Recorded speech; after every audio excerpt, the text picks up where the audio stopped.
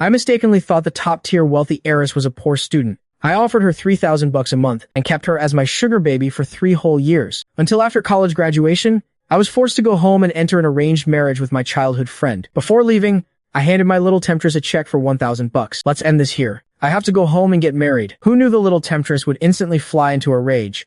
Gu Xian, you want to dump me?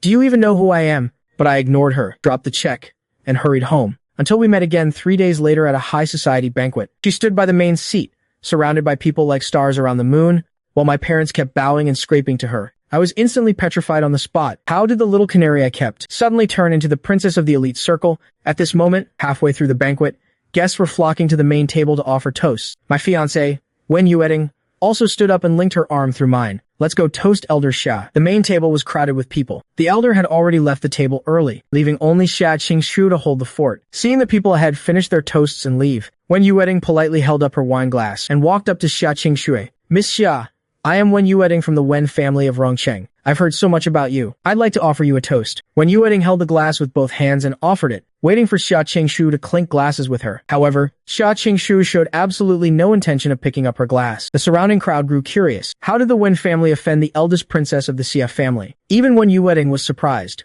Before today, the Wen family and the Xia family had no connections whatsoever. She had never even met Xia Qingshui. Wen Yueting revealed a hint of panic.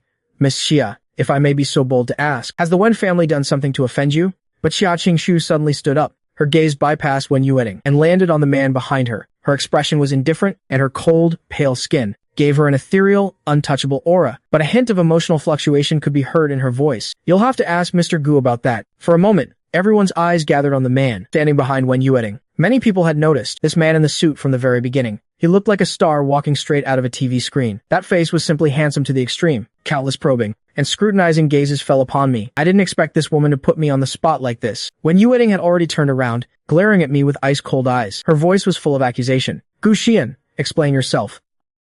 What exactly is going on? Wen Yueting felt like she had been struck hard by a club. How could he possibly know Xia Qingshu and even offend her? Could there be something going on between them? I took a step forward and spoke with a smile. I didn't expect Miss Xia to hold such a grudge. Wasn't it just 3 years ago, when I accidentally scratched Miss Xia's beloved car? I didn't know your identity at the time, so I just left $1,000 and walked away. It's hard to believe Miss Xia still remembers.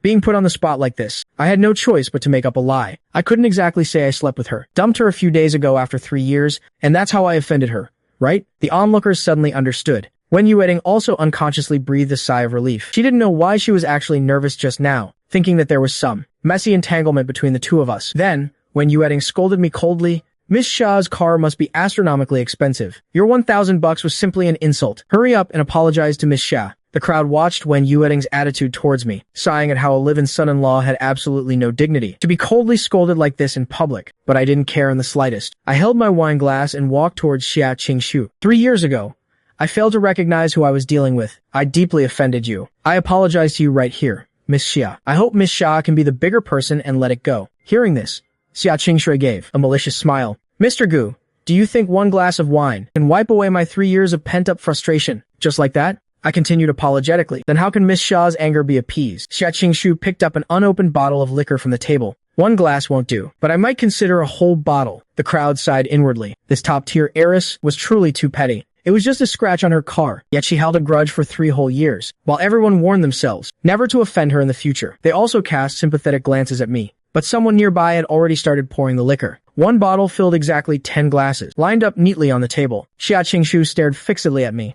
Mr. Gu, if you please. I smiled. I suddenly felt that buying off our 3 years of toxic romance with a bottle of liquor was actually a pretty good deal. I took a few steps forward and picked up one of the glasses. Miss Xia, a promise is a promise. If I finish all this liquor, our grievances are wiped clean, and you must drop your prejudice against the Wen family. Xia Qingshu smiled and nodded.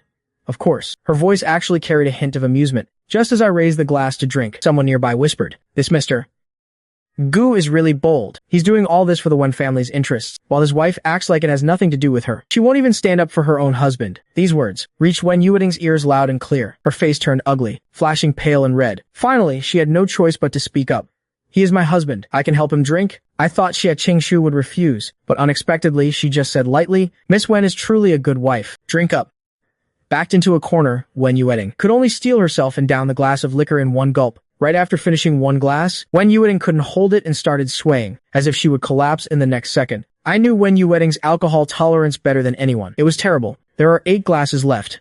I'll drink them. With that, I picked up the glasses from the table, downing them one after another. In no time, only the last glass remained. The crowd watched in utter amazement. It wasn't rare for a man to be able to drink, but to drink so gracefully and pleasingly to the eye was practically one of a kind. His posture while drinking was calm and composed, even exuding a trace of natural languor. When I set down the final glass, the people around couldn't help but applaud. My expression remained unchanged, save for a slight flush on my cheeks, making me look even more vibrant. The liquor is finished. Miss Xia, your anger should be appeased now, right? Naturally, there was a hidden meaning in my words. Xia Qingshu's expression grew even colder than before. After a long while, she curled her red lips. Mr. Gu and Miss Wen truly have a deep, loving bond. With that, she turned and sat down, seemingly having lost all interest. The others quickly stepped forward to offer their toasts. This little interlude was considered over. I helped Wen Yueting away and returned to our seats. Wen Yueting was feeling awful, her stomach churning as if she was about to throw up. She forced herself up and said weakly, I'm going to the restroom. I sat in my seat, lost in thought, my gaze unconsciously drifting to the main table. While zoning out, I suddenly felt a chill on my chest. A whole glass of red wine had been splashed onto me. Then came Gu Haoming's hypocritical apology. Oh, I'm so sorry. Brother, I was just on my way to offer a toast. When I passed by you, I accidentally tripped on the carpet. I looked up, a flash of anger in my eyes. Gu Haoming did it on purpose, of course. He saw me stealing the spotlight at the main table just now, with everyone talking about me and praising my genuine nature. He just wanted to humiliate me. After speaking, Gu Haoming looked at the woman beside him. Mom, what should I do? I ruined my brother's clothes. Qin Hulan glanced at me, her expression indifferent. Your brother has stolen so many things from you since childhood. It's just a piece of clothing.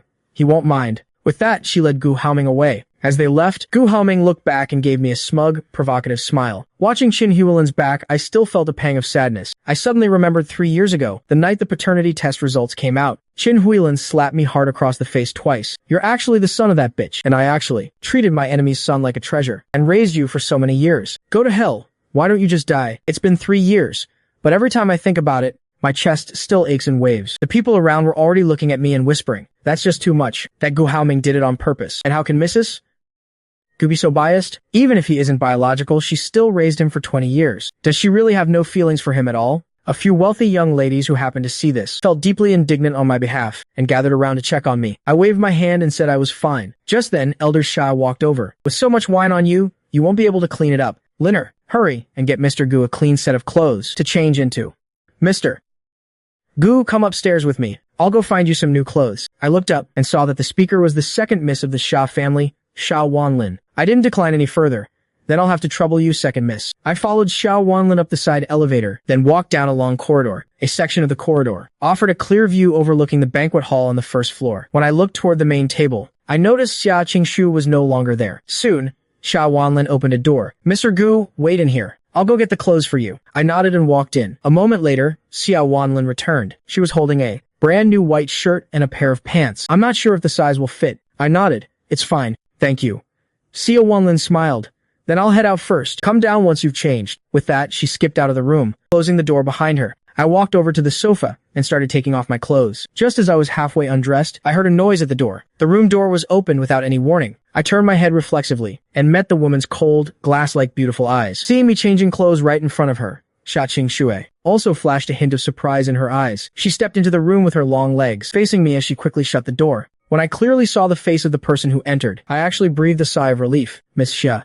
Xia Qingshui stared straight at me and asked, why are you in here? I explained, my clothes accidentally got splashed with red wine. I came here to change into a new set. Xia Qingshu shot me a glance. Didn't you know this is my room? I was a bit taken aback. I really didn't know. Miss Wanlin didn't mention it. She only said this room is unoccupied year-round. Xia Qingshu raised an eyebrow slightly. She's not wrong. For the past 3 years, I've been living at the Xinghe Villa. Mentioning Xinghe Villa made the atmosphere inexplicably awkward. My mind unconsciously flashed back to all the moments the two of us shared in that villa. Seeing the flush on my cheeks, Xia Qingshu's mood suddenly improved a lot. Change your clothes first. We'll talk after. I realized I was still half naked. Miss Xia, you've heard of See No Evil, right? Xia Qingshu walked over and sat on the sofa where I had placed my clothes. The gaze she fixed on me became even more brazen. This woman, openly acting like a hooligan right in front of me, was exactly like the person I had kept as a sugar baby for 3 years. We had slept together countless times. She had already seen everything there was to see, appropriate or not, countless times. I calmly put down the clothes in my hand and reached for the fresh clothes on the sofa. At this moment, my perfect physique with 10-pack abs was displayed unreservedly in front of the woman. Xia Qingshue's pupils suddenly contracted.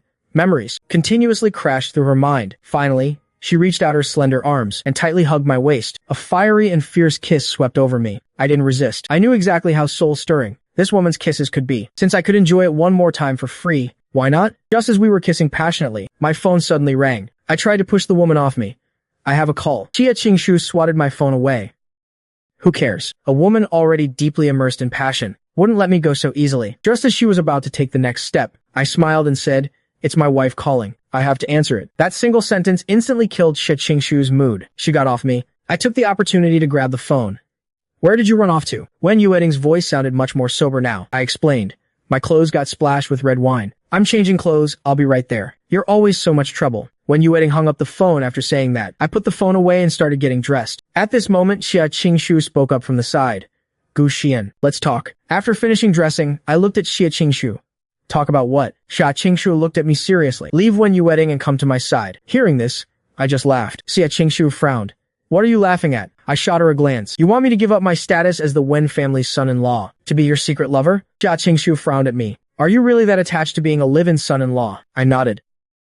Of course, although the Wen family can't compare to the Xia family, being the Wen family's live-in son-in-law is far more glorious than being your hidden lover. Xia Qingshu continued. "I never planned on making you a secret lover." I looked at her in confusion. "Don't tell me you want to marry me." Hearing this, Xia Qingshu stayed silent. I smiled dismissively. "Miss Xia, we were just playing around. Why take it so seriously? You had fun these past 3 years, and so did I. You don't hold a grudge against me for my neglect and disrespect over the past 3 years, and I won't hold a grudge against you for your deception and disguise. Can we just part on good terms?" I couldn't understand this woman's mindset. She was clearly a proud daughter of heaven, yet she willingly let me keep her as a mistress. Thinking back, over these past 3 years, I really did neglect her in many ways. Sometimes I wouldn't answer her calls, sometimes I'd stand her up, and when I was in a bad mood, I'd take it out on her. I only treated her as a pet, to relieve my physical and mental stress and provide emotional value, at my beck and call, to be tossed aside when I was done. If I had known her true identity, I admit I absolutely wouldn't have dared. But even so, she never revealed her identity in all 3 years. Is this top-tier heiress a natural masochist? Xia Qingshu's gaze was terrifyingly cold. Her cold, pale skin made her look like an angry vampire, ready to pounce and tear open my pulse at any moment, draining me of all my blood. "Gu Xian, do you love your wife?" I nodded. "Of course, otherwise I wouldn't have married her." Xia Qingshu frowned at me. "She doesn't love you at all. She has a lover on the outside." I looked at her and said lightly, "I know." Xia Qingshu was even more confused. "You know? Then why do you still love her?" I explained, "We grew up together and have been by each other's side for over a decade. That kind of bond isn't something others can understand. We were also betrothed since childhood. If that incident hadn't happened, how could I have become a live-in son-in-law? Besides, the Wen family treats me very well. Being a live-in son-in-law isn't so bad. Maybe Wen Yueting and I have some misunderstandings right now, but I believe that one day she will come back to me." In truth, I had stopped loving Wen Yueting a long time ago, but saying this might be the quickest way to cut ties and make this top-tier heiress completely give up. Xia Qingshu glared at me furiously. "So you cheated and kept me as a sugar baby. I was nothing but a tool for you to get revenge on your wife." I froze for a moment, then said honestly, "That's exactly right." After saying that, I added an explanation. "But I didn't know your true identity. If I had known, I definitely wouldn't have dared to provoke you." Xia Qingshu laughed. The sarcasm at the corner of her mouth was obvious. To think that after 3 years, I, Xia Qingshu, was still just someone's tool for revenge. "Gu Xian, you're really something."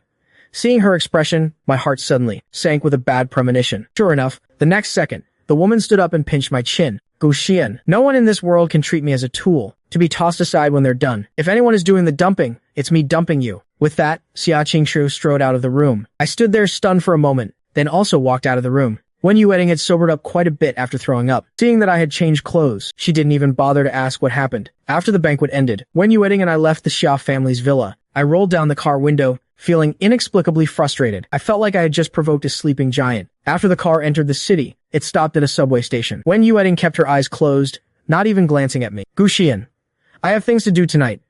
I'm not going back to the old estate. Take a cab back yourself." I knew perfectly well where Wen Yueting was going. Tactfully, I opened the car door. I took a cab back to the Wen family's old estate. When Mother Wen saw I came back alone, she guessed what was going on. She planned to go out personally and drag her back, but I stopped her. "Forget it, Mom. Her heart isn't at home. Even if she comes back, it's just an empty shell. Let her be. With that, I went upstairs. Mother Wen rarely saw me looking so despondent and didn't know what had happened today. Wen Yueting didn't come back until a week later. My life that week went on as usual. The only difference was that I never went to Xinghe Villa again. I used to go there 2 or 3 times a week, but since that banquet, I hadn't seen Xia Qingshu. Had she finally let me off the hook? Days passed peacefully, but I still felt a faint sense of unease. The night when Yueting returned, Mother went through a huge fit at the dinner table. Do you even care about this family anymore? From today on, if you stay out all night again, I'll pretend I don't have you as a daughter. Wen Yueting was somewhat intimidated. She pulled a long face and said, Mom, I just got back, and I'm still not familiar with the company's business. I've been working day and night forgetting to eat and sleep. I've been sleeping at the company these past few days. I only came back today because of work matters. Father Wen also spoke up. That's right. I asked Secretary Jiang. Yueting has been sleeping at the company apartment these past 2 days. Mother Wen's expression shifted, and she changed the subject.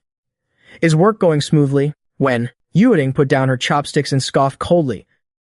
Thanks to a certain someone, it's going terribly. Father Wen frowned and asked, what happened? When Yueting spoke up, today, the Xia family's Shuang group held a public bidding, and our family was the only one that didn't receive an invitation. And it's all thanks to your wonderful son-in-law. Hearing this, I froze for a moment. I remembered a time before, at the Shuan building, when I ran into Xia Qingshu coming out of it. I even joked, baby, did you change jobs? I remember her answer at the time was, I am the owner of this building, and I had laughed at her for having her head in the clouds. Then, Xia Qingshu got into my car without a word. We went to Star River Villa together. At that time, we had only been together for 2 months, lost in passion, spending every night in each other's arms. So she had already dropped hints back then. I couldn't help but feel a pang of regret for provoking a woman like her. Hearing Wen Yueting's words, my mother-in-law defended me. Xian doesn't even work at Wen Corp. What does this have to do with him? Wen Yueting raised her voice a few pitches. Who told him to offend? The eldest Miss Xia 3 years ago? He even threw $1,000 at her as an insult. Wen Yueting brought up the incident at Old Master Xia's birthday banquet and spilled everything. The dining table fell dead, silent. A hint of schadenfreude flashed in Wen Yueting's eyes. Gu Xian, you caused this mess. Clean up your own damn mess. After a long pause, Old Master Wen finally spoke. If we really can't secure this project, then so be it. Wen Yueting got agitated.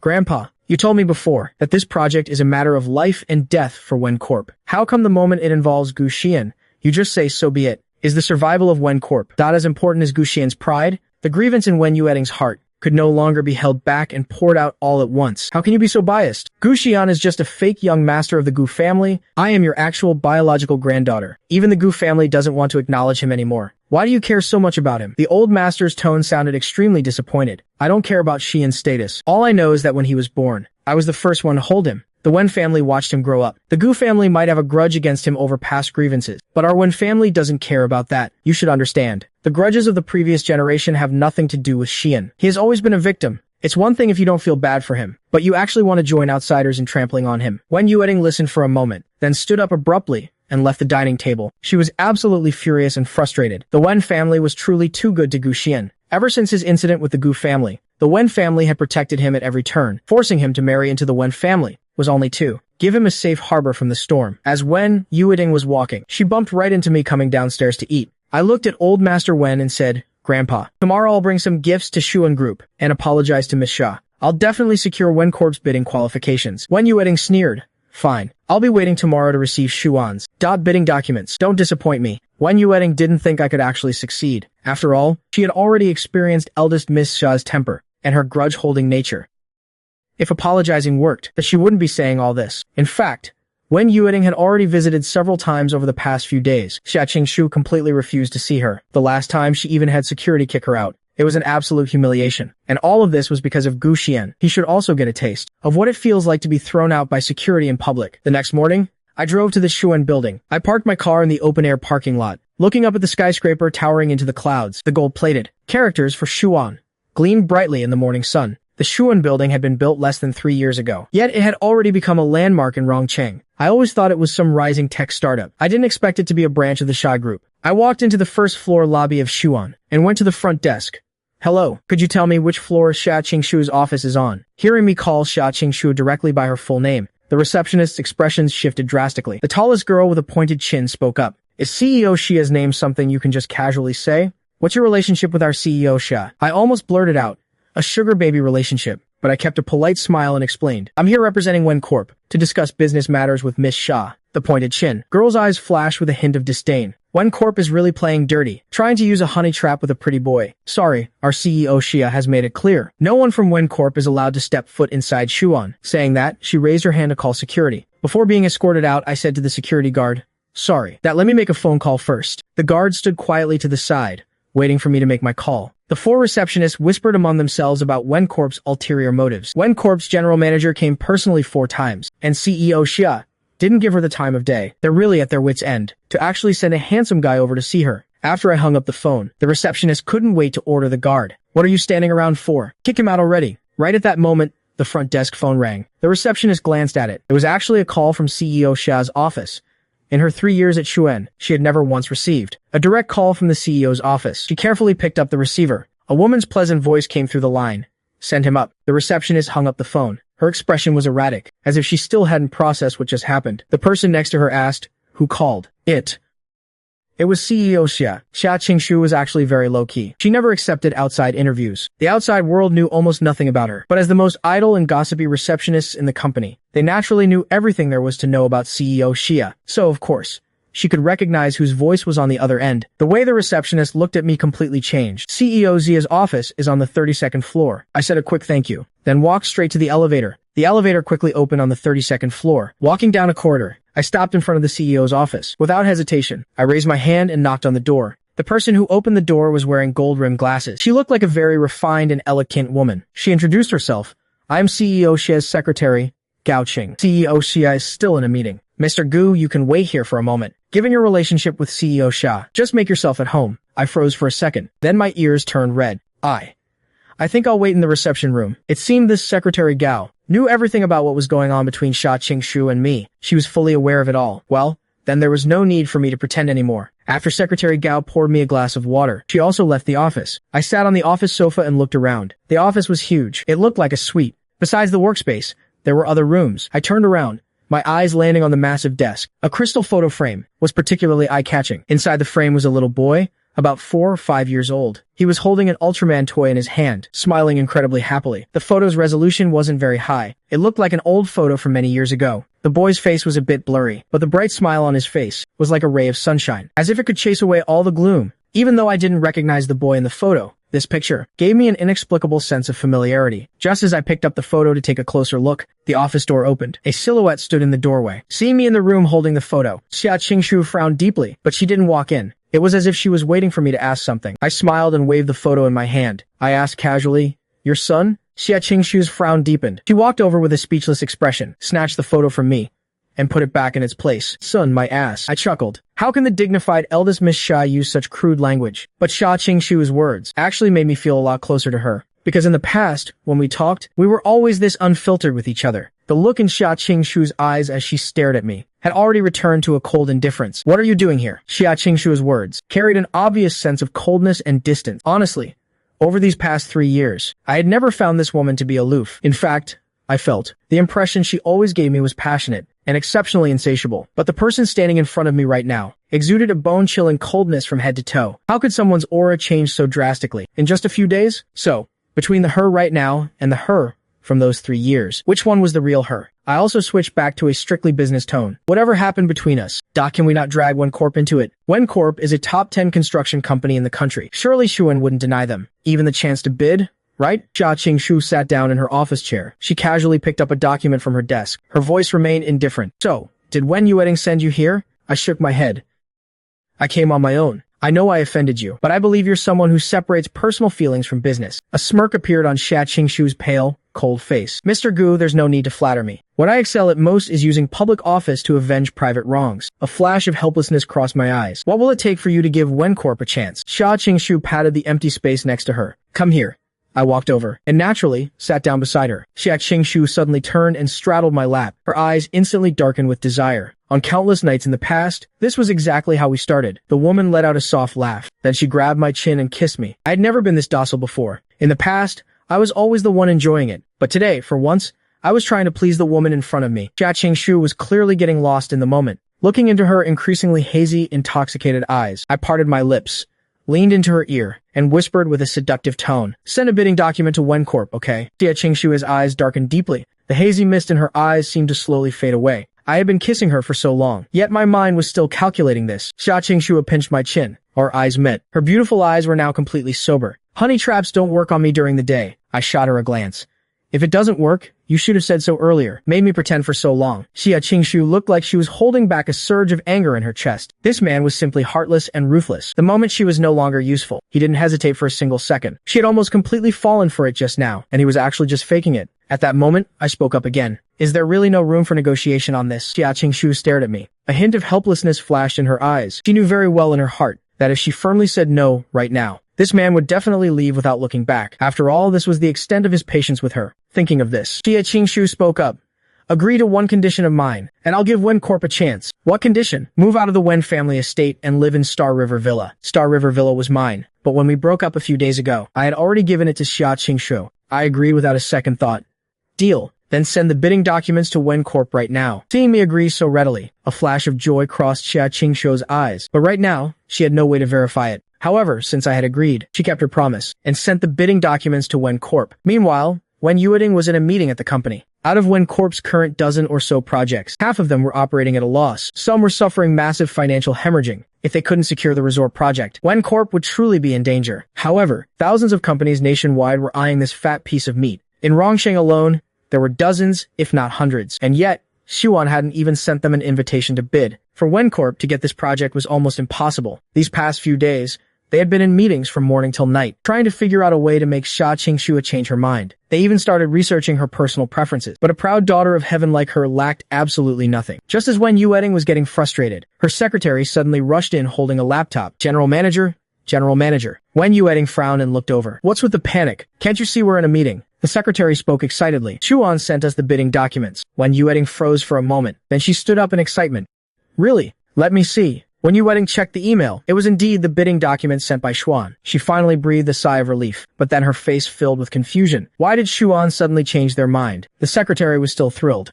Maybe Miss Xia was moved by your absolute sincerity, General Manager. Wen Yueding looked thoughtful. She had personally visited 4 times and failed to get Xuan to give Wen Corp a single chance. Today, Gu Xian went to Xuan, and Wen Corp suddenly received the bidding documents. Could it really just be a coincidence? Meanwhile, seeing that the bidding documents had been sent, I turned around and took my leave. I walked at a very brisk pace. Just as I was about to walk out the door, Xia Qingxue felt a strange sensation in her heart. She called out to my back, I'll be waiting for you at Star River Villa tonight. I didn't bother responding to her and just walked straight out. Watching my hurried departure, Xia Qingxue couldn't help but feel that something was off. At 9 p.m., I finished taking a shower at the old estate. Just as I stepped out of the bathroom, I received a call from Xia Qingxue. The woman on the line was clearly suppressing her rage. Her voice was terrifyingly cold.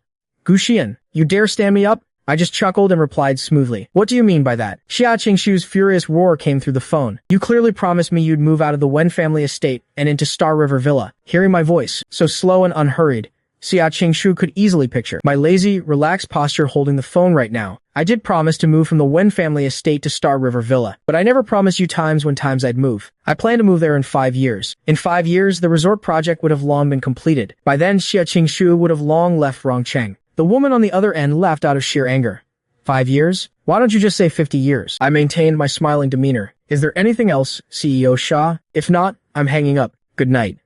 With that, I hung up the phone directly. Over at Star River Villa, Xia Qingxue stood on the 3rd floor balcony and was so furious she threw her phone straight off the edge. Gu Xian, you've got some nerve. Since when did he become such a shameless rogue? Meanwhile, I lay lazily on my bed, humming a tune. After all, my mission was already accomplished. The resort was a special state-approved project, so it had to go through public bidding. As long as Wen Corp got the bidding documents, everything else would follow official procedures. The entire process would be supervised by government agencies. Xuan wouldn't be able to pull any more petty tricks to kick Wen Corp out. If Wen Corp didn't win the bid, then that was just fate. It would have nothing to do with me anymore. I had a wonderful night's sleep. Early the next morning, I headed to the TV station. Although I was the anchor for the noon news, our station integrated reporting, editing, and interviewing. I wasn't just an anchor. I was also a reporter. A lot of news material had to be gathered by ourselves. As soon as I arrived at the office, I heard my colleagues gossiping. I heard this new guy, Les Daji, graduated from the Royal College of Art abroad, and even interned at NBC. With a resume like that, he could easily be an anchor at a top-tier network. Why would he come to our Rongsheng TV station? Hearing them say this, I felt like my position as the golden boy anchor might be in jeopardy. My colleagues continued gossiping, picking up the conversation. The director hired someone this impressive. There must be an ulterior motive. This is perfect. What real skills does Gu Xian even have? Isn't it just because he has a handsome face? That gets a lot of advertisers to buy in? He just happens to pull in the most sponsorships, that's all. He's only been at the station for a year. In terms of professionalism, who here isn't better than him? I listened to them as I walked back to my desk. The gossiping group suddenly noticed me. Xian, when did you get here? I smiled. Right around the time you guys were praising my handsome face. They forced a smile on the surface, but inside they were fuming. He always acts so magnanimous and perfect, making everyone else look like a bunch of clowns. At that moment, the TV station's news director, Tang Lin, walked in. She called out, "You all have a lot of free time this early in the morning, huh? Today we have a new colleague joining the station." Tang Lin smiled warmly at the young man beside her. "Xiao Song, why don't you introduce yourself?" "Hello everyone, my name is Song Xingyu." Everyone's eyes in the room fell upon the man speaking. He was dressed in typical professional attire, although his facial features weren't particularly outstanding. Put together, he looked quite refined. The smile on his face was gentle and non-threatening. My gaze also landed on Song Xingyu. My eyes were filled with coldness.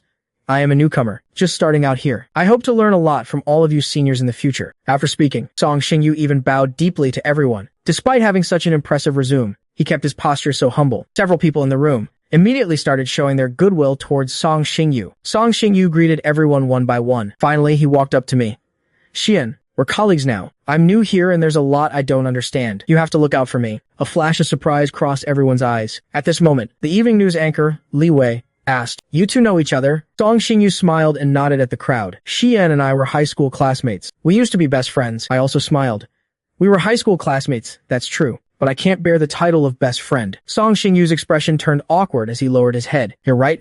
I'm not worthy of being your friend. I come from a humble background. It was just wishful thinking on my part." The atmosphere instantly fell dead silent. Song Xingyu's humble and pitiful demeanor would make even a complete stranger feel sympathy for him. Sure enough, Li Wei walked up to Song Xingyu and snapped, "Gu Xian, what exactly are you so arrogant about? Song Xingyu is a top student who returned from overseas. Calling you his friend is just him flattering you. You really don't know what's good for you." After saying that, Li Wei grabbed Song Xingyu's arm. "Ignore him. He's notoriously hated by everyone here. From now on, we are all your friends." Tang Lin's expression was also a bit awkward.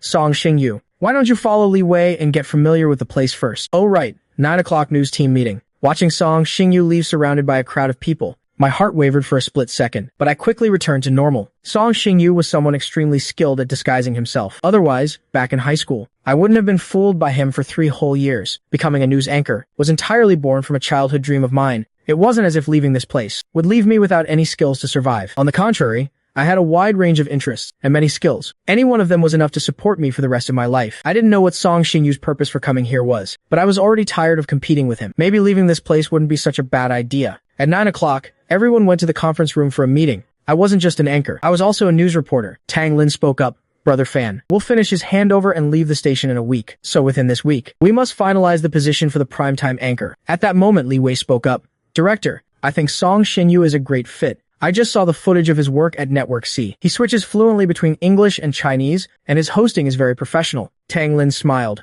"Little Song is indeed excellent, but this position was originally meant for Xian. After all, he has the most advertising contracts and the highest popularity." Li Wei shot me a sideways glance. "Our news department isn't the advertising department. What matters is solid professional ability, not just who has the most ads. Otherwise, in the future, no one will focus on actually reporting the news anymore. They'll just be scheming to find a sugar daddy." Li Wei emphasized the words sugar daddy heavily. Who was he mocking? It was obvious.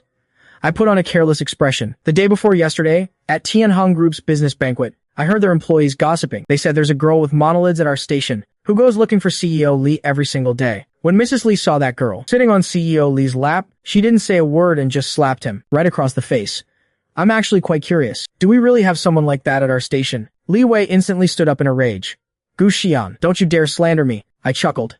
"I never said it was you. The station is so big, you're not the only girl with monolids here. I just think you're absolutely right. We should focus our minds on the news. Looking for a sugar daddy is a quick way to capsize your own boat." Coincidentally, at that business banquet, I added Mrs. Li on WeChat. Yesterday, she was still asking me about that monolid girl. Li Wei's expression gradually shifted from anger to panic. How could just one sentence from him expose Li Wei's little secret? Everyone's eyes flickered with different thoughts. But right now, Li Wei couldn't care less. She knew exactly what Mrs. Li was capable of. Thank God she covered her face and ran away fast last time. I looked at Li Wei with a beaming smile. Just as Li Wei was about to be swallowed by fear, I finally spoke up slowly, but since it concerns our station's reputation, I haven't replied to her yet without investigating it clearly. I had actually forgotten all about it. It's just that hearing you bring up this topic reminded me of it again. Li Wei breathed a sigh of relief inwardly. At this moment, the look she gave me was full of dread. She unwillingly sat back down in her seat, not daring to say another word. Song Xinyu spoke up with a faint smile. Our news department is full of graduates from top universities. I believe there must be some misunderstanding here. As for the primetime host position,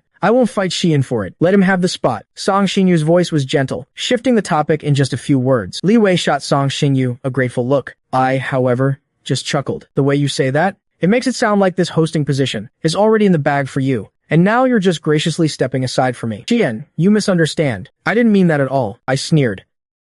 Then what did you mean? All right, stop arguing. Tang Lin finally interrupted everyone with a headache. Regarding this hosting position, let's do this. Our station is currently planning to interview a very important VIP. Whoever can secure the exclusive interview rights with this VIP will be the primetime host. Of course, the interview must be completed within a week. You two better hurry. Someone asked curiously, Director, who is this VIP you're talking about? Director Tang spoke. The eldest daughter of the Xia family, Xia Qingxue. Everyone's expressions turned to shock. Shouldn't the eldest miss be in the capital? Besides, not even the top-tier networks have interviewed her, right? Why would she ever accept an interview from our small local station? Zhao Yuan from the photography department chimed in. Right. You guys are supposed to be news reporters, and you don't even know this. Miss Xia has been living in seclusion in Rongcheng for 3 years. Rongcheng's most mysterious Shuan group is actually the Xia family's branch company here. Rongcheng is about to develop a state-approved resort project, and she is officially in charge of this project. Tang Lin followed up. Exactly. I'm sure everyone has heard of who Xia Qingshu is. The Xia family is the wealthiest in the country, and Xia Qingshu is their proudest daughter. Up until now, she hasn't accepted a single media interview. With the resort project about to be announced to the public, this is the perfect opportunity. I think we can give it a shot. Even so, it's a massive challenge. If we fail, so be it. But if we succeed, our Rongcheng TV station will have pulled off a monumental feat that not even the top networks could achieve. Tang Lin's eyes gleamed.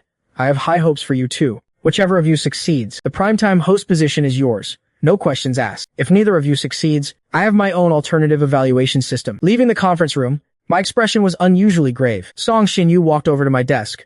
Xian, you went to old Master Xia's birthday banquet the other day too, didn't you? Why doesn't anyone at the station know that you're also a member of the Gu family? I shot him a sideways glance. Song Xinyu, why did you come to work at the TV station? Was stealing when you wedding not enough? Now you want to steal my job too? On Song Xinyu's face was that same innocent look. You misunderstand me. I just felt my major was the best fit for this place. I never wanted to steal anything from you, and I didn't steal Wen Yueting either. Hearing this, I continued, I've always wanted to know. Back when you and Wen Yueting went to that summer camp, what exactly happened? When Wen Yueting was with me, I could feel that she loved me. But after coming back from that camp, she became a completely different person. All her love was gone, and it even turned into hatred. Song Xinyu's expression shifted slightly, as if recalling what happened years ago. Seeing this, I waved my hand. Forget it. I don't have much interest in your dirty little secrets. Song Xinyu rushed to explain. It's not what you think, but I had lost my patience. I stood up. Song Xinyu, don't mess with me. Otherwise, I might just revert to who I was 3 years ago. Move aside. I have to go broadcast the noon news. Song Xinyu watched me disappear from his line of sight, and the expression on his face suddenly turned ice cold. Gu Xian, I'm going to take everything from you. Your wife, your job, and your family. I will take it all. You will be betrayed by everyone, and your reputation will be ruined. That's the day I'm waiting for. When that time comes, you'll finally know exactly why I did all of this. That night, Song Xinyu returned to his suite at the Jingdu Grand Hotel. Wen Yueting was already back. He walked over in pleasant surprise. Didn't you say you were going back to the Wen family's old mansion today? Wen Yueting walked over and wrapped her arms around his shoulders. I missed you. Song Xinyu pulled her into his embrace. Wen Yueting looked up at him. Xinyu, making you stay by my side like this. It's unfair to you. Song Xinyu shook his head. As long as your heart is with me, I don't feel wronged at all. When Yueting spoke up, don't worry. I will resolve things with Gu Xian as soon as possible. At the mention of me, Wen Yueting's face suddenly turned cold. She seemed to remember something. Today was your first day at the TV station. Did he bully you? Song Xinyu's eyes flickered slightly. No. You know he resents me for taking you away. He's always been like that with me. Wen Yueting frowned instantly. I knew he bullied you. I'm going back to settle the score with him right now. Hearing this, Song Xinyu grabbed her hand. Don't do this. If it means I can be with you, this little bit of trouble is nothing. Going back will only blow things out of proportion, and your parents will hate me even more. Some things I can just endure and let pass. Thinking of her parents' prejudice against Song Xinyu, Wen Yueting stopped in her tracks. If you suffer any grievances, you have to tell me. I won't let Gu Xian keep bullying you. And remember, I never belonged to him. You didn't steal me away from him at all. It's just that Gu Xian isn't worthy. A glint of light flashed in Song Xinyu's eyes. Then he spoke gently again.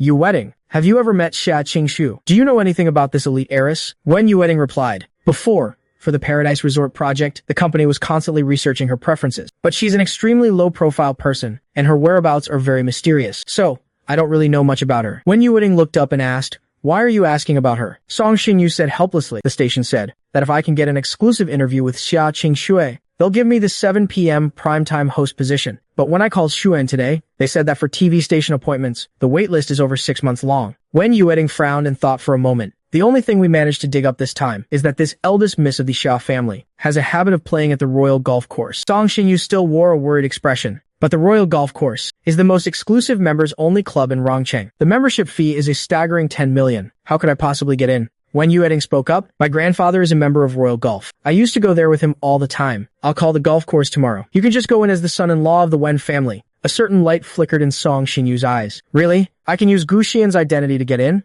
Wen Yueting looked at him and smiled. Of course. In my heart, you are the true son-in-law of the Wen family. While Song Xinyu went to take a shower, Wen Yueting called me. Gu Xian, if you ever dare bully Song Xinyu again, don't blame me for not holding back. I found it somewhat amusing and said, "What? Did Song Xinyu run back and tattle to you?" Wen Yueting said sternly, "Xinyu isn't like you. He doesn't act one way to your face and another behind your back. You already have more than enough. Stop trying to compete with him for everything." After hanging up, I felt a bit frustrated. It was clearly Song Xinyu who stole what originally belonged to me. Yet in the end, I'm the bad guy. I looked at the document on my desktop computer. I had just written my resignation letter. I slammed the laptop shut. Why should I resign just because Song Xinyu showed up? Back then, he blatantly stole Wen Yueting away from me, and I ended up playing the villain. Now I'm supposed to just hand over my job on a silver platter? Sure, I had this thought a long time ago. But now, I suddenly scrapped the idea. Even if I do resign, it'll be after I become the primetime host. After closing my laptop, I picked up my phone and scrolled through my contacts. I found a number saved under the name Canary. Without hesitation, I dialed it directly. The call connected quickly. "Mr. Gu, do you need something?" It was a very distant voice. She was probably still mad that I stood her up last time. Or maybe she had figured things out and wanted to draw a clear line with me. That, of course,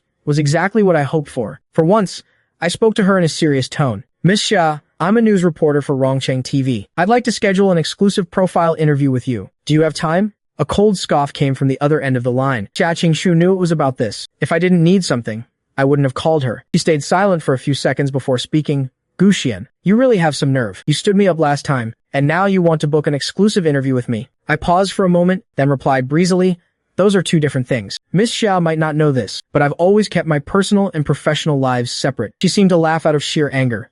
"You want an interview? Fine. Come to Xinghe Villa right now and apologize to me. We can take our time discussing the rest." I glanced at the wall clock. 10 p.m. If I went over there now, I knew exactly what would happen. I had never gone to that place for nothing, so I flat out refused. "Since this is official business, let's meet during the day. Miss Xia, you name a time, and I'll definitely come over to apologize." Xia Qingxue knew my temper. She didn't make things any more difficult for me, but instead said coldly, "Then tomorrow morning at 9 a.m. See you at the Royal Golf Course." I had never been to that place before, but I knew old Master Wen was a member there. That golf course had one perk. If a member's family wanted to go, they just had to give the member's name. One card covered the whole family. The next morning at 9 a.m., I arrived at the Royal Golf Course right on time. After walking in, I went to the registration desk. A pretty receptionist greeted me. "Sir, you look unfamiliar. Are you a member here?" I nodded and said, "Wen Yuendong is my grandfather-in-law. I should be able to go in, right?" The receptionist looked surprised. "Another son-in-law of the Wen family." Saying that, she pointed at a figure not far away. "That gentleman over there also said he's the Wen family's son-in-law. Mr. Wen is a prominent figure in Rongcheng, and he only has one son and one daughter. How could there possibly be two sons-in-law?" I followed the receptionist's gaze and looked over. That person was Song Xinyu. Song Xinyu saw me too, looking somewhat surprised. The receptionist was suddenly in a tough spot. "Please wait a moment. I'll go get our manager." The manager came over and immediately started scolding her. Miss Wen already called ahead. "Just let him in." "What are you dawdling for? You're neglecting Mr. Gu." The manager jogged over, while reprimanding the receptionist beside him. The receptionist said with a wronged expression, "You said there was a Mr. Gu, but you didn't say two Mr. Gus were coming." The manager was also completely shocked. How is it possible to have two Mr. Gus? At this moment, Song Xinyu had already walked up to me. "Xian, why are you here too?" I looked at him with a beaming smile. If I didn't come, how would I know someone was parading around using my identity? Connected to 1,350. The manager happened to walk over just then. He looked at me, then at Song Xinyu. "Which one of you two is the real Mr. Gu?" There were quite a few people here to play golf today. These socialite ladies and young masters were naturally people with too much free time. Seeing some gossip brewing, they all gathered around. "What kind of drama is playing out this early in the morning?" Someone joked. "The real and fake Mr. Gu." Xia Qingshu, surrounded by a crowd, was also walking toward us. Because her skin was much paler than most, she always gave off an aloof, noble, and aristocratic aura.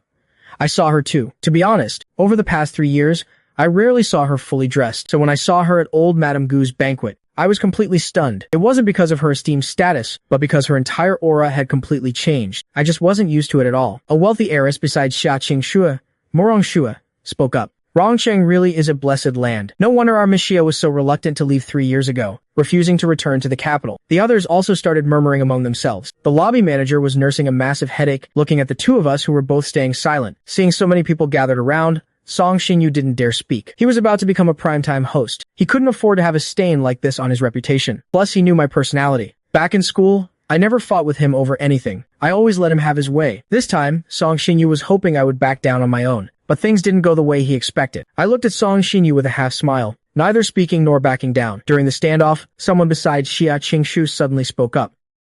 Eldest, Miss, I remember at the old master's 70th birthday banquet, the ones who attended were Miss Wen and Mr. Gu, right? You should know who the real Mr. Gu is. In an instant, everyone's eyes turned towards Xia Qingxue, including mine and Song Xinyu's. Song Xinyu's heart skipped a beat, so the person standing right in front of him was the elite heiress, Xia Qingxue. She was also the very person he was trying to interview. His heart instantly started pounding like a drum. I also looked at Xia Qingxue. Considering we slept together for 3 years, doing me a quick favor at a critical moment like this, it shouldn't be too much to ask, right? By now, the manager had walked over to Xia Qingxue, clearly waiting for her to identify me. Xia Qingxue shot me a glance and said flatly, I don't know any Miss Wen or Mr. Gu. If you want to know who the real Mr. Gu is, just video call Miss Wen and have her identify him herself. She couldn't possibly not recognize her own husband. Right.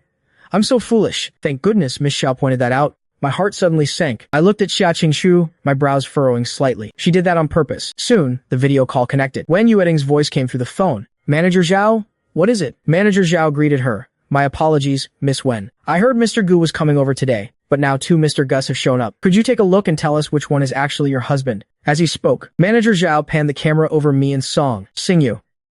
Wen Yueting frowned and spoke with almost no hesitation. The one in the white suit is my husband. Song Xingyu was wearing a white suit today, while I was wearing a black one. The manager smiled brightly and said, Okay. We won't bother you anymore, Miss Wen. Leave the rest to me. We will definitely take good care of Mr. Gu. The call ended. A collective gasp rippled through the crowd. A large crowd had already gathered in the lobby, and many people started mocking me. If you can't afford to play, don't come here. Getting caught red-handed, impersonating someone else's son-in-law. How humiliating. Being gossiped about by a crowd, I didn't seem to take it to heart at all. Manager Zhao walked toward me, his attitude clearly not as polite as before. Sir, you are not a member here. Please leave immediately. There wasn't a trace of embarrassment on my face. I lazily pulled a card out of my bag. Then if I sign up for a membership right now, can I go in? The crowd instantly fell dead silent. The manager was also completely taken aback. You can, but our membership fee here is 10 million. I know. Swipe the card. Many people couldn't even process what was happening. The ones who had just been mocking me were left dumbfounded. Almost all of them had gotten in, using their father's or grandfather's memberships. The manager's expression did another massive 180, smiling even brighter than before. He didn't even bother with Song Xinyu anymore, just telling the front desk to take him inside, while he attentively escorted me to the VIP room to process my membership card. The few heiresses surrounding Xia Qingxue now had looks of keen interest on their faces. That card. It looked like the cheetah black gold card, didn't it? There are only 50 in the world. It's accepted at all major banks and grants free access to VIP services at all 7-star hotels globally. It's the ultimate status symbol. I remember Miss Xia seems to have one too. There are no more than 15 people in China who possess that card. This Mr. Gu. What exactly is his background? Those who had just been ridiculing me all stared with wide eyes. 10 million might not be that rare, but having that black gold card was incredibly rare. It wasn't something just any ordinary rich person could have. The issuing institution's review process is extremely strict. Even among royal families around the world, no more than 3 people per family would have this card. I, naturally, didn't know any of this, because this was just the payroll card my senior sister set up for me. My annual dividends were all deposited into this card. I didn't even know how many billions were in it by now. 10 million meant absolutely nothing to me. After seeing me pull out that card, Xia Qingxu also looked a bit thoughtful. Whether it was the Gu family from before or the Wen family now, it's absolutely impossible for him to be qualified for this card. The royal golf course covers a vast area. The people around Xia Qingxu had already grabbed their clubs, eager to give it a try. Only Xia Qingxu sat down over by the rest pavilion. An attendant brought her a sandwich and some exquisite desserts. She was used to having breakfast here. Her way of eating was exceptionally elegant, a hint of laziness mixed with her grace. She had an aura similar to mine. It was that innate, pampered vibe, a unique casualness and confidence. Song Xinyu walked over. Miss Xia, may I sit here? Xia Qingshu looked up, her voice cold and clear. This is a public lounge area. Suit yourself, Mr. Song. Her voice was polite, yet it carried a sense of alienation and indifference. Song Xinyu took the opportunity to sit down. Miss Xia, actually, I came here specifically to see you today. Xia Qingshu still looked nonchalant. What do you want from me, Mr. Song? Song Xinyu felt a bit nervous. Miss Xia, please allow me to introduce myself. I'm Song Xinyu, a news reporter for Rongcheng TV. Regarding the Paradise Resort project, our station would like to schedule an exclusive interview with you. Xia Qingshu didn't even bat an eyelid. She said flatly, I'm not interested. Miss Xia, the Paradise Resort project is about to launch. You also need the hype to attract investments. Right now, what you need most is to prove yourself. D2 Chairman Xia. That's why you chose the Paradise Resort project. And you've laid low for 3 years for this. It's clear how important this project is to you. Xia Qingshu turned her head, casting a cold glance at Song Xinyu. You certainly know quite a bit about my family's affairs. Being glared at like that, Song Xinyu felt his heart pound. This woman's aura was simply too overwhelming, but he still mustered up his courage and continued. Rongcheng TV.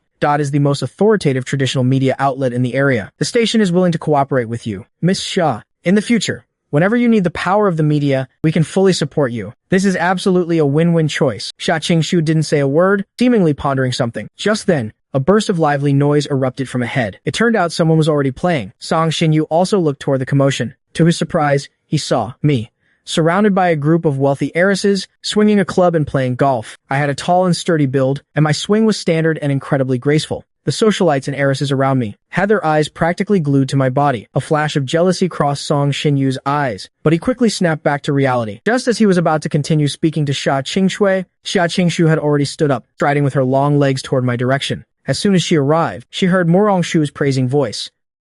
Beautiful. Are you a professional athlete, Mr. Gu? Why don't I take you as my master, Mr. Gu? I smiled.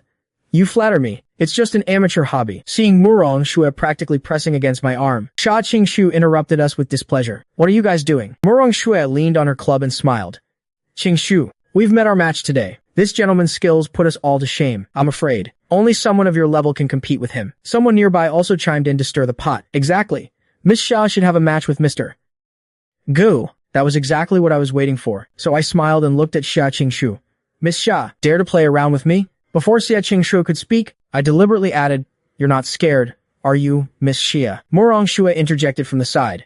Mr. Gu, saying that means you really don't know our Qingshu. If her skills rank second in the capital circle, no one would dare claim first. I chuckled. The social pleasantries of the capital circle might not work so well here in Rongcheng. The implication was that Xia Qingshu ranking first was just because others didn't dare to beat her, not because she was actually that good. The crowd exchanged glances, secretly marveling at how bold this Mr. Gu was. Xia Qingshu spoke flatly. How do you want to compete? I pointed to the open course ahead. Let's play this par 4 hole, someone nearby said. Just now, Mr. Gu got it in the hole in just 3 strokes. Xia Qingshu's voice remained indifferent. She ordered the caddy beside her to bring her club. I continued. Since it's a competition, there should be a prize. Xia Qingshu hummed in response. What do you want? I didn't hesitate. If I win, give me your first exclusive interview. How about that? The people around us mostly wore expressions of watching a good show. Even Song Xinyu had come over. Xia Qingshu scoffed coldly. Win first, then we'll talk. After everything was ready, I spoke slowly. Ladies first, Miss Xia. Xia Qingshu didn't decline. She swung her club with an incredibly graceful posture. Then, excited cheers erupted from the sidelines. Xia Qingshu actually hit the ball onto the green in just 1 stroke. The crowd swarmed around Xia Qingshu as she walked onto the green. Then Xia Qingshu switched to her putter and precisely putted the little white ball straight into the hole. The crowd clapped excitedly. What a brilliant eagle! A par 4 hole in just 2 strokes. Then everyone cast sympathetic glances at me. Mr. Gu, why don't we just call it off? Miss Xia is a former national golf champion. There's no shame in losing to her. I smiled. I haven't even played yet. How do you know I'll definitely lose? I grabbed my own club and walked over to the red tee. The crowd just thought I was putting up a dying struggle to save face. Anyone could see that this was already the limit. On a par 4 hole, getting it in within 4 strokes is already at a professional athlete's level. Getting it in 3 strokes is called a birdie, which is already rare. Getting it in 2 strokes is called an eagle, which is the level of a top-tier athlete. A hole in 1.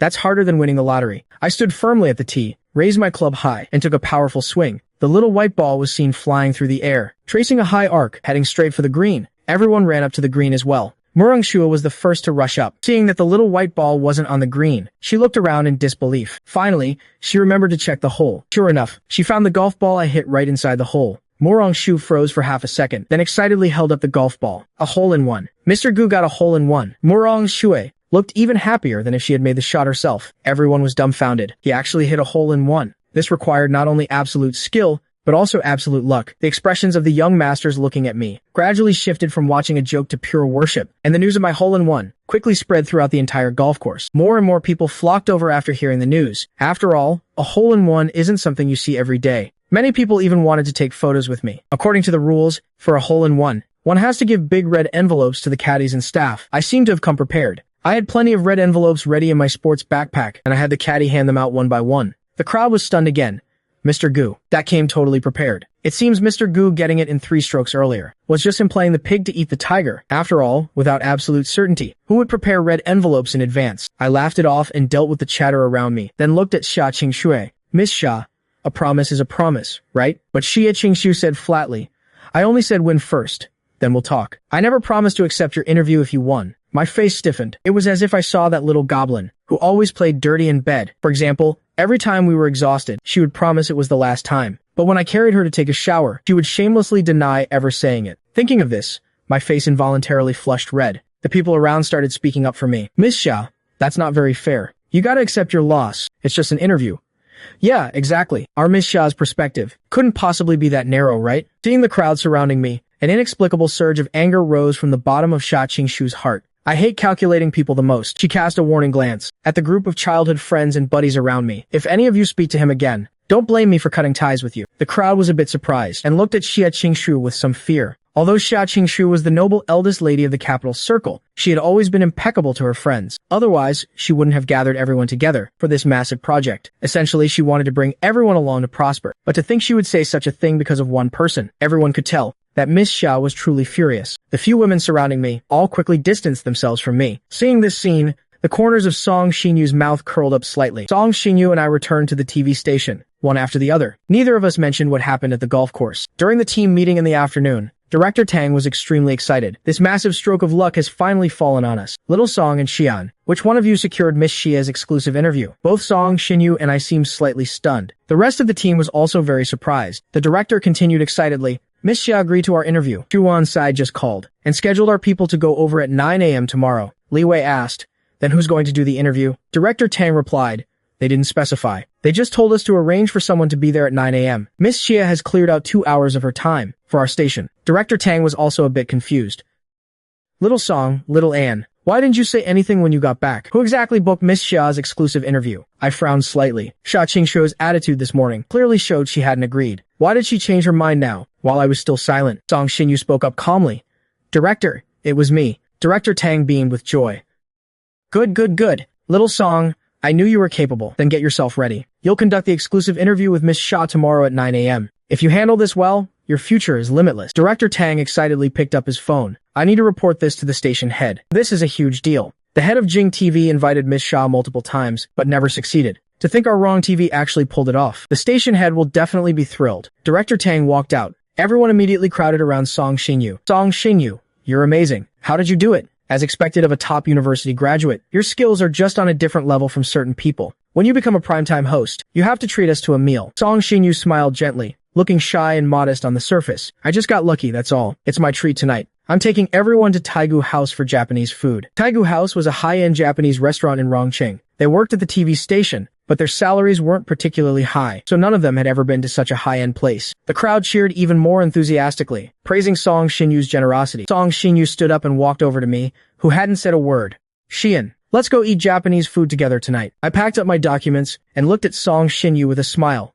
Sure, if someone's treating, of course I'll go. That evening, the group arrived at Taigu House. Song Xinyu had booked a private room in advance. The dozen or so people looked at the luxurious decor and flattered Song Xinyu once again. Song Xinyu, do you eat here often? Song Xinyu replied modestly, no, just occasionally. This isn't a place ordinary people can afford. Song Xinyu, you lied to us about having an ordinary background. How could your family be poor if you studied abroad? Come on, Song Xinyu, tell us the truth. Which wealthy family's young master are you? Song Xinyu spoke up. I didn't lie to you. My family's financial situation really isn't good. I was only able to study abroad because of my girlfriend. After saying that, he glanced at me sitting opposite him. My girlfriend's family is quite well off, and she loves me very much. I went abroad to study with her. The crowd erupted in sounds of envy. We haven't even started eating, and we're already being force-fed dog food. Li Wei took the lead in teasing. When are you going to bring your girlfriend over for us to meet? Song Xinyu smiled shyly.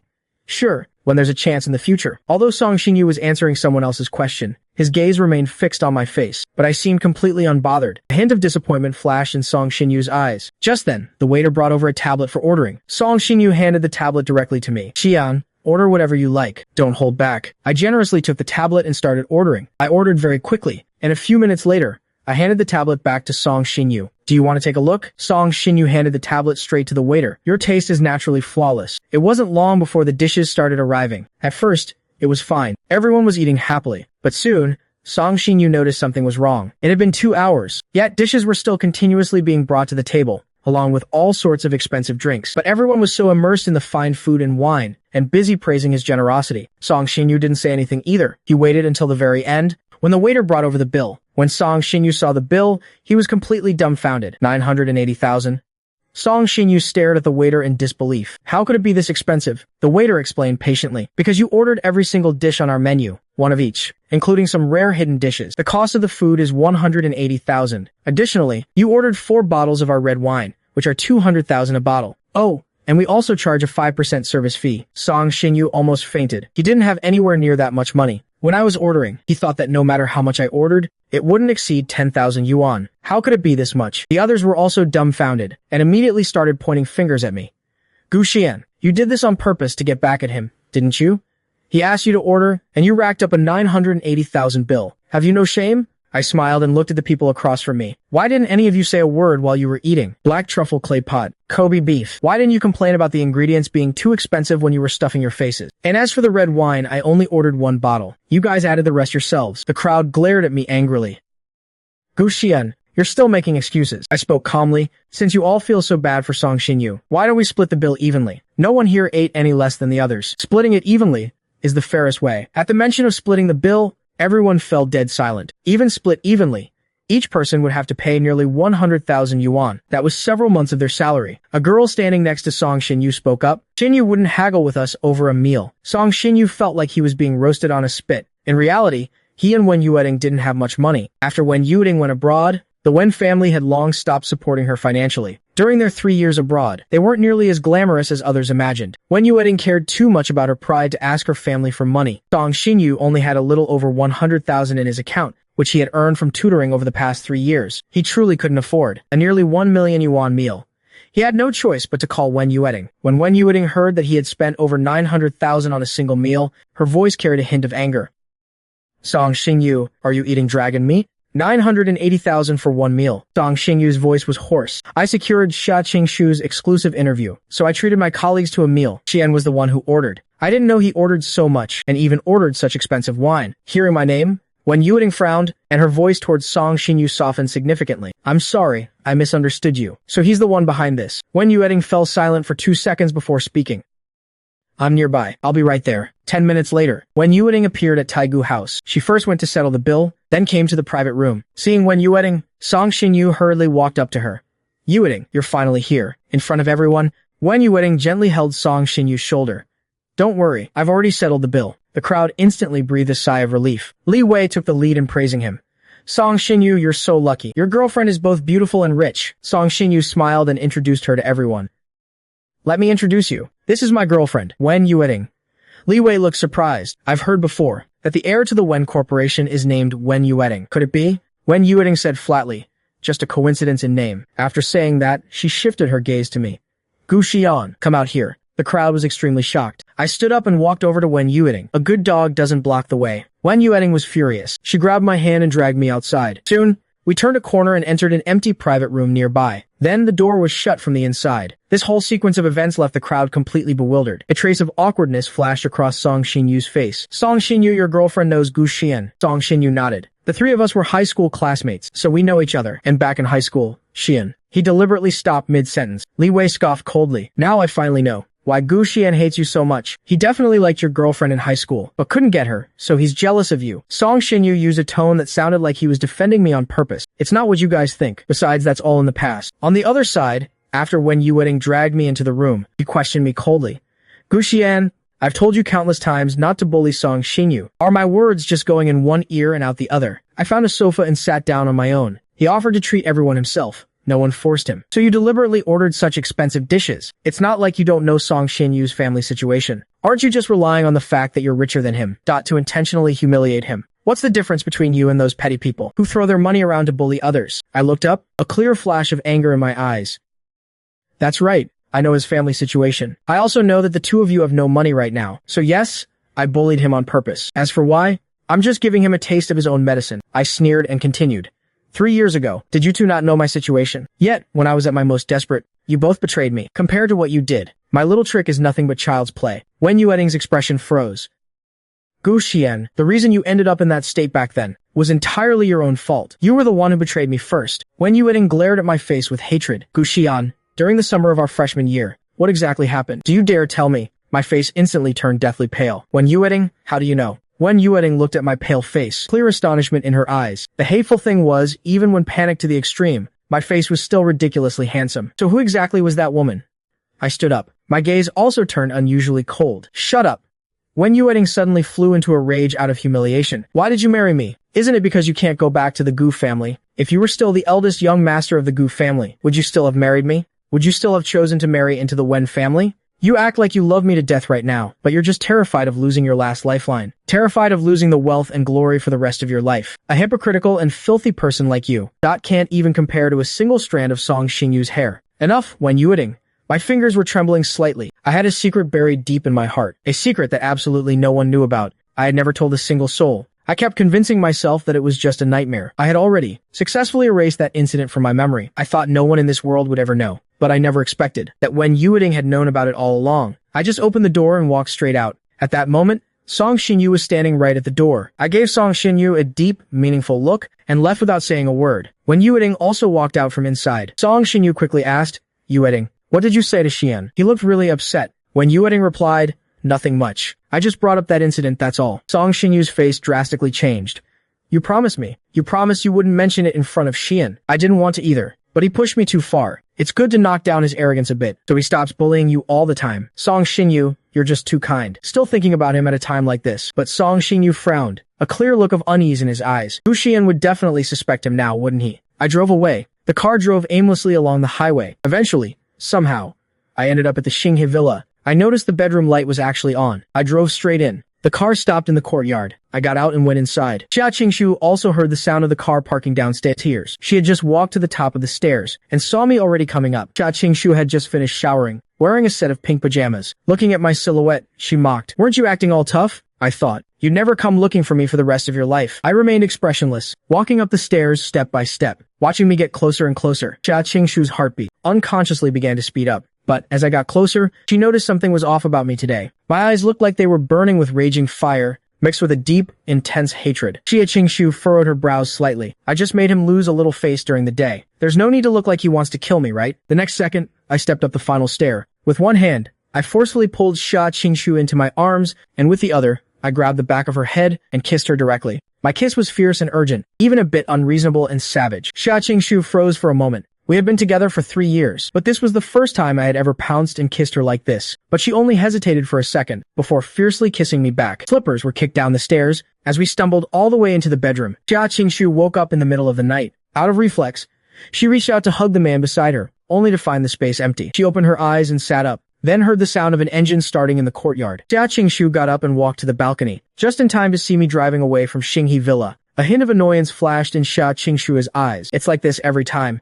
He just uses me and runs, never considering my feelings. But thinking back to my fierce demeanor tonight, it was as if I was venting something. He must have run into some trouble, and it definitely wasn't something trivial like the interview. Could it be because of Wen Yueting? As she thought about it, Xia Qingshu's face instantly turned cold. Early the next morning, when I arrived at the TV station, everyone was crowded around Song Xinyu. The news that Song Xinyu was going to interview the eldest miss of the Xia family had already spread throughout the entire station, including the fact that he spent a fortune, dropping 980,000 on a single meal. It had become everyone's topic of gossip first thing in the morning. Even people from other departments came over one after another, wanting to suck up to him. Song Xinyu had also made ample preparations for the interview. The lineup for this interview was incredibly strong. For a normal interview, a news reporter and a cameraman would usually be enough. But this time, a full team of over a dozen people was assigned. They even gave Song Xinyu 2 assistants. For this interview, the station even created a special column, and Xia Qingshu was going to be the very first feature. It was clear how much importance the station placed on this. Although the scheduled time was 9 a.m., Song Xinyu led the team out at 8 a.m.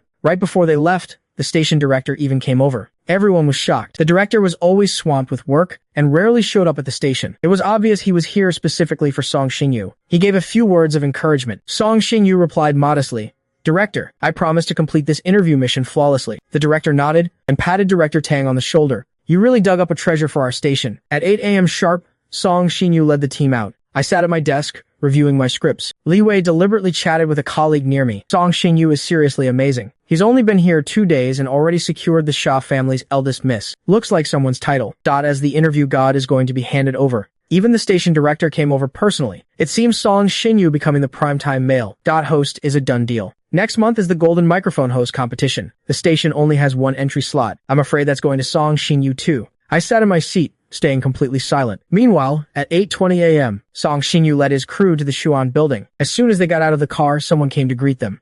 "Hello, you must be from the TV station, right? I'm Gao Qing, the CEO's secretary. President Xia sent me to receive you." The group followed Gao Qing into the Xuan building. Following beside Song Xinyu, the two young assistants were thrilled. "The CEO's secretary is receiving us personally. Brother Yu has so much face." "Yeah. Do you think Brother Yu is friends with Miss Xia? How could a normal interview get this kind of treatment?" Song Xinyu heard their whispered discussion. He maintained a humble, gentle smile on his face, but the curve of his lips deepened slightly. After arriving at the conference room, Gao Qing spoke up. "President Xia is in a meeting. She'll come over for the interview as soon as it's done. You can go ahead and set up first." Song Xinyu nodded. "Don't worry, Secretary Gao. We've already got everything ready." 10 minutes later, the conference room doors were pushed open. Song Xinyu quickly stood up from his seat and went to greet her. He stood in front of Xia Qingshu and politely extended his hand. "President Xia, I'm Song Xinyu, the host for today's interview. We met yesterday. I'm very glad you accepted our exclusive interview, and I'm honored to be the host for President Xia's very first exclusive interview." But Xia Qingshu showed no intention of shaking his hand. Her elegant brows furrowed slightly. This gave Song Xinyu a faint, ominous premonition. To avoid any unexpected mishaps, he withdrew his hand and decided to cut straight to the chase. "President Xia, we're all set. Let's begin the interview now." But Xia Qingshu interrupted him with a cold voice.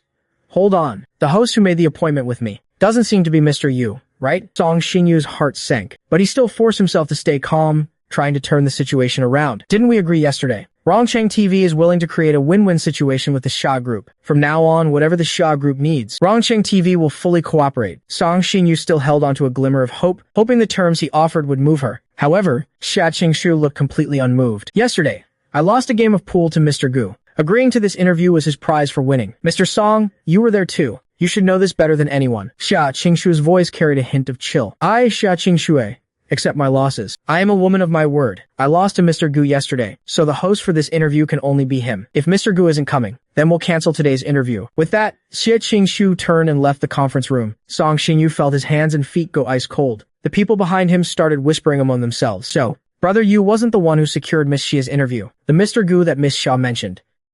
Could it be Gu Xian? It sounds like Miss Xia lost a game to him, so she agreed to the interview. Brother An really is the interview god. There's no interview he can't conquer. But why did Song Xinyu claim he was the one who negotiated it?" Exposed on the spot, Song Xinyu felt the world spinning around him, but he still gritted his teeth and turned around, pretending nothing was wrong. "I must have misunderstood yesterday. Let's have host Gu come over." The young assistant hurriedly called Director Tang. In full detail, they recounted everything they had just seen and heard. Director Tang was also extremely shocked after hearing this. He frantically came looking for me.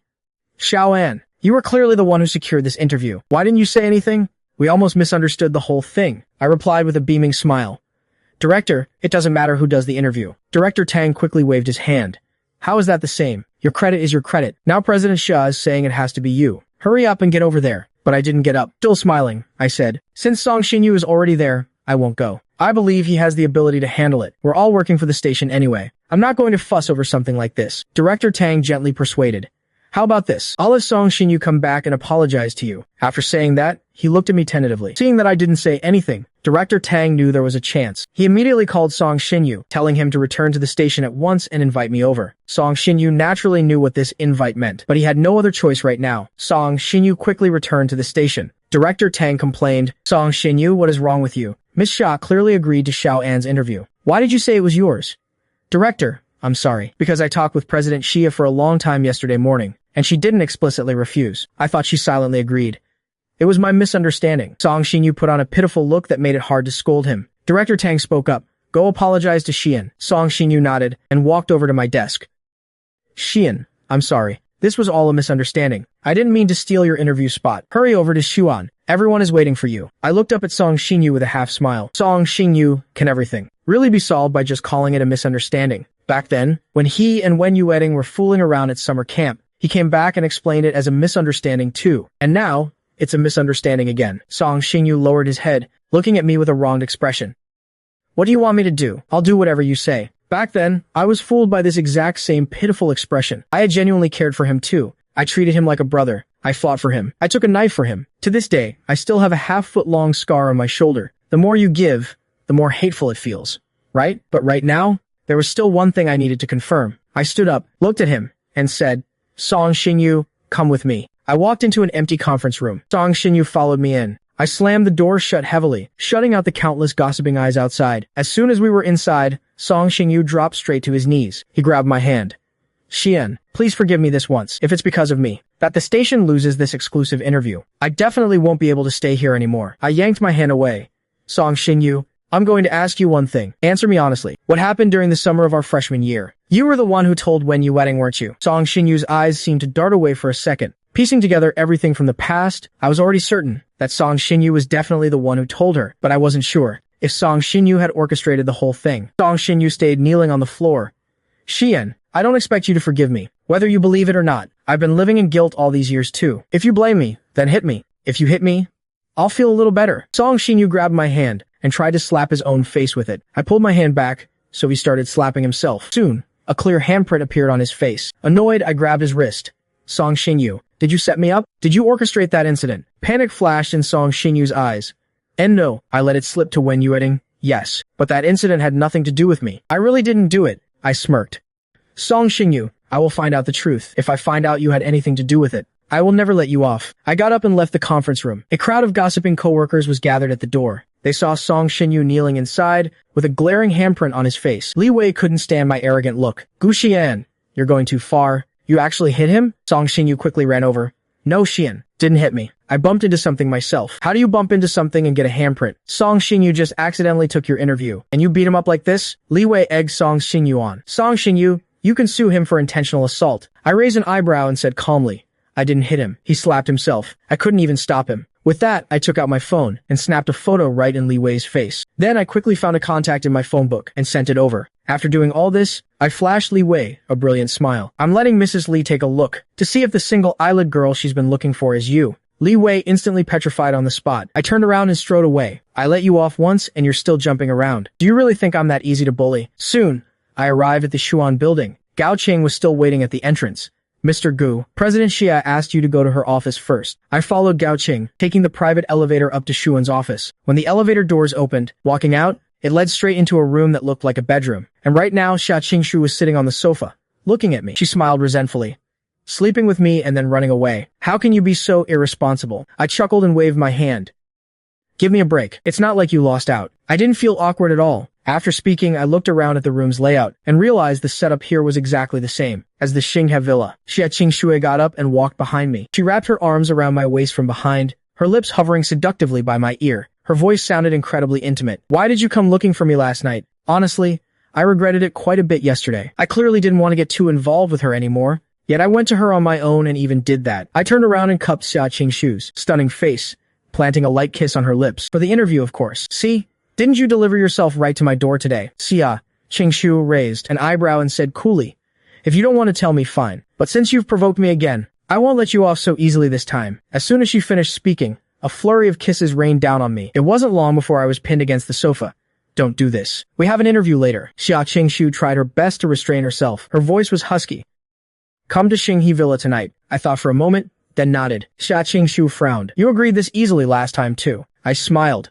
Don't worry. I won't stand you up this time. A short while later, the interview officially began. Because the news had been announced on official channels early in the morning, the moment the live stream started, tens of thousands of people flooded in. Xia Qingshu was the daughter of the richest man. People had only heard her name, but never seen her face. I heard so many domestic and international media outlets wanted to interview her. I can't believe her first public appearance is actually on our little Rongcheng TV. Rongcheng TV really struck gold. The other stations are probably dying of jealousy. Who is this interviewer? Why is he so handsome? He doesn't look inferior to a celebrity at all. At this moment, Xia Qingshu slowly walked into the interview room. The camera immediately cut to her face. The live stream went silent for a second before completely blowing up. Who is this beauty? I want all her info in 1 minute. Holy crap. Does someone this beautiful actually exist in the world? I recognized her at first glance. This is my long-lost wife, Xia Qingxue. After sitting down, I gave her a routine, professional introduction. The live stream had long since exploded. She's actually Xia Qingxue. Her looks are completely my type. Rich, powerful, and beautiful. Did God even close a window for her? And I officially began the interview. Most of the questions were about the Paradise Resort.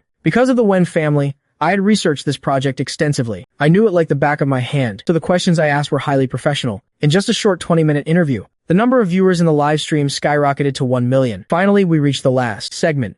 I wore a professional smile on my face. Thank you, Ms. Xia, for accepting Rongsheng TV's interview. Right now, we have 1 million viewers in our live stream, and everyone is incredibly curious about you. Now, we will select questions from 3 enthusiastic viewers. Would you mind answering them? Xia Qingxu smiled faintly and nodded.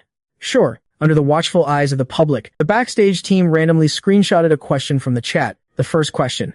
Miss Xia, do you have a boyfriend? After asking it out loud, I also felt this question was a bit invasive of her privacy. To lighten the mood, I smiled and said, it seems everyone is very interested in Miss Xia's private life. If you find it offensive, we can change the question. It's fine. Xia Qingxu appeared very poised and generous. I don't have a boyfriend, she answered crisply and decisively. I subtly curled the corners of my lips. This answer was exactly what I expected. Over these 3 years, I could be certain that Xia Qingxu only had me as her man, but I definitely didn't count as her boyfriend. So what was I? It didn't seem like we were lovers either. Lovers at least had feelings for each other. The two of us just craved the warmth of each other's bodies. The second screenshot froze on the screen. The second question. What kind of guys does Miss Xia like? Xia Qingxu seemed to think for a moment. Then she replied, a guy who is terrible at cooking and has a mole by the corner of his eye. My heart skipped a beat. So Xia Qingxu already has someone she likes in her heart. I certainly wouldn't be narcissistic enough to think that the person she liked was me. Because in 3 years, I had never cooked for Xia Qingxue, so she had absolutely no idea what my cooking was like. As for a mole by the corner of my eye, I actually did have a very, very tiny mole. You couldn't see it at all unless you looked closely. Maybe she's had someone she liked all along, and the reason she took a liking to me back then, it's also because I have a mole at the corner of my eye, just like the person he loves. The live stream chat exploded instantly. I'm a terrible cook, and I have a mole by my eye too. Miss Xia, why don't you take a look at me instead? The third question appeared on the screen. Actually, there was no need to even capture the screen. The entire chat was filled with the exact same question. I spoke up and asked, Miss Xia, does the person you love you back? Hearing this, Xia Qingxu suddenly turned to look at me. What you think, Hosku? I feigned a look of surprise. Miss Xia, I don't even know who your sweetheart is. How could I possibly know that? However, I believe that anyone you like must be someone truly exceptional. Xia Qingxu nodded in agreement. The line of people who like him could stretch from here to Paris. A seed of curiosity sprouted in my heart. What kind of man could Xia Qingxu's sweetheart possibly be? When she spoke of him, I could see a certain light shining in her eyes. The live stream chat went wild again. Unrequited love? The eldest daughter of the Xia family is actually pining for someone. I guess no matter how powerful you are, you still become cautious and vulnerable in front of the person you love. You're never quite sure of their feelings. So, does that lucky guy even know that Miss Xia is secretly in love with him? I asked the question that everyone in the chat was dying to know. So, Miss Xia, you don't actually know if your sweetheart feels the same way. Xia Qingxu smiled. I'm still waiting in line in Paris. I just hope he doesn't make me wait too long. Her humorous response instantly lightened the atmosphere. I teased back, life favors the bold. Why don't you just go for it, Miss Xia? You might just succeed. After saying that, I turned to the camera for the final wrap-up. Once again, I'd like to thank Miss Xia Qingxue for joining us for this interview. We wish her the best in being with the one she loves very soon. The interview concluded. The crew began to filter out of the conference room. I moved to stand up and make a quick exit as well. But as I rose, Xia Qingxu reached out and grabbed my arm. Running away as soon as you're done with me. Is that your style, Hosku? I glanced around. I have to get back to the station. I'm still on the clock. Xia Qingxue checked the time. Your station still has you working at 11:30. Have lunch with me before you go. Feeling helpless, I told the rest of the team to head back without me. Gao Qing brought in our lunch. Xia Qingxue's office was a full suite, so we sat down at the dining table. Something crossed my mind, and I let out a sudden chuckle. Xia Qingxue looked up while peeling a shrimp. What's so funny? I spoke slowly. We've known each other for 3 years, but I think this is the first time we've ever had lunch together. In those 3 years, we almost exclusively met at night. We'd occasionally have dinner, but never lunch. Xia Qingxu placed the peeled shrimp in my bowl. That's because you only ever saw me as a tool for your needs. I was mid-sip of my soup and immediately started choking. Miss Xia, can we please not bring up the past? Xia Qingxu stared at me, her voice steady. Fine. We don't have to talk about the past, but what about last night? You suddenly barged in and fired your gun at me. What was that supposed to mean? She spoke slowly, but her tone was dead serious, as if she were discussing a formal business matter. This time, I really did choke. I scrambled for a napkin. Once I calmed down, I finally said, I'm sorry. I was a bit triggered yesterday. I promise it won't happen again. Xia Qingshu arched an eyebrow. Then wouldn't I be the one losing out? I froze, failing to process her meaning. What? Gu Xian, do you want to be my boyfriend? I blurted out. I'm married. Xia Qingshu laughed. You call that a marriage? Is it even legally recognized? I was stunned. You know about that? Xia Qingshu nodded. After a moment of silence, she said, when Yueting doesn't love you, you know that better than anyone. Instead of wasting time on someone who will never look back at you, why not try someone else? I think we're a pretty good match. I looked at her and smiled. Miss Xia, to be honest, your performance in bed is quite impressive. Xia Qingshu frowned at that. She had so many virtues, yet all I remembered was how good she was in bed. I continued. We can keep seeing each other, but on one condition. Xia Qingshu pouted as she looked at me. What condition? No talk of interests, no talk of feelings. We just do it for fun. We don't tie each other down, and we don't interfere in each other's private lives. Hearing this, Xia Qingshu seemed dissatisfied. So you don't want a relationship with me? You just want to sleep with me? I nodded. I knew we were both attracted to each other. Otherwise, we wouldn't have been entangled for 3 years. But the gap in our social status was too wide. There was no way we could ever truly be together. I sighed inwardly. Besides, I was carrying far too many secrets. I had long since stopped believing in eternal love. I'd known Wen Yueting for over 20 years, yet we went from childhood sweethearts to hating the sight of each other. Is there anything in this world that doesn't change? Seeing that Xia Qingshu was still unhappy, I gave a faint smile. If you don't agree, then forget it. Xia Qingshu finally nodded.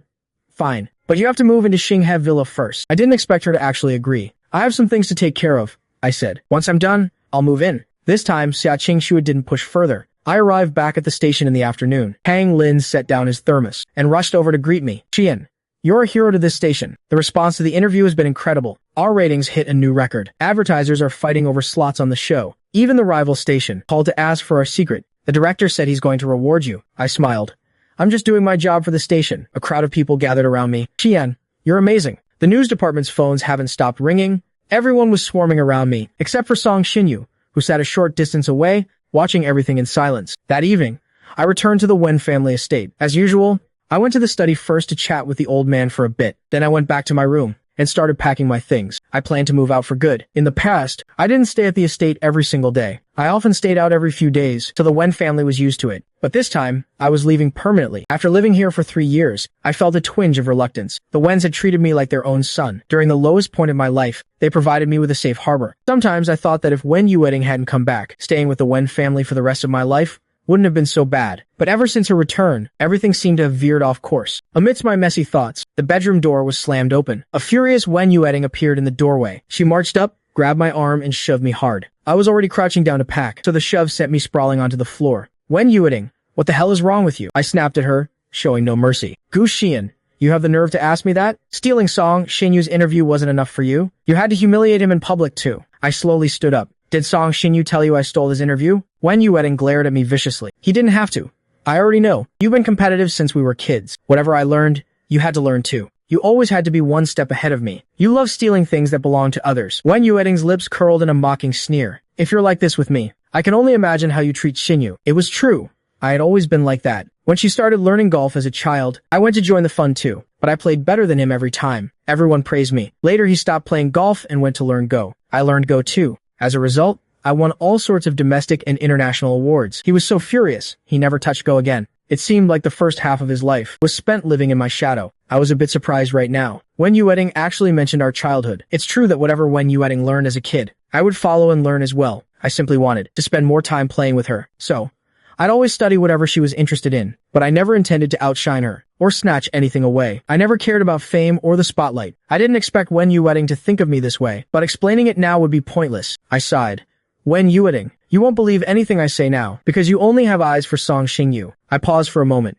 In that case, let's break up. Wen Yueting's smile became even more mocking, threatening me. Gu Xian, can't you come up with something new? I looked at her and said seriously, I'm for real this time. I'm moving out tonight. I'll explain everything to Grandpa and the others later. Just then, the butler called us to the dining room for dinner. I strode out. The atmosphere at dinner was heavy. Both Wen Yueting and I seemed preoccupied. Halfway through, I put down my chopsticks. Grandpa, Dad, Mom, everyone looked at me. Mother Wen spoke up. Xian, what's wrong? I spoke slowly.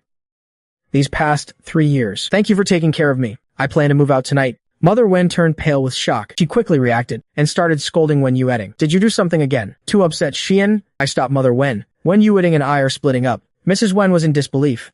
You're getting a divorce? I replied calmly. Actually, we never officially registered our marriage, so it's not really a divorce. Everyone at the table looked stunned. Mr. Wen was equally confused. But you clearly had a marriage certificate. It's still in the drawer. At home, I answered. That was fake. I bought it online for $9 with free shipping. Mr. Wen's face darkened.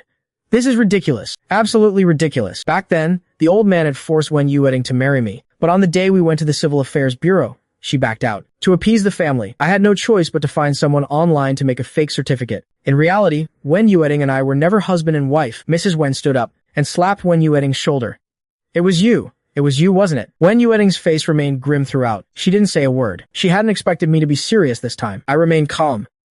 Mom, don't hit Yueting. She didn't do anything wrong. She just doesn't love me. Even if we're apart, you will always be family to me. But you can't force feelings. Mr. Wen supported the sobbing Mrs. Wen. Maybe separating now isn't a bad thing. They both need time to clear their heads. It might actually help their relationship in the long run. Mrs. Wen nodded through her tears. I loaded my luggage into the car. After saying goodbye to Mr. and Mrs. Wen and the old man, I prepared to leave. Surprisingly, Wen Yueting followed me out. As I opened the car door, she grabbed my arm. Guxian, haven't you had enough of this tantrum? I gave a puzzled smile. You think I'm throwing a tantrum? I shook off her hand and got into the car. After starting the engine, I rolled down the window. I looked up at Wen Yueting and gave her a bright smile. Wen Yueting, I'm really letting you go this time. I wish you and Song Xingyu all the happiness in the world. With that, I drove away from the Wen estate. Wen Yueting stood in the courtyard for a long time. When I used to cling to her, she absolutely loathed it. But now that I was truly gone, she felt a sudden void in her heart, especially that final smile as I left. It wasn't sad or happy, but as if I had truly let go of everything. It left her feeling stifled. Guxian, can you really let go? Or are you just putting on a show for everyone? After leaving the Wen estate, I drove straight to Xingye Villa. A moment later, a slender figure walked out from inside. I burst out laughing. What is the great Miss Xia doing? Xia Qingshu knew exactly why I was laughing. She looked down at the apron she was wearing. I made dinner. I was waiting for you. I was a bit surprised. You actually know how to cook? Wait, how did you know I'd be coming over today? Xia Qingshu's lips curled. A woman's intuition. I didn't say anything else. I opened the trunk and took out my luggage. Once inside, I didn't rush to unpack. Instead, I followed Xia Qingshu to the dining room. The table was already spread with a variety of delicious dishes. I was genuinely impressed. You made all of this? Xia Qingshu nodded. It took me 3 hours. There's chicken soup too. I'll go get it. I hadn't really eaten anything at the Wen house, so seeing this feast that looked and smelled amazing, I realized I was starving. We sat across from each other and began to eat. I took a bite of the braised ribs. Wow, this is delicious, I said, surprised. How did you learn to cook? I was sent to England to study when I was 13. I stayed there for 7 years. With just that one sentence, I understood. England is a culinary wasteland. If an international student wants authentic Chinese food, they have to make it themselves. That's why most students who study abroad end up with incredible cooking skills. Do you usually cook for yourself? Xia Qingshu shook her head. Rarely.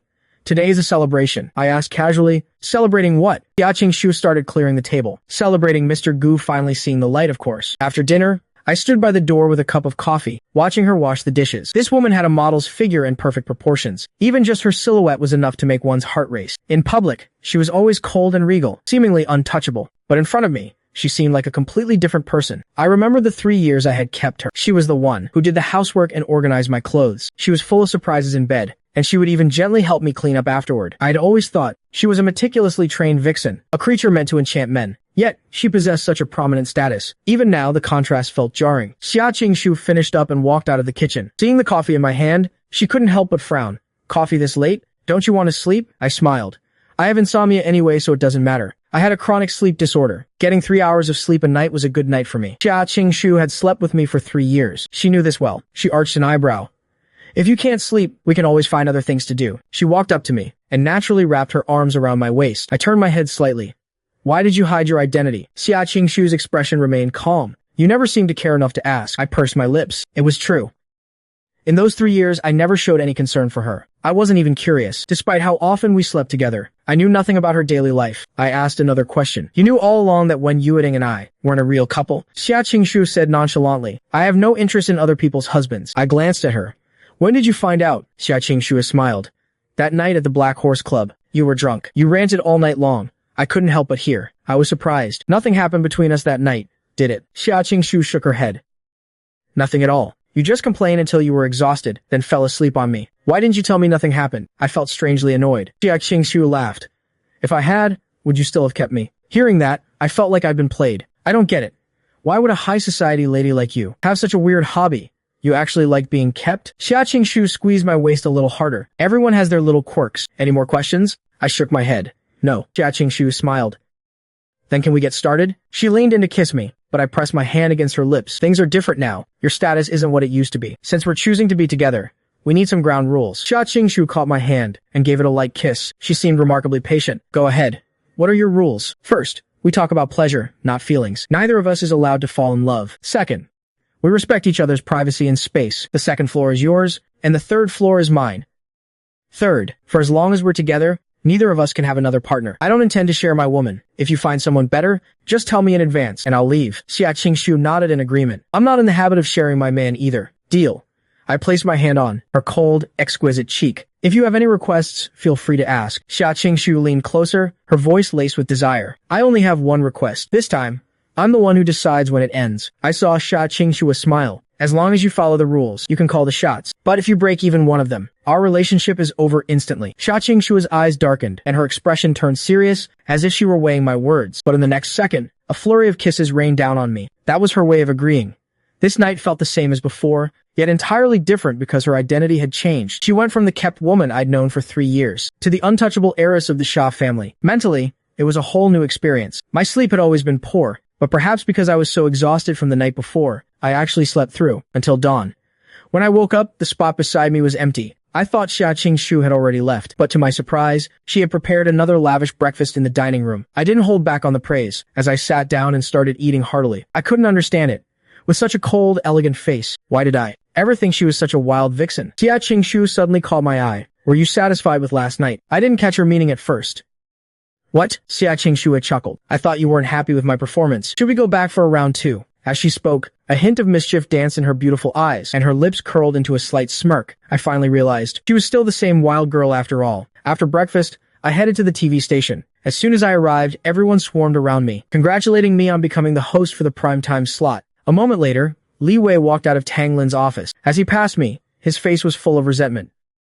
Gu Xian, I'm not letting you get away with this. With that, he stormed off. Everyone started gossiping. Apparently, Li Wei's affair with the CEO of Henry was discovered by the CEO's wife. Yesterday, she had people strip him in the middle of the street. It ended up trending on social media. How does he have the nerve to blame Xian? It's his own lack of morals. He's completely ruined the station's reputation. Still have the nerve to show your face at the station. The TV station is the kind of place where everyone kicks you when you're down. This same crowd used to say the same things about me. I just smiled and didn't let it get to me. During the morning meeting, Director Tang spoke up to announce 2 things. First, Li Wei has resigned due to personal health reasons. For the second matter, Director Tang looked at me. Her gaze was a bit complicated. A colleague I was on good terms with spoke up. The second thing must be announcing Xian as our new primetime host, right? Everyone else chimed in. They all looked ready to shower me with flattery and congratulations. Only Song Xinyu sat quietly, at a corner of the conference table. A look of hesitation appeared on Tang Lin's face. I did say before that whoever got the exclusive interview with the eldest Miss Xia would become the primetime host, but just this morning, Song Xinyu secured a 5-year advertising contract with the Wen Group. Both Xian and Song Xinyu's contributions to the station cannot be ignored. So, I plan to let you two compete fairly. Win this position with your own professional strength. Everyone was shocked by those words. A 5-year contract with the Wen Group? Their annual ad spend is in the tens of millions. Song Xinyu, you're incredible. The whole room started showering Song Xinyu with compliments. The Wen Group is one of the top enterprises in Rong City. The weight of their advertising budget is comparable to dozens of other small companies combined. Not to mention, Song Xinyu signed them for 5 years. Even the station manager might personally pop champagne to celebrate. Suddenly, no one cared about me anymore. I knew in my heart, this place has always been fickle, where profit is the only thing that matters. After the meeting ended, Tang Lin came over to offer some token comfort. Xian, actually I'm still rooting for you. Your shows have always had the highest ratings on our station. I believe you won't lose to Song Xinyu in that regard. This hosting competition is just a formality. Over the next week, Song Xinyu and I took turns hosting the primetime slot. The TV station even launched a popularity poll for the primetime host. Today is Sunday, the final day of our competition. We had each hosted for 3 days. Looking at the data, I was crushing Song Xinyu. Today, the station set up a dual hosting session to let the audience vote and decide who would be the permanent primetime host. Based on the current numbers, this position is undoubtedly mine. Whether it's appearance or professionalism, I'm beyond reproach, especially since I hosted the midday news before. I already have a loyal fan base, so, from the moment the broadcast started, my votes were miles ahead of Song Xinyu's. Just when everyone thought the position was definitely going to be mine, something unexpected happened. While we were on air, a topic exploded on Weibo's trending list. It quickly shot up to the #1 spot. The headline read, Primetime host. Gu Xian's mother is a murderer. The internet erupted instantly. A wave of criticism against me swept in like a storm. A murderer's son is a primetime host? How is he even qualified? His mother is the murderer, not him. Those are two different things, okay? Like mother, like son. His mother killed his father. A child growing up like that must be twisted inside. Watching the news from a murderer's son every day, that would give me nightmares. 10 minutes after the news broke, the votes shifted rapidly. My vote count almost stopped rising. Meanwhile, on Song Xinyu's side, his numbers skyrocketed with terrifying speed. While I was broadcasting, I could see the voting process. It was so abnormal that I figured something must have gone wrong, but I still finished the broadcast with professional composure. Once the broadcast ended, Song Xinyu and I stepped out of the studio. Everyone looked like they wanted to say something but hesitated. Their gazes were incredibly complex. Confused, I asked, "What's going on?" The cameraman, Zhao Yuan, spoke up. "Brother Xian, you should take a look at the trending searches on Weibo." I immediately picked up my phone and opened the app. As I scrolled, my expression gradually turned cold. A colleague beside me asked cautiously, "Brother Xian, is what they're saying online true?" The others crowded around as well. "Gu Xian, is your mother really a murderer? I heard that when your mother killed your father, you were right there at the scene." "Brother Xian, it seems like you've never mentioned your family or your parents before." Just then, Song Xinyu walked over. "Stop asking him. None of this is Xian's fault." After saying that, he looked at me with a face full of feigned concern. "Xian, are you okay? Don't take what's happening online to heart. Your parents' lives don't define yours." It sounded like comfort, but in reality, he was just confirming the fact that I was the son of a murderer. I turned off my phone and looked up. A faint smile played on my lips, but my eyes were terrifyingly cold. "Song Xinyu, was this your doing?" Song Xinyu put on a shocked and hurt expression. "Xian, what are you talking about? I only found out after seeing the news myself." My smile deepened. My gaze grew even colder. "It better not be you. Otherwise, you know what I'm capable of." Song Xinyu was about to explain himself when Tang Lin walked over with a grim expression. "Xian, actually your family matters have nothing to do with you, but this situation has blown up too much. The public backlash is just too severe. I have to consider the reputation of the station. The primetime anchor position will be given to Song Xinyu for the time being. We'll reevaluate once things settle down." I gave a faint smile, maintaining my composure until the end. "I'll follow the director's arrangements." Tang Lin breathed a sigh of relief. He continued, "You haven't taken your annual leave in a long time. Take a week off for now. Go get some proper rest." I left the station and went straight back to the Xinhe villa. The light in Xia Qingshu's study was on. I headed straight for the study. She was sitting at her desk. Clearly, she had already showered. She had changed into pink pajamas and was staring at her computer, lost in thought. I walked up to Xia Qingshu and leaned in close to her ear, catching her scent. "What shampoo did you use today? It smells amazing." Xia Qingshu naturally stood up and hugged me. "In a bad mood?" From the moment I appeared at the door, she had already sensed something was off. I nodded. "Yeah, so I'm in desperate need of some comfort." Usually, at this point, Xia Qingshu would have taken the lead, but today, she grabbed my hand. "Is it because of those posts online?" I was a bit surprised. I let out a soft chuckle. The busy Miss Xia actually has time to surf the web. Xia Qingshu held my hand with one hand and used the other to click on the computer. "I've already found out who posted it. Take a look." Surprised, I looked at the screen. It was a video. A woman in the video was wearing a baseball cap, posting in an internet cafe. The content was exactly that top trending post. Xia Qingshu continued, "I've already identified her. It's your colleague from the news department, Li Wei. She used to host the morning news. Do you have a grudge against her?" There wasn't a hint of surprise on my face. "We've had our issues." I looked at the figure in the video and smiled. "But she's just doing someone else's dirty work." Xia Qingshu stared at my profile. "You mean she was put up to this?" My eyes turned a few degrees colder. "I know exactly who it is," Xia Qingshu said coldly. "How do you want to handle it? Do you need my help?" I focused for a few seconds, then reached out and closed the laptop. I turned and cupped her face. "No. I can handle this myself. I won't trouble you, Miss Xia." Hearing the title Miss Xia, Xia Qingshu frowned imperceptibly, but I had already leaned in to kiss her. "How about we go to my room tonight?" Naturally, she couldn't refuse my invitation. The next day, I called Li Wei to meet up. Li Wei was as arrogant as ever. "Sorry, the CEO of Li Yuan invited me for an interview today. I'm afraid I'm not as free as you." Li Wei obviously knew I had lost the primetime host position and had been forced into a vacation by the director. They called it a vacation, but it was basically a suspension. Li Wei sounded very smug on the other end. My voice remained calm. "If you're busy during the day, then tonight at the Genting restaurant. My treat, how about it?" Genting restaurant is one of the most high-end restaurants in Rong City. Li Wei considered it for a few seconds and agreed. She knew this was likely a trap, but she wasn't afraid at all. That night, Li Wei intentionally arrived an hour late. She didn't expect me to still be sitting there, waiting patiently. Li Wei sat down across from me. "I just applied for the editor-in-chief position at Li Yuan. I happen to have an opening for an editorial assistant. Why don't you quit and come work for me? It's just an assistant role, but I'll look out for you. It's better than rotting on the bench at the station." Li Wei's gaze was full of mockery and contempt. She was a veteran who had been at the station for 5 years. I had only been there for 1. Yet, I outshone her at every turn. Now, she could finally vent her frustration. I smiled calmly. Thanks for the offer, but I'm not looking to jump ship just yet, Li Wei sneered. I'm doing this for your own good. Better to quit now than wait to be fired. At least you'll keep some dignity. Do you really think the director would keep a murderer's son and let him tarnish the station's image? Even if the director wants to protect you, the station manager won't allow it.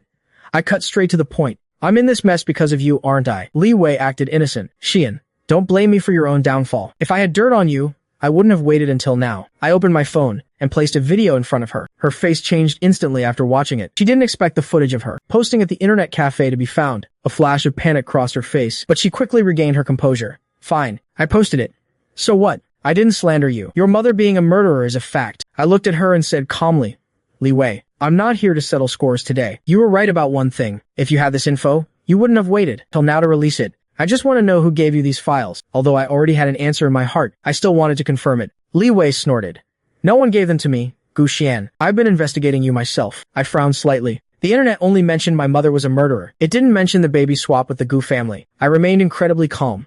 I just want to know, who gave you those files? Li Wei still acted superior. You want to know? Well, I'm not telling you. I glanced at her and said, if you tell me now, maybe I won't hold you responsible. Li Wei burst out laughing.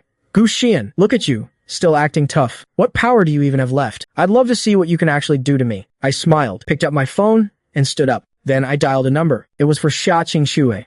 She picked up quickly. I said, can you do me a favor? A few minutes later, I returned to my seat. Li Wei mocked. Gu Xian, stop pretending. You think a phone call scares me? Who do you think you are? Li Wei wasn't afraid at all. She had already deleted the original post. At most, I could report her for infringing on my portrait rights. A small fine would settle that. But very soon, Li Wei received a call from the director of Li Yuan. Li Wei, I'm afraid we can't give you the editor-in-chief position. Li Wei panicked instantly. Director Wang, didn't we already agree on everything today? You must have offended someone. I can't say much else. Anyway, it's an order from above. After the call ended, Li Wei looked at me, her face full of disbelief. That editor-in-chief position. She had been plotting for it for months. She had spent a lot of money and used all her connections. She had finally gotten it. Then she became hysterical. Gu Xian, what kind of dirty tricks did you use? You dare ruin my career? I stopped, smiling. You chose the hard way. I almost forgot. You're quite close with Li Yuan's director. Did you sleep your way to that job? Gu Xian, don't think I'm afraid of you. If I can't be the editor-in-chief at Li Yuan, there are plenty of other magazines begging for me. I glanced at her and continued. I'm afraid you can't go anywhere. You've been blacklisted by every media outlet. Seeing my certain tone, she actually felt a surge of panic. She quickly made a few calls. To her horror, what I said was true. Several major newspapers and magazines she was close with had all received a ban on her. Li Wei slumped into her seat, staring blankly at the man across from her. Who are you really? How utterly stupid. You don't even know who you've offended. A tall figure suddenly appeared behind me. Li Wei looked up, and her expression turned to pure terror. Miss Xia Qingxue stood behind me, resting a hand lightly on my shoulder. I looked up, a bit surprised. What are you doing here? Didn't I tell you last night? Today is Qin Mengyao's birthday. The private room is right here at Genting. I didn't expect you to have a meeting here too. Then, Xia Qingxue's gaze fell on Li Wei. Her eyes instantly became cold and sharp. Li Wei turned pale. From our demeanor, tone, and conversation, Li Wei could see that our relationship was anything but ordinary. She could only beg for mercy. Miss Xia, please, give me a way out. It wasn't me. It was Song Xinyu. The files were all from Song Xinyu. On the day I resigned, he suddenly gave me a folder and told me to post it on the last day of voting. I was just Song Xinyu's tool. Li Wei knew what happened to those who offended the eldest Miss Xia, but Xia Qingxu had no intention of letting her go. Tools deserve to be destroyed too. I'll give you 3 days to leave Wrong City. Don't let me see you again. Li Wei's face was ghostly white. Desperate, she couldn't say another word. Having gotten the answer I wanted, I slowly stood up. Xia Qingxu took my hand. Her gaze was tender. She walked me out of the restaurant. I looked at her and said, thanks for the help. I owe you one. Xia Qingxu said casually, since you say you owe me, there's an opportunity right now for you to pay me back. I turned to look at her. What opportunity? I just mentioned Qin Mengyao is having her birthday party here. Everyone else has a date except me. It's a bit embarrassing. Why don't you come have a few drinks with me? We can head back together afterward. I nodded. All right, let's go. The door to the private room was pushed open. The lively atmosphere hit us immediately. The room was huge. The table was piled with various gifts and a massive, half-eaten cake. Qingxu, you're back. Where did you go? A young socialite rushed forward, but when he saw me next to Xia Qingxue, his face changed instantly. His voice rose, filled with hostility. Qingxue, who is this? The others gradually snapped out of it and looked toward the door. Seeing Xia Qingxu actually bring a man, their eyes widened in shock. He's my boyfriend. Xia Qingxu's voice was calm, but loud enough for everyone in the room to hear. Almost everyone's jaw dropped. Everyone knew that Xia Qingxu's suitors in the capital stretched all the way to Paris, yet she didn't care for any of them. The reason was that she had a man hidden in her heart. For that man, she had even remained chaste. To avoid her grandfather's arranged marriage, she had even moved to Wrong City. a small city thousands of miles away from the capital. Xia Qingshu had lived in Rong City for 3 years. Half of it was for the Paradise Resort project, and the other half was because her grandfather had arranged a marriage for her with one of the 4 great families of the capital, the sole heir of the Qin family, Qin Liji. Boyfriend? How can you have a boyfriend? How could you do this to me? Xia Qingshu sneered. Who I date is none of your business. Qin Liji frowned deeply.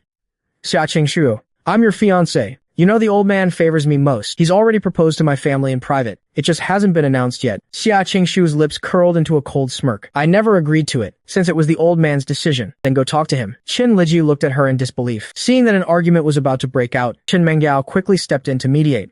Liji, your marriage isn't set in stone yet. Don't make a scene. Qin Liji was furious.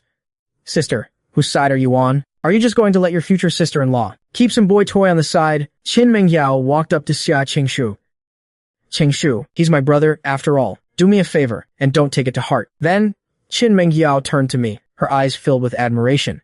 So it's Mr. Gu. We met at the Royal Golf Course last time. I acted perfectly natural. I happen to be having dinner here today. Qingshu mentioned it was your birthday, Miss Qin, so I came by to grab a slice of cake and share the joy. Qin Mengyao was quite pleased. If Mr. Gu is willing to grace us with his presence, it's my honor. The room was full of Xia Qingshu's childhood friends. Their gazes toward me were all full of hidden meaning. They were all guessing what Miss Xi's intentions were by bringing me here today. As the boyfriend, she personally acknowledged the weight of those 3 words, my boyfriend, could guarantee a lifetime of wealth and power. Qin Liji, however, was dying of anger. At the old lady's birthday banquet before, Xia Qingshu hadn't paid him any attention at all. He had even given up the chance to study abroad for her, traveling thousands of miles to this small city, just to get a few glimpses of her. He never expected her to bring a man and publicly call him her boyfriend. This was such a slap in the face. If word got out, he'd be a laughingstock. Qin Liji sat on the sofa, glaring at me. Xia Qingshu sat right next to me, her eyes full of tenderness. She even peeled fruit for me herself. When had the great Miss Xia ever done such a thing for a man? The flames of jealousy and rage in his heart burned fiercely. Finally, he couldn't control himself. Taking advantage of the moment, Xia Qingshu stepped out to take a call. He grabbed a piece of cake and walked toward me. Everyone in the room was busy with their own thing, and no one noticed him. Step by step, he walked up behind me. He raised his hand intending to smash the cake onto my head, but as I sat there at the mahjong table, it was like I had eyes in the back of my head. The moment the cake came down, I suddenly stood up. My shoulder slammed right into Qin Liji's elbow. His arm jerked upward from the impact. A massive piece of cake landed squarely on his own face. Qin Liji's face and hair were completely covered in frosting, making him unrecognizable. He was livid. You pretty boy. You did that on purpose. He swung a punch straight at my face. I've studied Sanda. I wasn't going to be hit that easily. I tilted my body slightly and dodged it. Instead, Qin Liji slammed into the table and tripped over a wine bottle on the floor. He looked absolutely pathetic. The people around us exchanged glances but didn't intervene. One was the birthday girl's younger brother. The other was Miss Xia's boyfriend. Helping either meant offending the other. Besides, Qin Liji was notoriously arrogant in the elite circles. Everyone was just enjoying the show. But it was obvious, Qin Liji was no match for Mr. Gu. Mr. Gu seemed to be just dodging, but he clearly had some real skills. His movements were so deliberate they almost seemed elegant. In contrast, the crazed Qin Liji looked more and more like a mess. He even had a huge bump on his forehead. That's when Xia Qingshu walked in. I quickly hid behind her. Qingshu, I think Mr. Qin is drunk. Hearing that, Qin Liji lost it. You bastard. Who gave you permission to call her Qingshu? I'm going to rip your mouth off today. Qin Liji rushed forward to slap me, but Xia Qingshu stopped him. Qin Liji, don't push it. Or don't blame me for not showing your sister any respect. The atmosphere turned cold instantly. Qin Liji was shaking with rage. Qingshu, can't you see he's the one who hit me? Look at my face. And here. Qin Liji pointed to the bump on his head and the cuts on his knees from the broken bottle. But Xia Qingshu just turned to me. Are you hurt? I shook my head. I don't really fit in here. I want to go home. Xia Qingshu took my hand. Okay, let's leave now. With that, Xia Qingshu led me out. Once we were out of the room, I gave a wicked, playful smile. Was my performance to your liking, Xia Qingshu? Xia Qingshu had chuckled softly. It was a birthday party. You made the host's brother look like that. And you're asking if I'm satisfied? I shook my head. TSK. TSK.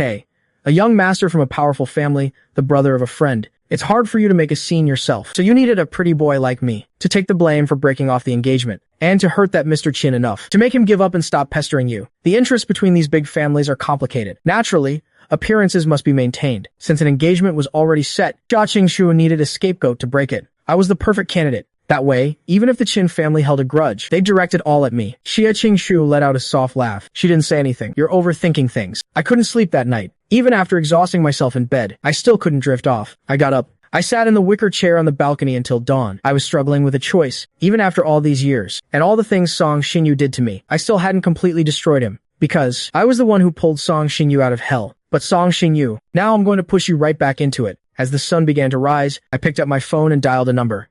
Auntie Lee, did you know Song Xinyu is back in the country? 8 a.m. People were coming and going at the TV station entrance. My car was parked nearby. After a while, I saw her at the entrance, a disheveled woman. It was Song Xinyu's mother, Li Shufan. Her clothes were tattered. Her hair was a mess, but her eyes gleamed with a certain greedy light. She stared at everyone entering the building. Finally, she spotted Song Xinyu. Li Shufan grabbed Song Xinyu's arm. Song Xinyu, I knew it was you, you ungrateful brat. You're back and didn't even say a word. Song Xinyu didn't even recognize her at first, but when he saw her face clearly, terror filled his eyes.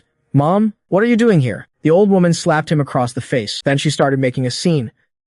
Everyone look at this. Look at my ungrateful son. I worked so hard to raise him. I put him through college, and now that he's successful, he doesn't care if his parents live or die. His father is paralyzed in bed, and he doesn't even visit. He has no conscience. A crowd began to gather. Someone recognized Song Xinyu and tried to pull them apart. Li Shufan just threw herself on the ground, wailing. My life is so miserable. I raise a heartless wolf. What kind of bullshit host is he? He won't even take care of his own parents. Song Xinyu was trembling. His fear of Li Shufan was bone deep. He couldn't say a word. Beneath the fear in his eyes was a thick layer of hatred. Everyone was watching. The pity and contempt in their eyes stung Song Xinyu deeply. Song Xinyu screamed hysterically, I don't know her. She's crazy. I don't know who she is. I sat in my car, watching it all calmly, seeing Song Xinyu's mask slip, seeing him lose his mind. I coldly put on my sunglasses. Then I drove away. 2 hours later, I got a call from Wen Yueting.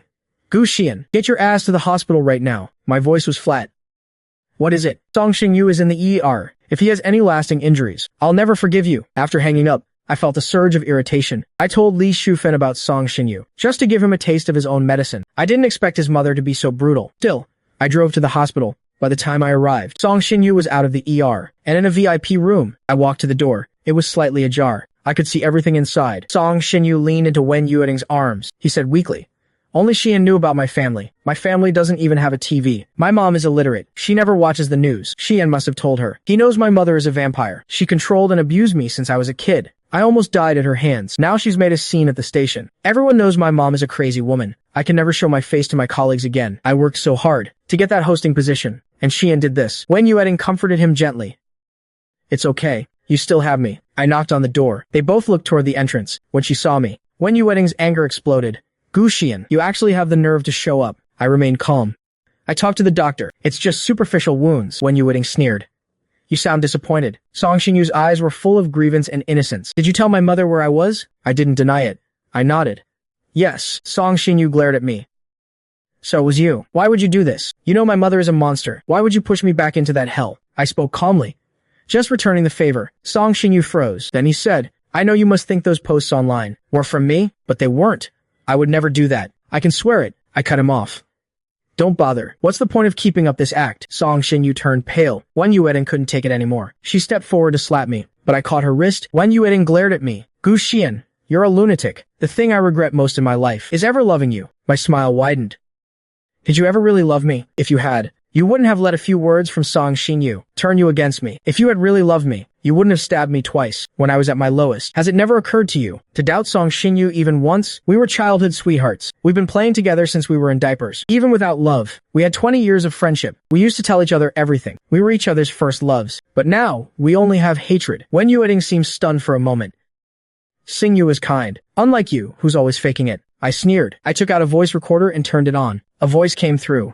It was Li Wei. It was Song Xinyu. The files all came from him. The day I left, he suddenly gave me an envelope. Wen Yueting's expression grew serious. She had seen that post. It was definitely full of slander. It twisted the truth. To label me as the son of a murderer, like father like son, a twisted mind.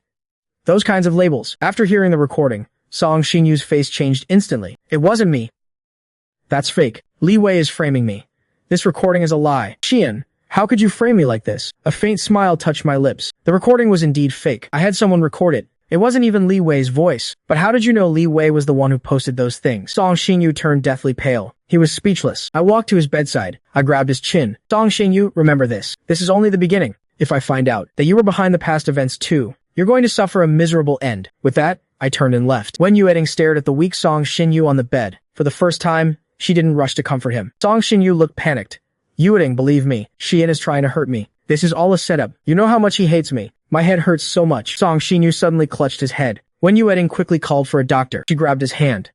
I believe you. Don't get worked up. Xinyu, I've always believed in you. Song Xingyu finally breathed a sigh of relief. But once a seed of doubt is planted, it grows like a weed. That night, when Yueting went back to the apartment she shared with Song Xingyu, she was packing some clothes for him. But all day, my words had been echoing in her mind. When Yueting, has it never occurred to you to doubt Song Xingyu even once? When she reached the study door, her footsteps stopped. Song Xinyu's laptop was right there on the desk. For the first time, she opened it. It was password protected. When Yueting tried a few times, his birthday, her birthday, the date they went abroad together, none of them worked. She was about to give up. But then a thought flashed through her mind. She typed in another string of numbers. The laptop actually opened. The password was Gu Xian's birthday. How much did Song Xingyu obsess over him to make his birthday the password? When Yueting frowned as she browsed the computer, it didn't take long. She found a folder. Inside that folder were all the original photos from the recent posts. They were identical to the ones online, but the timestamps on these photos were from over a year ago. They were still abroad back then, which meant these photos were indeed collected by Song Xingyu to give to someone else. And even while abroad, Song Xingyu had been planning to dig up dirt on me. Not only that, when Yueting found several other folders on Song Xinyu's computer, every single one was about Gu Xian, and they were all full of dirt that could ruin his reputation. Most of it was taken out of context, or completely fabricated fake news, like high school bullying,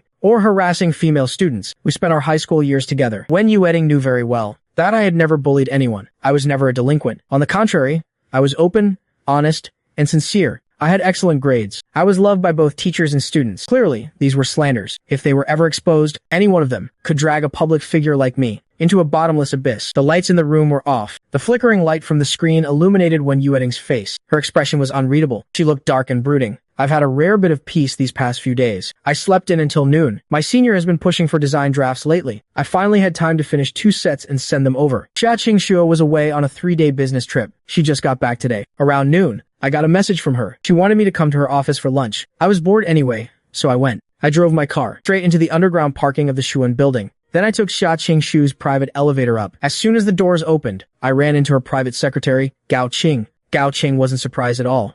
Mr. Gu, President Xia is on her way. She'll be here in about 10 minutes. I gave a nod. Then I sat down in Xia Qingshu's office chair. There was a stack of files on the desk. I glanced at them casually and saw a familiar photo. It was Gu Haoming. I couldn't help but pick up the file to take a closer look. It was a resume. Gu Haoming was applying for the position of planning director. A cold glint flashed in my eyes. During my sophomore year, Gu Haoming burst into the Gu family home with a paternity test. And just like that, both our lives were turned upside down. Gu Haoming's adoptive mother, who was actually my biological mother, swapped us 20 years ago, just to get revenge on the Gu family. According to Gu Haoming, he was abused his whole life. This made Qin Huilan's guilt toward her biological son and her hatred toward my biological mother both reach a breaking point. So, Qin Huilan took all that rage and hatred and took it out on me. The mother who had loved and pampered me since I was a child wanted me dead overnight. I couldn't handle it. At the time, I thought if I died, maybe it would wake up a shred of her old motherly love. So I slit my wrists, but it turned out, it didn't. Thinking back on that painful past, a part of my heart still bleeds. I closed my eyes. My gaze fell back on Gu Haoming's photo. He's the sole heir to the Gu group. He was doing fine at his own company. Why would he apply for a job at Shuan? He's probably after Xia Qingshu. Just then, the office door opened. Xia Qingshu appeared in the doorway. I didn't get up. I just looked up at her.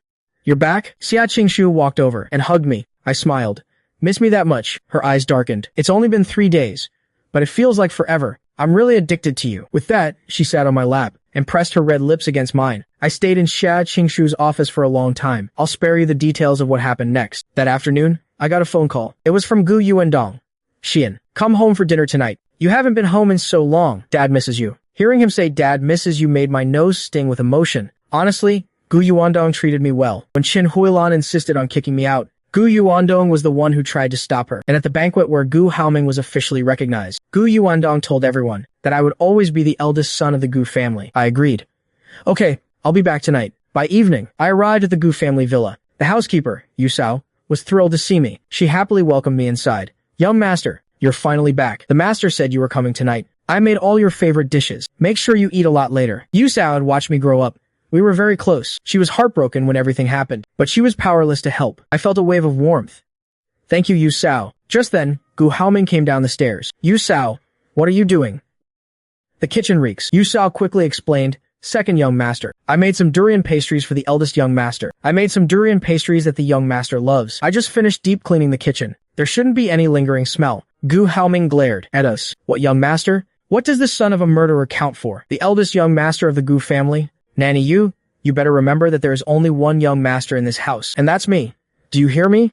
Nanny Yu's face turned pale. She was 70 years old and had raised 2 generations of the Gu family. Even the master treated her with great respect. But ever since the second young master returned, he had been ordering her around like a servant. Seeing that Nanny Yu remained silent, Gu Haoming barked another command.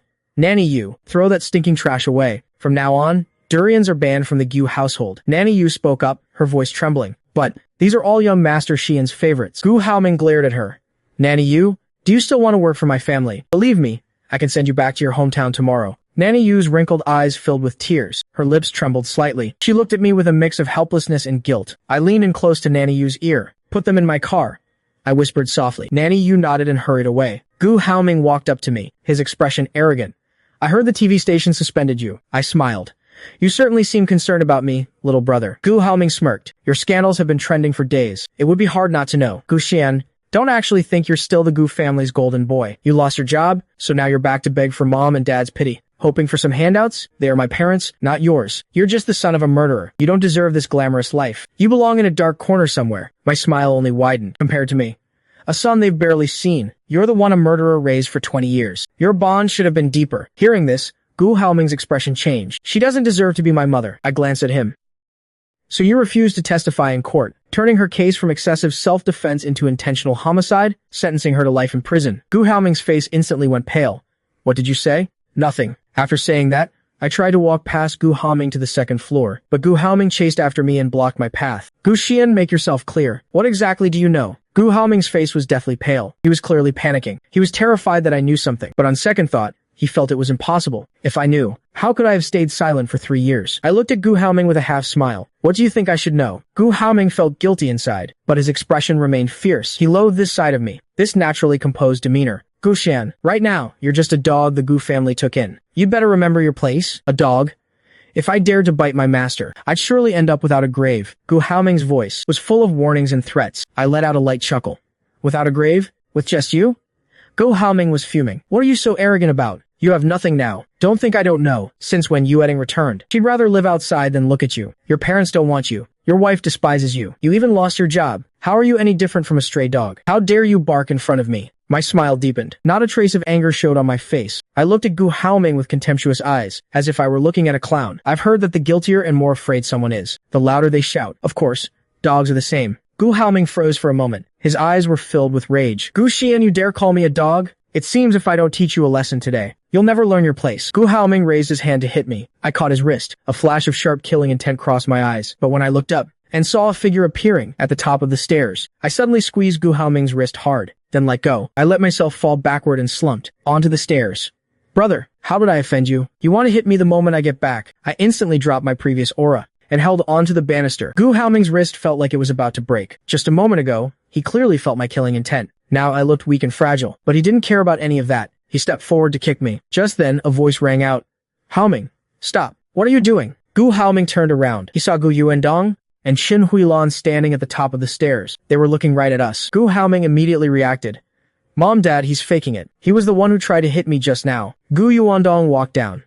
I've said it many times. Xian will always be a part of the Gu family, and he's your brother. Gu Haoming was dying of anger. He hadn't even touched me, yet his wrist was killing him. Qin Huilan stepped forward and took Gu Haoming's hand. Why are you scolding our son for an outsider? Hasn't Haoming suffered enough because of him all these years? With that, she pulled Gu Haoming toward the dining room. Before leaving, Gu Haoming shot me a look. His eyes were full of smugness and provocation. During dinner, Gu Yuandong asked, Xian, why didn't Yueding come with you? I gave a vague reply. She's busy with work. The Gu and Wen families were as close as one. The fact that Wen Yueding and I split up, Gu Yuandong probably already knew. Gu Haoming chimed in from the side. Busy with work. I heard that since Wen Yueding returned. That she's been living with another man. She doesn't want to see you at all. Gu Yuandong glared at Gu Haoming. He let out a heavy sigh. We watched Yueding grow up. She's always been devoted to you since she was a child. I believe, Dad, as long as you're willing to put in more effort, that she'll come to her senses sooner or later. Regarding the situation between Wen Yueding and me, both families knew exactly what was going on. Gu Yuandong probably called me back for dinner today, at the Wen family's request. I can handle my own affairs. Seeing me say that, Gu Yuandong didn't say anything more. After dinner, Gu Yuandong said to me, stay the night. Your room hasn't been used in a long time. I looked at Qin Huilan. She remained cold and indifferent. She didn't even spare me a glance. My heart went cold. I've already died once. Why was I still holding on to hope, just as I was about to decline? My phone suddenly rang. It was Wen Yueding's childhood friend, Li Tingting. Qian, Wen Yueding is drunk. Come pick her up. I used the excuse. Wen Yueding is drunk. I'm going to pick her up. I won't be staying tonight. Gu Yuandong looked relieved. He quickly said, all right then, go on. Soon, I arrived at the private room where Wen Yueting was. I pushed the door open. It was very noisy inside. Everyone was wasted. Some were singing, some were drinking. I knew almost everyone in there. They were Wen Yueting's childhood friends. Her friends were my friends too. Some of them were even closer to me than they were to her. When they saw me enter, the room went silent instantly. Li Tingting hurried over. Xian, you're here. I organized a get-together since Yueting's back. I didn't expect her to be in such a bad mood today. She drank a lot. I glanced at Wen Yueting, who was slumped on the sofa. You should have called Song Xingyu. Why call me? These people all knew the history between the three of us. Li Tingting said, who's Song Xingyu? I don't know him. You two were a pair since you played house as kids, and you're the rightful son-in-law of the Wen family. Who else would I call but you? I didn't feel like arguing with her. I scanned Wen Yueting and asked, can she walk? Li Tingting had someone help Wen Yueting up. As we walked out to the lobby of the Blossom Club, Wen Yueting suddenly woke up. She shook off the two people supporting her. Let go of me. I'm not drunk. I can still drink. I stepped in front of her. Can you walk? If you can, then walk yourself. Wen Yueting stared at me with blurry eyes for a moment. Suddenly, she took a step forward and pulled me into a hug. Her voice choked up. Gu Xian, I miss you so much. I froze. I stood there, stiff as a board. My back was completely rigid. It wasn't just the sudden hug, but those long-awaited words, I missed you. I hadn't heard them in years. A strange sense of bitterness welled up in my heart. Wen Yueting held me tightly and began to sob like a child. Her shoulders started to tremble. Gu Xian, why don't you want me anymore? Why? I was dazed for a moment. Then I suddenly snapped out of it. Wen Yueting was truly drunk. She was talking nonsense. I patted her back. Wen Yueting, look closely. I'm Gu Xian, not Song Xingyu. However, she continued, Gu Xian, you're not allowed to leave me. Others can despise me, but you can't. You can't look down on me. I became like this because of you? It's all because of you. How can you be so heartless? I was completely confused, but I had a hunch there was more to this. Maybe I could find out why Song Xingyu drove a wedge between us back then. I used a coaxing tone.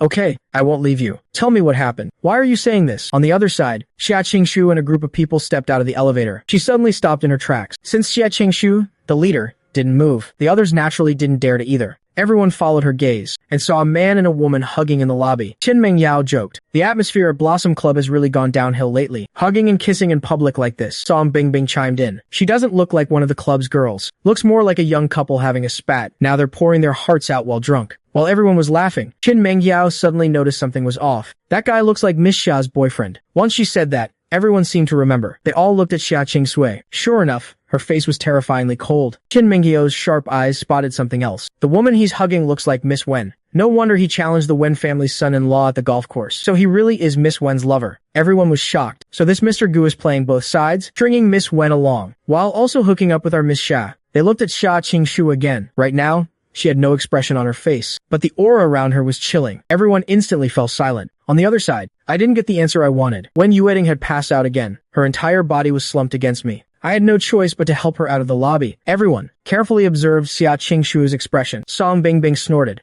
Wrong city might be small, but this guy sure has some nerve. How dare he play our Miss Xia like this? Qingshu, why don't you let me handle someone like him? I have a way to make sure he pays for this. Xia Qingshu didn't say a word. The others thought she was agreeing with Song Bingbing. The next second, Xia Qingshu suddenly turned around and slapped Song Bingbing across the face. Song Bingbing was stunned. Xia Qingshu stepped forward and grabbed her collar. Don't you dare touch him. After saying that, she let go of Song Bingbing and strode toward the door. Everyone was dumbfounded. Although Miss Xia seemed cold, she was usually good to her childhood friends. But just now, they saw clear killing intent in her eyes. Qin Mengyao sighed. It seems Qingshu has really fallen for that man. After Xia Qingshu went out, she happened to see me helping Wen Yueting into the car. Then I drove away from the club. Xia Qingshu hadn't driven her own car today. It was too late to catch up. So she took out her phone and called me. I had just picked up my phone and saw the call from Canary. I was about to answer, but the phone ran out of battery and went black. Driving on the elevated highway, I took Wen Yueting straight back to the old mansion. The Wen family had already gone to bed. I had to carry her back to her room myself. I intended to leave right after, but Wen Yueting suddenly woke up again. She kept holding onto my hand, seeing her half awake. I thought about trying to get some answers again. But Wen Yueting seemed to have lost her memory of the last 3 years. She only talked about the past, mostly about our childhood. As she spoke, she suddenly lifted her shirt, pointing to a scar on her waist. Gu Xian, you despise me, don't you? But you said you'd take responsibility for me forever. Even if I were disabled, you'd take care of me for life. I looked at the scar on her waist. My heart skipped a beat. This happened when we were 12, at an outdoor adventure summer camp. I was hungry in the middle of the night, so I crawled out of the tent. I dragged Wen Yueting along to steal some instant noodles. We set up a small stove over the fire and used a kettle to cook them. But once the noodles were done, as Wen Yueting was taking the kettle down, One of the handles snapped. A whole pot of boiling hot soup and noodles spilled all over Wen Yueting's waist. She was severely burned. I remember she was in bad shape back then. She was hospitalized for a long time. During that time, I stayed by her bedside day and night. At the worst point, the doctor said if the infection wasn't controlled, she might need an amputation. I cried and told her that even if she became disabled, I would take care of her for the rest of my life. After she was discharged, she never mentioned it again. She never told me how bad the scar was. This was the first time I'd seen it. The skin was uneven, discolored, and jagged. It was a shocking sight. Memories came flooding back. I looked at her wound, my eyes turning red. Yueting, why would you say that? When have I ever despised you? Wen Yueting looked heartbroken. You wrote it in your diary. Are you still going to lie? I'm scarred like this, a freak. I'm not good enough for you. I was completely confused. I wanted to ask more, but Wen Yueting suddenly went frantic. She pushed me out the door. Go! I don't want your sympathy. I don't need your pity. With a loud bang, she slammed the door shut. I was going to leave, but I ran into Mother Wen on my way out. Mother Wen was pleasantly surprised to see me. She held my hand and fussed over me. In the end, she insisted I stay for the night, seeing as it was already midnight, and there were things I wanted to clear up. I stayed in the room next door. I tossed and turned all night, unable to sleep. What did Wen Yueting mean? And what was this diary she mentioned? I got up early the next morning. I ran into Wen Yueting at breakfast. When she saw me, an unreadable emotion flashed in her eyes. You're the one who brought me back last night. I sat down naturally and started eating. You were drunk. Li Tingting called me. Wen Yueting was silent for a moment. Next time, I'll tell them we split up, so they won't bother you anymore. Suit yourself, I replied indifferently. Wen Yueting stared at me. I looked into the matter with the trolls. Song Xingyu was behind it. I don't know why he's targeting you like this, but I apologize to you on his behalf. I glanced at her, but didn't say anything. Wen Yueting continued. I can compensate you. You can ask for anything. I raised an eyebrow slightly. Really? Anything. A hint of weariness flashed in her eyes. As long as it's within my power. I found it hilarious. She was acting like she had to guard against me. Don't worry. I won't ask you to leave Song Xingyu and come back to me. Her frown deepened. I lazily tore off a piece of bread and ate it. Song Xingyu played me and I paid him back in kind. Please tell him that we're even now, but if he tries anything behind my back again, don't blame me for being ruthless. Song Xingyu smeared my name online, costing me my position as a primetime host, so I brought his mother to cause a scene at the TV station. Consider that a point for me. Besides, I've managed to get back at him. And besides, Song Xinyu's life is going to be a major headache from now on. Wen Yueting remained silent for a long moment before finally speaking. I was drunk last night. Did I say anything? I thought of the scar on Wen Yueting's waist. My eyes instinctively drifted toward her midsection. Wen Yueting seemed to notice. Her face turned pale. You saw it. A flicker of guilt crossed my face. I didn't know your injury was that severe back then. In Wen Yueting's eyes, a flash of irritation and disgust seemed to flicker. Guxian, don't look at me like that. She saw right through the guilt and heartache in my eyes. If it were real, it would be one thing. But it's all a fake, a calculated performance. He clearly feels disgusted, yet he puts on this show of being guilt-ridden. It's truly revolting. I looked at Wen Yueting and said, I'm sorry. That injury happened because of me. Hearing this, Wen Yueting glared at me. Guxian, stop acting in front of me. You're clearly disgusted deep down. You probably even cursed me to die. Why play the saint now? I caught the key point in her words. What exactly did I do to make you think that? Your diary from back then spelled it out clearly. Are you still going to deny it? I did have a habit of keeping a diary since I was a child, but I don't recall ever writing anything about hating Wen Yueting or cursing her. Moreover, I think I lost one of my diaries from college. I haven't written in one since then. You read my diary? Tell me, what exactly did I write? Even though so many years had passed, the memory of those diary entries still sent a sharp pang of pain through Wen Yueting's heart. You know exactly what you wrote. Since you won't admit it, then bring out the diary I wrote. Let's settle this face to face. I suspected it was the diary I had lost. It's right there in Wen Yueting's hands. Wen Yueting snorted coldly. I burned it a long time ago. The atmosphere became incredibly oppressive. The air was thick with the scent of a brewing storm. I forced myself to calm down first. In the past, if I said Song Xinyu was driving a wedge between us, you probably wouldn't have believed me. But by now, you should be able to see it. Song Xinyu isn't the pure, selfless person you think he is. Since you've already chosen him, the past doesn't matter anymore. A flicker of darkness flashed through Wen Yueting's eyes. I continued, I'm tired. I don't want to play these games with Song Xinyu anymore. Tell him this for me. I've already handed you over to him. Tell him to stop looking for trouble with me. Otherwise, whether it belongs to me or not, I'll take it all back. Wen Yueting looked up and stared at me intently. Her expression was icy. A cold light seemed to flicker in the depths of her eyes. Her voice was just as cold. Gu Xian, I am a human being, not some object you can just give away. I found it almost laughable. Isn't this the result you both wanted? What more do you want from me? After leaving the Wen family villa, I went to the Xinhe villa. I slept horribly last night. I had planned to go back and catch up on some sleep. I didn't expect that as soon as I entered. I'd see Xia Qingshu coming down from the second floor. She stopped in her tracks when she saw me. I gave a casual greeting. Heading to the office, Xia Qingshu didn't answer. She just looked down at me from the top of the stairs. Only when I walked past her did she finally speak.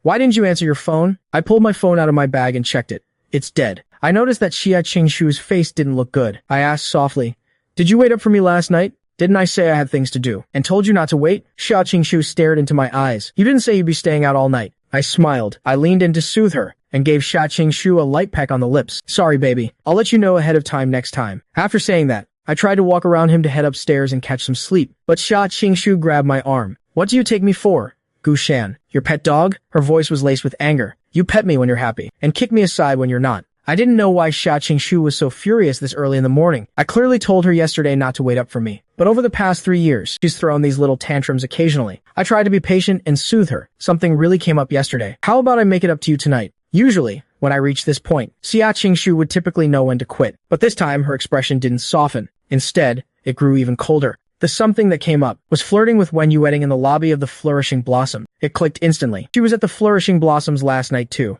It seems Xia Qingshu saw me with Wen Yueting. No wonder she's so pissed. I thought about it for a moment. I decided to explain. She was drunk yesterday, so I took her home. Xia Qingshu frowned.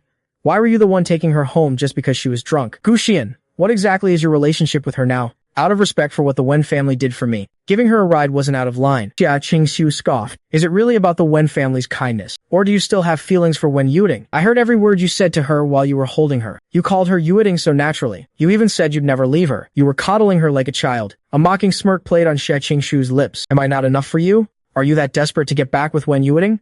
My gaze turned cold instantly, but a faint smile remained on my lips. Miss Xia, you're crossing the line. My gaze turned cold instantly, but a faint smile remained on my lips. Miss Xia, you're crossing the line. Our relationship doesn't require me to give you an explanation for any of this. So, please don't take on the tone of an interrogator. We're both just getting what we need from each other. Looking for a bit of fun. We aren't husband and wife, nor are we a couple. All I can say is, I haven't violated the contract between us. As for my heart and my thoughts, you have no right to interfere. Of course, if Miss Xia is bored of this, you can terminate the relationship at any time. I'll move out immediately. Xia Qingshu stared at the handsome man in front of her. My meaning was clear. I didn't sleep with Wen Yueting, but I still have her in my heart, so I was telling her not to interfere. Xia Qingshu even suspected that if she ended things, I would leave without a second thought. I might even pop champagne to celebrate.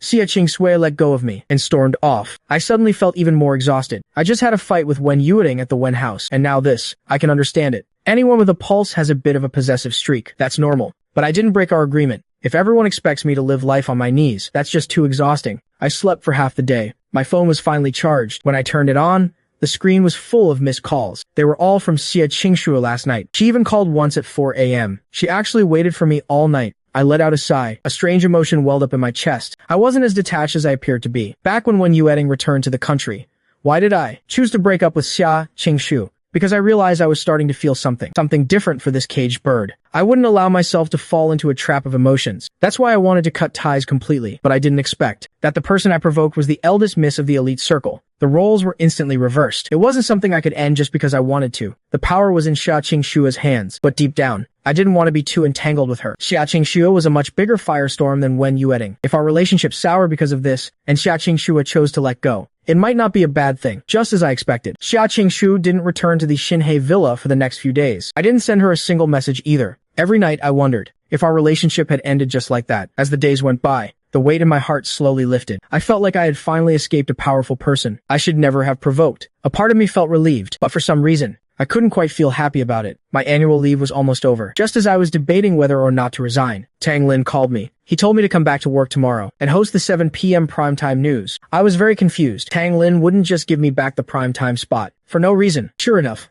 when I went online, the previous post about me had undergone several major plot twists. First, someone dug up my biological father, Zhao Daking. He was a gambling addict and a longtime domestic abuser. Then someone claiming to be a voice of justice began defending my biological mother, Yang Ruyun. On the internet, they said Yang Ruyun was a very kind and loving person. Before this, Yang Ruyun had been a nanny. Several families she had worked for all came forward to vouch for her. They said Yang Ruyun's character was excellent, and she wasn't the cruel murderer the rumors made her out to be. A neighbor interviewed by the media said they saw Zhao Daking brutally beating Yang Ruyun on the day he died. So it was highly likely that Yang Ruyun had acted in self-defense and killed him by accident. There was even more gossip. As the primetime news anchor, I was actually switched at birth in the hospital. I grew up as the young master of the Gu group. The internet exploded instantly. One side questioned the verdict of Yang Ruyun's murder case, with some even calling for a reinvestigation and a retrial. The other side was fascinated by the story of the Gu family's true and false young masters. Gu Haoming's identity was also exposed. Both Gu Haoming and I were trending at the top of the search lists. Yang Ruyun is so pitiful. Abused by her husband for 20 years. The one time she fought back,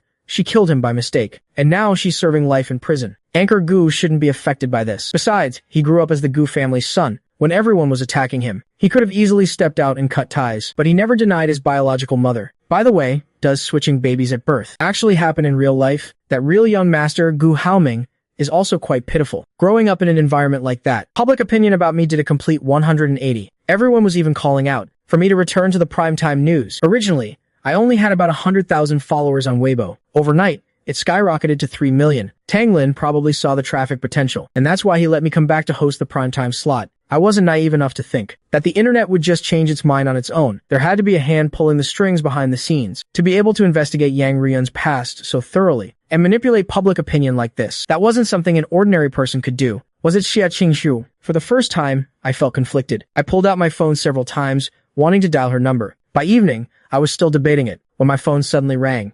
It was Xia Qingshu. I stared at the screen for a few seconds before finally answering. I didn't speak first. Xia Qingshu was silent for a few seconds. Then her voice came through the phone. If I didn't call you, would you never have called me? I countered with a question. The things online. Was that you? Xia Qingshu laughed. Yeah, it cost me a lot of money. How are you going to thank me? I laughed too.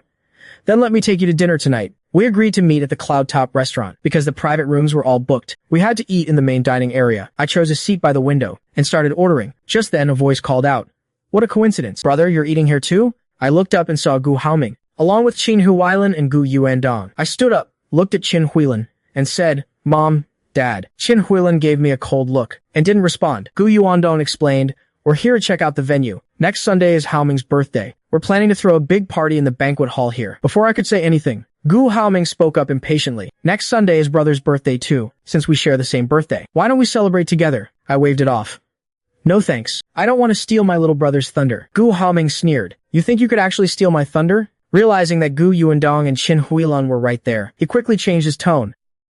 Mom, brother is still the eldest young master of our Gu family. We can't let outsiders think we're mistreating him. I'm willing to share my birthday with brother. Let everyone see that the Gu family children are harmonious and that the rumors aren't true. Lately, the topic of the true and false young masters on the internet had been non-stop. The Gu family situation was now known by everyone in Wrong City. The one most furious about it was, of course, Gu Haoming. He had finally become a legitimate, wealthy young master, but now the whole city knew that he grew up in such a disgraceful family. The mother who raised him was a murderer. His father was a gambler. Even though most of the internet's attitude toward him was one of sympathy and pity, he didn't want any of it. He was supposed to be the chosen one. Those commoners weren't worthy of pitying him. The internet was even saying that the Gu parents preferred the fake son they had raised for 20 years, and that he, the biological son, had no status in the Gu family and was living a miserable life. So for this birthday, he invited almost all the wealthy elite of the city and a lot of media outlets. He wanted everyone to see exactly what his status was in the Gu family and what Gu Xian's status was. That's why Gu Xian had to be there for this birthday. Thinking of this,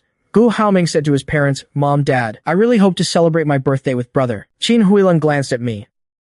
The news online has caused quite a bit of trouble for the Gu family and Haoming. For the sake of your own face, you completely disregarded Haoming's reputation. Have you ever thought about how much this would affect him? I finally understood. Qin Huilan thought the news about me and Gu Haoming being switched at birth was leaked by me. I didn't even bother to explain, because she wouldn't believe anything I said anyway. She'd just see it as me making excuses. I smiled and asked, So? Qin Huilan replied, You have to come to Haoming's birthday party. I don't care how much you two clash normally. That day, you must put on an act of brotherly love, not just for Haoming's future, but for the reputation of our Gu family, whether you're happy about it or not. This is what you owe Haoming. It's a debt you owe the Gu family. That word, debt, left me speechless. Gu Yuandong, seeing the tension, tried to play peacemaker. Your mother actually wants you to come. She's just all bark and no bite. You haven't spent your birthday at home in 3 years. Let's just do it together this time. I smiled.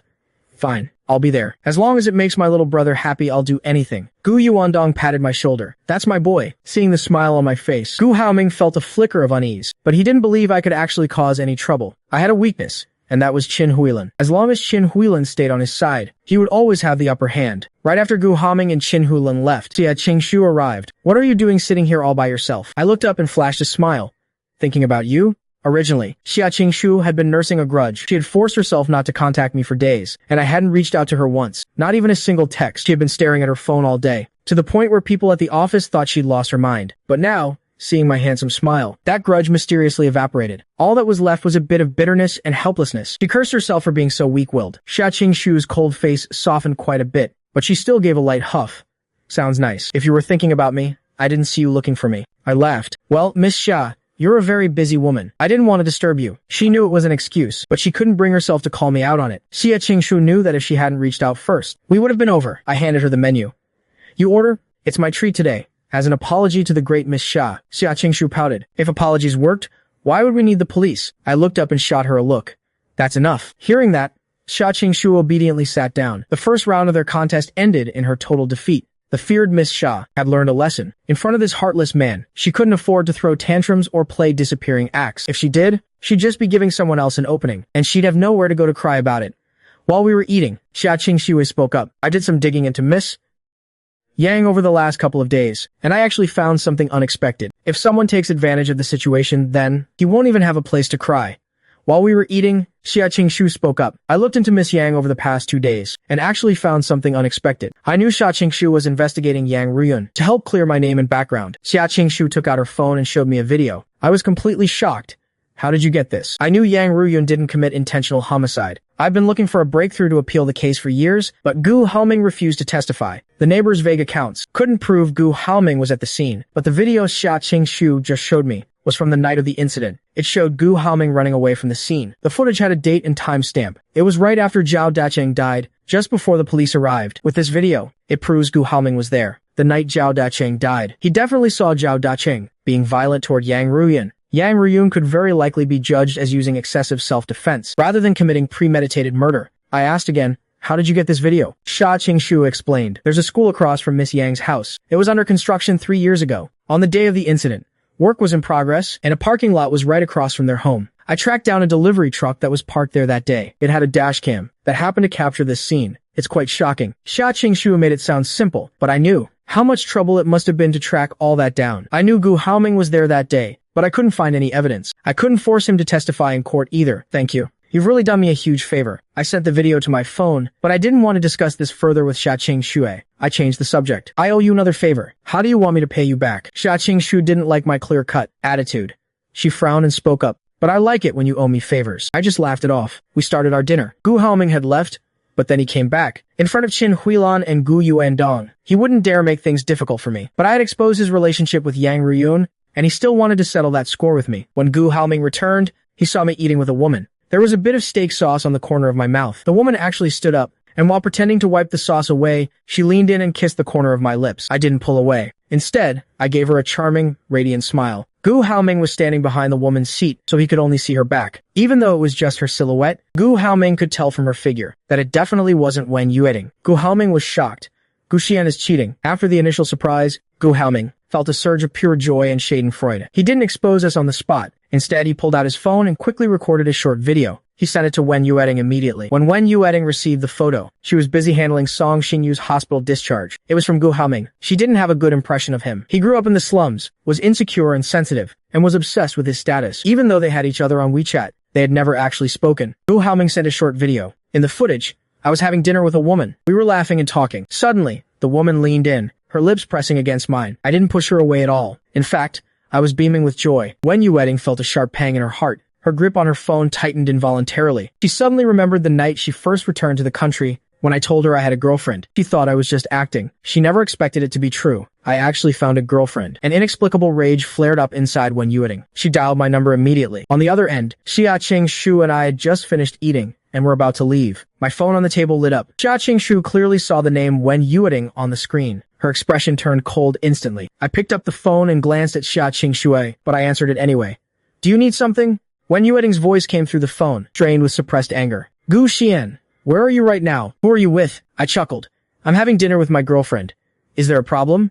Wen Yueting's temper flared. She had always thought I was just trying to spite her. She didn't expect every word I said to be the truth. Gu Xian, you're actually cheating on me. I laughed.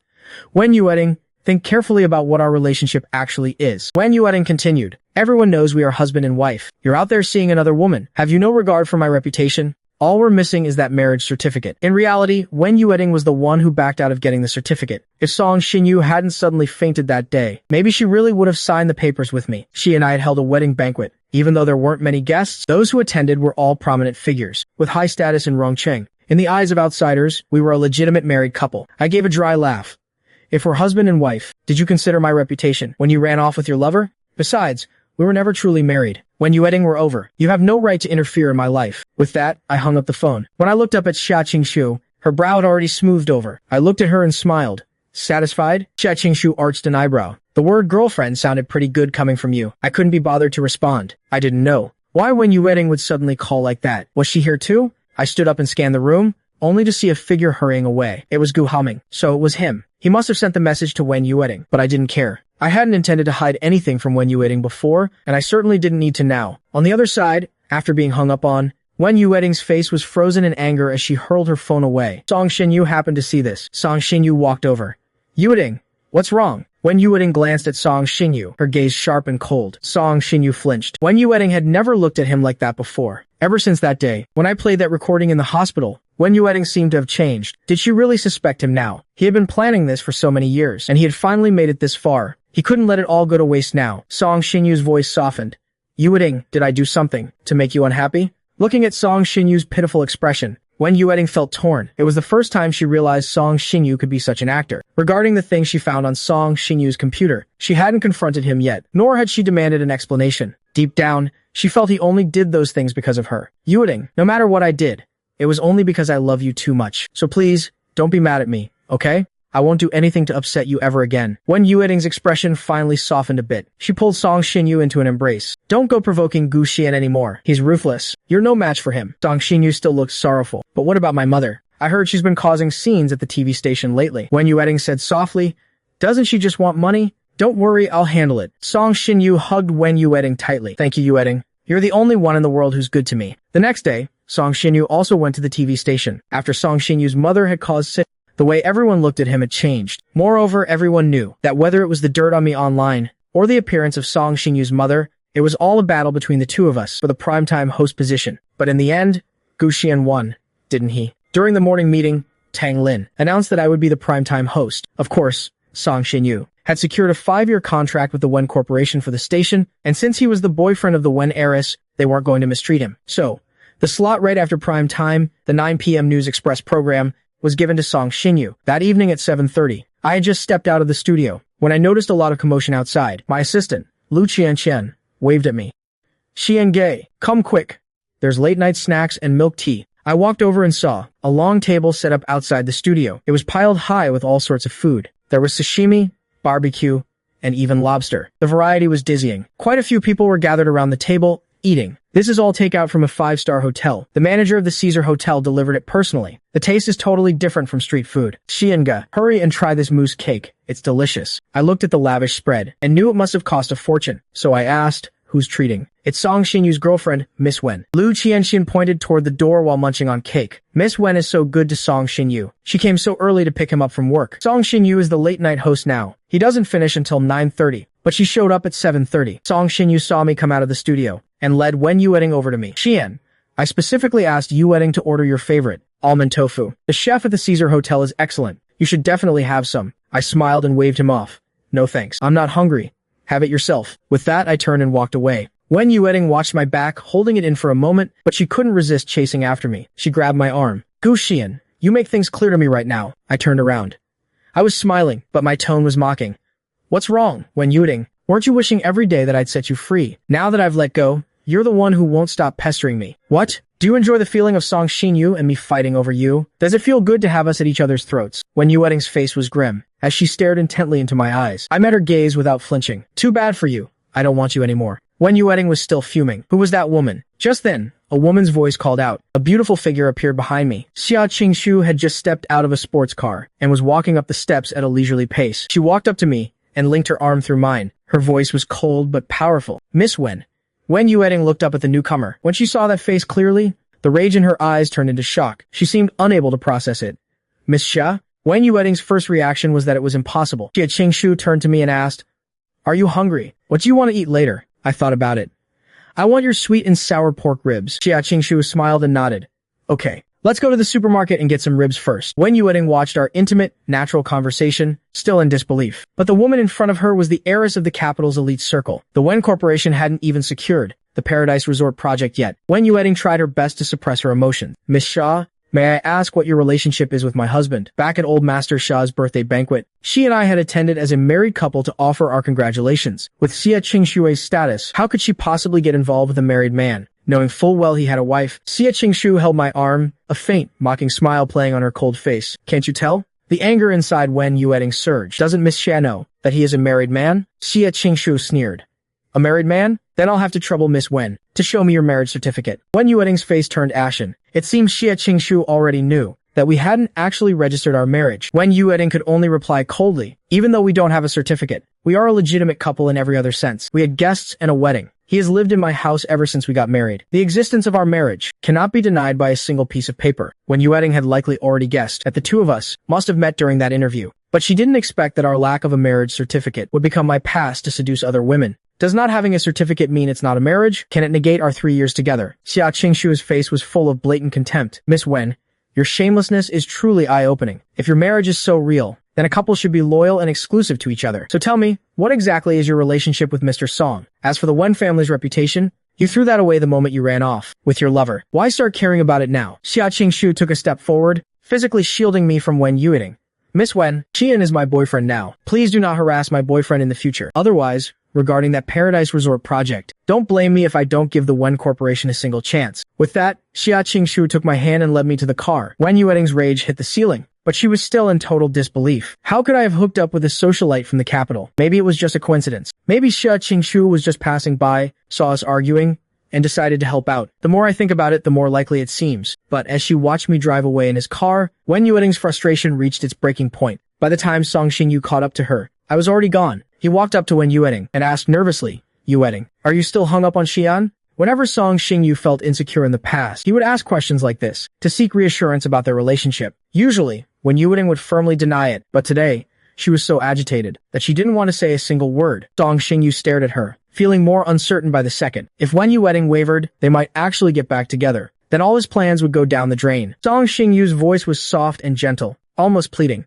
Yueting, please divorce Xian, okay? Wen Yueting turned to look at him. In all the years they'd been together, this was the first time he'd made such a request. Song Xingyu lowered his head, like a wounded, abandoned puppy. In the past, Wen Yueting's heart would have softened, but now, she knew it was all an act. He wasn't as innocent as he appeared. Otherwise, his computer wouldn't be full of fabricated dirt on Gu Xian. Song Xingyu had no idea that we never actually registered our marriage, but for some reason, Wen Yueting didn't feel like explaining that to him. Didn't you say you didn't care about titles? As long as I was by your side. Song Xingyu was taken aback by her words. And right now, Wen Yueting was looking at him with a cold, scrutinizing gaze. She felt like a complete stranger. Ever since I came back, everything had changed. Song Xingyu already had a plan in mind. Meanwhile, after I got into Xia Qingshu's car, I leaned lazily against the window, watching the scenery. Xia Qingshu saw my listless expression and knew I was in a bad mood. She grabbed my hand. Gu Xian, you're not allowed to think about other women. I turned back to look at her stunning profile. I smiled.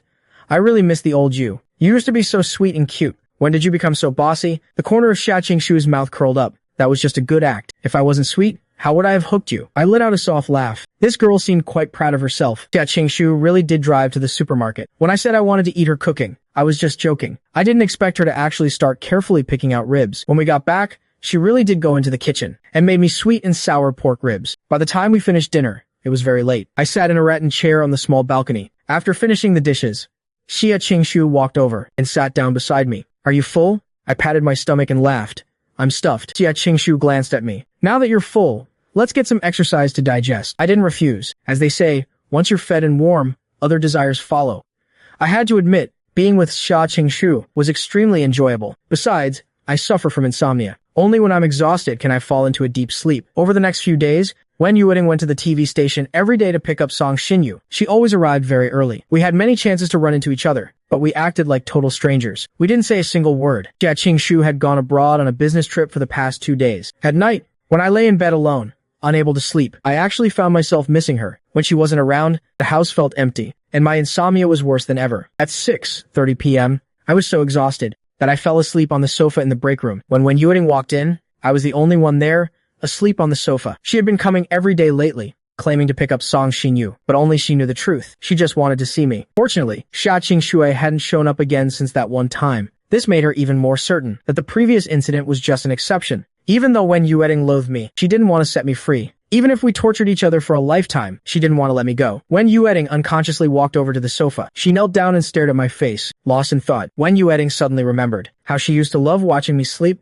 because when I was awake, she rarely dared to look at me so brazenly. Wen Yueting admitted that she had always felt inferior in front of me since childhood, because I was so outstanding. Whether it was my looks, my grades, my social skills, or my various talents, she couldn't compare to me in anything. This made her love me, yet she couldn't control her jealousy. She didn't know when it started, but she began to act cautiously around me. In her memory, it seemed we hadn't even kissed during our 2 years of dating. And now, with my face right in front of her, for some reason, Wen Yueting's heart began to race. A tiny thought sprouted in her mind, and then, like bamboo shoots after a spring rain, it grew out of control. When Yueting's lips slowly approached, her heart was pounding against her ribs. Just as her lips were about to touch my cheek, the break room door creaked open. When Yueting jumped, her spine stiffening. Perhaps because she was so panicked, she actually forgot to stand up. I was also startled awake by the noise. When I opened my eyes, I found Wen Yueting's face inches away from mine, and Song Xingyu was standing at the door. The office door had been left slightly ajar. Song Xingyu had actually been standing there for a while. He had watched with his own eyes as Wen Yueting silently leaned in toward me, until finally seeing Wen Yueting actually trying to kiss me, he couldn't hold back any longer and pushed the door open. "What are you two doing?" Song Xingyu tried to restrain himself,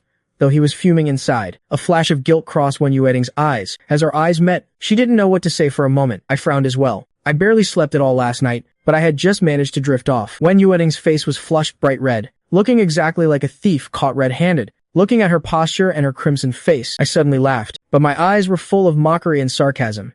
"Wen Yueting, were you trying to kiss me?" Wen Yueting snapped back to her senses instantly. She stood up, looking at me with a cold, hard gaze. She must have been possessed just now to actually want to kiss this man. Now that she'd been exposed, her face was filled with nothing but awkwardness and humiliation. Wen Yueting didn't deny it, nor did she explain. She simply turned around and walked out of the lounge. As she passed by Song Xingyu, she didn't say a word. She didn't even give him a single glance. Song Xinyu's heart felt like it was sinking into a vast, dark ocean. Wen Yueting left the TV station building and got into her car. She felt incredibly restless. It was as if a Pandora's box had been opened in her heart, and an uncontrollable desire was about to surge out. She actually felt that kind of desire for Gu Xian, a primal, worldly desire. All these years, even with Song Xingyu, she had never felt that way. Meanwhile, the atmosphere in the lounge was tense and hostile. "Gu Xian, why are you trying to seduce Wen Yueting?" It was rare for Song Xingyu to show such a forceful side in front of me. The expression on his face was pure jealousy and bitterness. Wen Yueting had indeed been acting strange lately. I couldn't figure out what was going through her mind either. Wasn't she supposed to be wholeheartedly in love with Song Xingyu?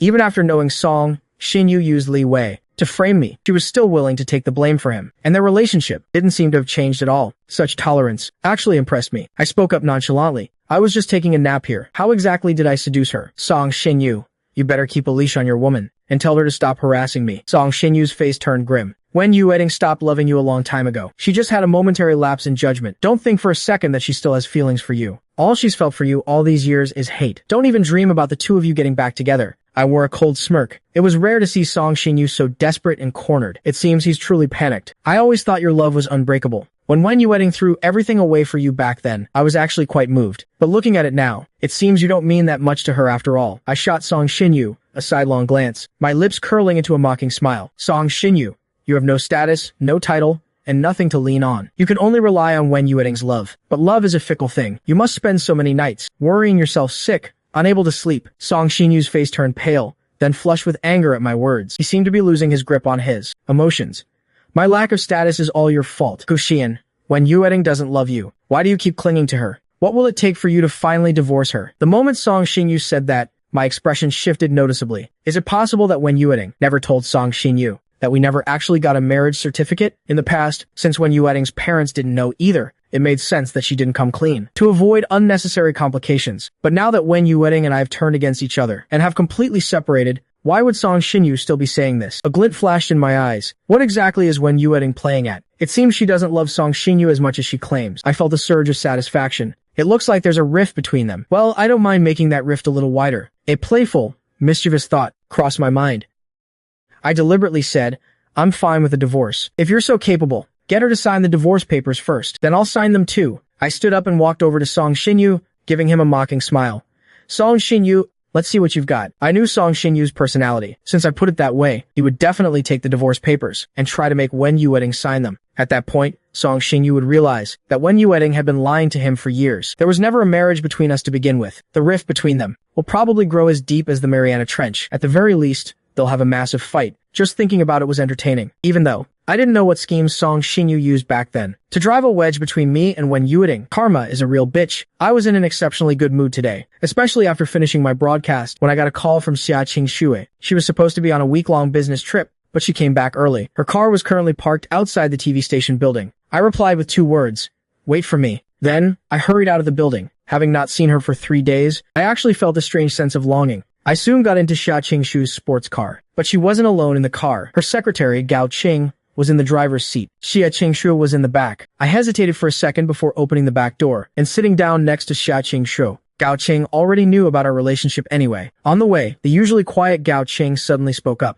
"Mr. Gu, President Xia really put us through the ringer this time. She insisted on compressing a 7-day trip into 3. Our entire team worked without sleep, grinding like machines for nearly 72 hours. We almost died young collectively." Gao Qing was clearly complaining, though I didn't know why she was telling me all this. Still, I asked curiously, since it was a set schedule, why push so hard? Gao Qing said meaningfully, "Because President Xiao wanted to be back for your birthday, Mr. Gu." Xia Qingshu suddenly snapped. "You talk too much." Gao Qing silently rolled her eyes. President Xia was clearly the one who told her to say that. She even made her rehearse it twice on the way here. I was a bit surprised. My birthday was in 2 days. Xia Qingshu suddenly pulled out a gift box from beside her. "A birthday present for you. How do you want to spend your birthday the day after tomorrow?" I didn't expect Xia Qingshu to care this much. In fact, I had never even told her my birth date. I spoke slowly. "For this birthday, I have to go back to the Gu family and spend it with Gu Haoming." A look of disappointment clearly crossed Xia Qingshu's face. "Since when did you and that brother of yours get so close?" I smiled. "I can't help it this time. I already promised." I took Xia Qingshu's hand to reassure her. "I'll try to come back as early as possible that day. Buy a cake, and we'll eat it together." Xia Qingshu didn't say anything else. My situation with the Gu family is awkward right now. I have my own obligations. That night, I truly understood what they meant by absence makes the heart grow fonder. After we were both exhausted, we fell asleep in each other's arms. I suddenly realized that the cold fragrance on Xia Qingshui actually helped me sleep. I slept exceptionally well that night. However, when I woke up in the morning, Xia Qingshu had already left for the office. The Paradise Resort project has officially launched. The bidding results are about to be released. It's an open bidding process this time. The government will select 3 construction companies, and from those 3, Xia Qingshu will make the final decision. Ultimately, the power still rests in Xia Qingshu's hands. I didn't know if the Wen family made the top 3. Meanwhile, at the shounen building, Gao Qing placed 3 files on Xia Qingshu's desk. "President Xia, these are the construction companies selected by the government. Please take a look." Xia Qingshu flipped through the files. Finally, her hand stopped on the file for Haifeng Construction. Xia Qingshu said, "Let's go with Haifeng. Announce it in 3 days." Gao Qing spoke up. Haifeng Construction's bid isn't the lowest. In terms of strength and reputation, they can't match Manhwa in the capital. In terms of value, they're not as good as Jingru. Are you sure you want to choose Haifeng? From what I know, the quality of Haifeng's projects is quite good. Otherwise, they wouldn't have lost money on so many projects. Gao Qing nodded. Haifeng is indeed known for quality, but that was Director Wen's style. Now the elder Mr. Wen has retired to the second line. He's still the chairman on paper, but company matters are all handled by his daughter, Wen Yueting. We don't know much about the young lady's way of doing things yet. Xia Qingshu raised an eyebrow. That makes it even more interesting. Gao Qing understood Xia Qingshu's intent. She said, "Then I'll schedule a press conference for 3 days from now." While they were talking, there was a sudden knock on the office door. Xia Qingshui liked peace and quiet. Few people would dare knock on her door uninvited. Usually, only Gao Qing could come and go as she pleased. President Xia's office. Gao Qing went to open the door and saw the planning director standing there. Gao Qing's brow furrowed slightly. "Director Gu, is there something you need?" Gu Haoming saw the door open. Gao Qing looked a bit disappointed. "Secretary Gao, I'm not looking for you. I'm here to see President Xia." Gao Qing frowned, complaining to herself. She didn't even know who hired this director Gu. He's lazy at work, and can't even handle simple tasks. Yet he's tried to see Xia Qingshu several times. She was already considering firing him. Gu Haoming had no idea what Gao Qing was thinking. He had spent a fortune, bribing an HR manager at shounen, just to get in. Who knew that after half a month, he wouldn't have even spoken a single word to Xia Qingshu. And then there was this stiff, formal Secretary Gao, who blocked him from seeing Xia Qingshu time and again. Once he managed to land Xia Qingshu, she'd be the first one he'd fire. Gao Qing spoke coldly. "This is President Xia's office. You are not allowed to enter without permission. Please leave." Gu Haoming acted as if he hadn't heard her, and barged right in. Seeing Xia Qingshu was sitting at her desk, Gu Haoming instantly put on a bright smile. "Miss Xia, do you remember me? We met at the old master's birthday banquet." Xia Qingshu spoke flatly. "Gu Haoming, is there something you need?" By now, Gao Qing had walked over, ready to kick Gu Haoming out. But when she heard Xia Qingshu call his name, she paused for a moment. She then looked for instructions.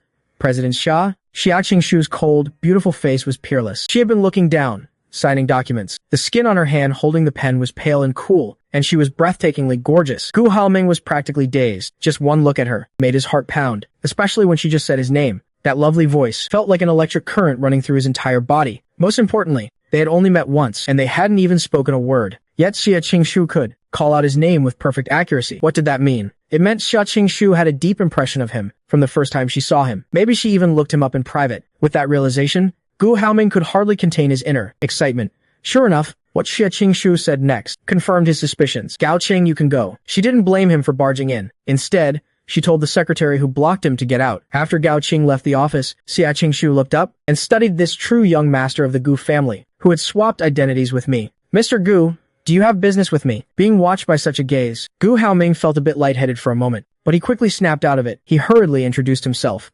President Xia, I'm actually working in the planning department now. I'm sorry for the intrusion, but I'm here for a personal matter. Xia Qingshu looked at him with an indifferent gaze, seemingly waiting for him to continue. Gu Haoming swallowed hard, pulled an invitation out of his bag, and mustered the courage to walk up to Xia Qingshu. Tomorrow is my birthday. My parents are hosting a banquet for me in the ballroom of the Genting restaurant. I would like to invite you to attend, President Xia. After saying that, Gu Haoming was nervous to the extreme. He was really afraid Xia Qingshu would just reject him. After all, he knew his visit today was a bit abrupt. Seeing Xia Qingshu remain silent, he felt even more uncertain. He quickly added, when the old master had his birthday, our Gu family was honored to be invited. Consider my birthday a way to return the favor. Xia Qingshu calmly took the invitation. Fine, I'll be there. Gu Haoming was stunned. Even he didn't expect Xia Qingshu to agree so readily. Could it be that Xia Qingshu really had noticed him long ago? Maybe it was love at first sight. Thinking of this, Gu Haoming's face turned red. Flushed and excited, he wanted to say something more, but Xia Qingshu spoke up coldly.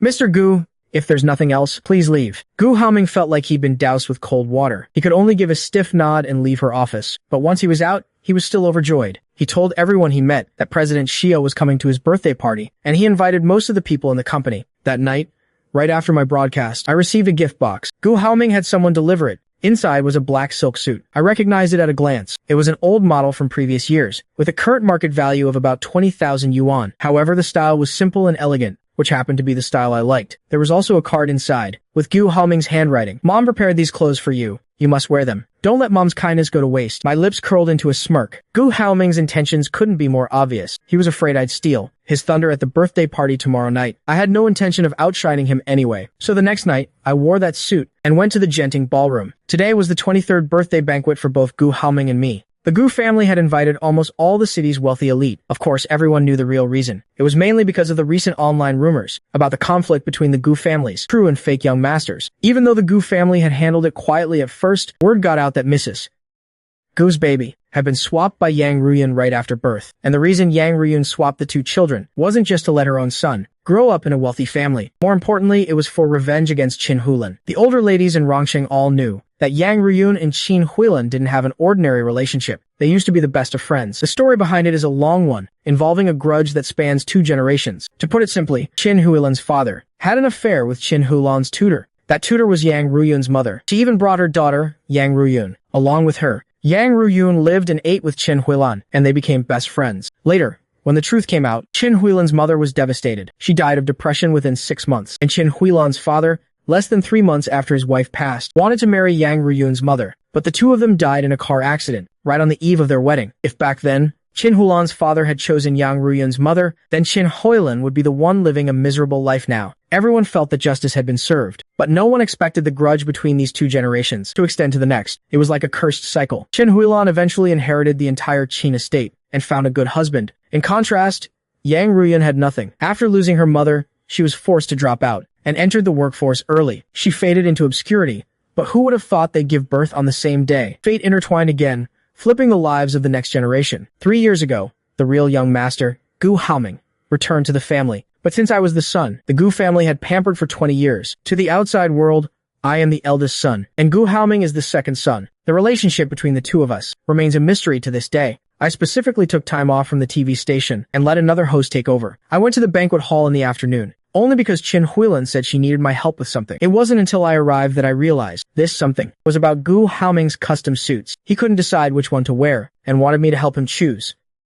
It was just one of his little tricks. I didn't take it to heart. In the lounge, I watched Gu Haoming show off his suits that cost hundreds of thousands. Sometimes I find him both ridiculous and pathetic. He's like a beggar who struck it rich overnight and can't stop bragging. Gu Haoming knows it too. Growing up in such a harsh environment, he's terrified of being poor. Now that he has everything overnight, even though he knows that showing off is beneath him, he just can't help himself. I mostly ignored him, spending most of my time on my phone. Seeing my indifferent look, Gu Haoming felt a surge of satisfaction. He wanted me to know that everything I once had was rightfully his, and what I have now is just his charity. Finally, he chose a red suit. To be fair, Gu Haoming is good-looking, quite the handsome guy, but he lacks poise and class. A moment later, the PR manager in charge of the event came in. The guests have almost all arrived. Mrs. Gu and the two young masters may make their entrance. Gu Yuandong was outside greeting guests. We were in here because Gu Haoming wanted to make a grand entrance. Qin Huilin had no choice but to indulge him. Hearing that the guests were all there, Gu Haoming's eyes gleamed with anticipation. Has the eldest Miss Xia arrived? He had specifically instructed that if Miss Xia showed up, he should be notified immediately. The manager said regretfully,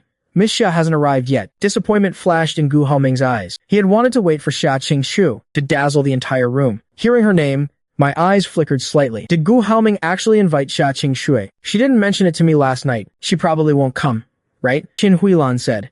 The guests are all here. Everyone invited today is a prominent figure in Wrong City. Don't keep them waiting. Let's go out. Gu Haoming nodded.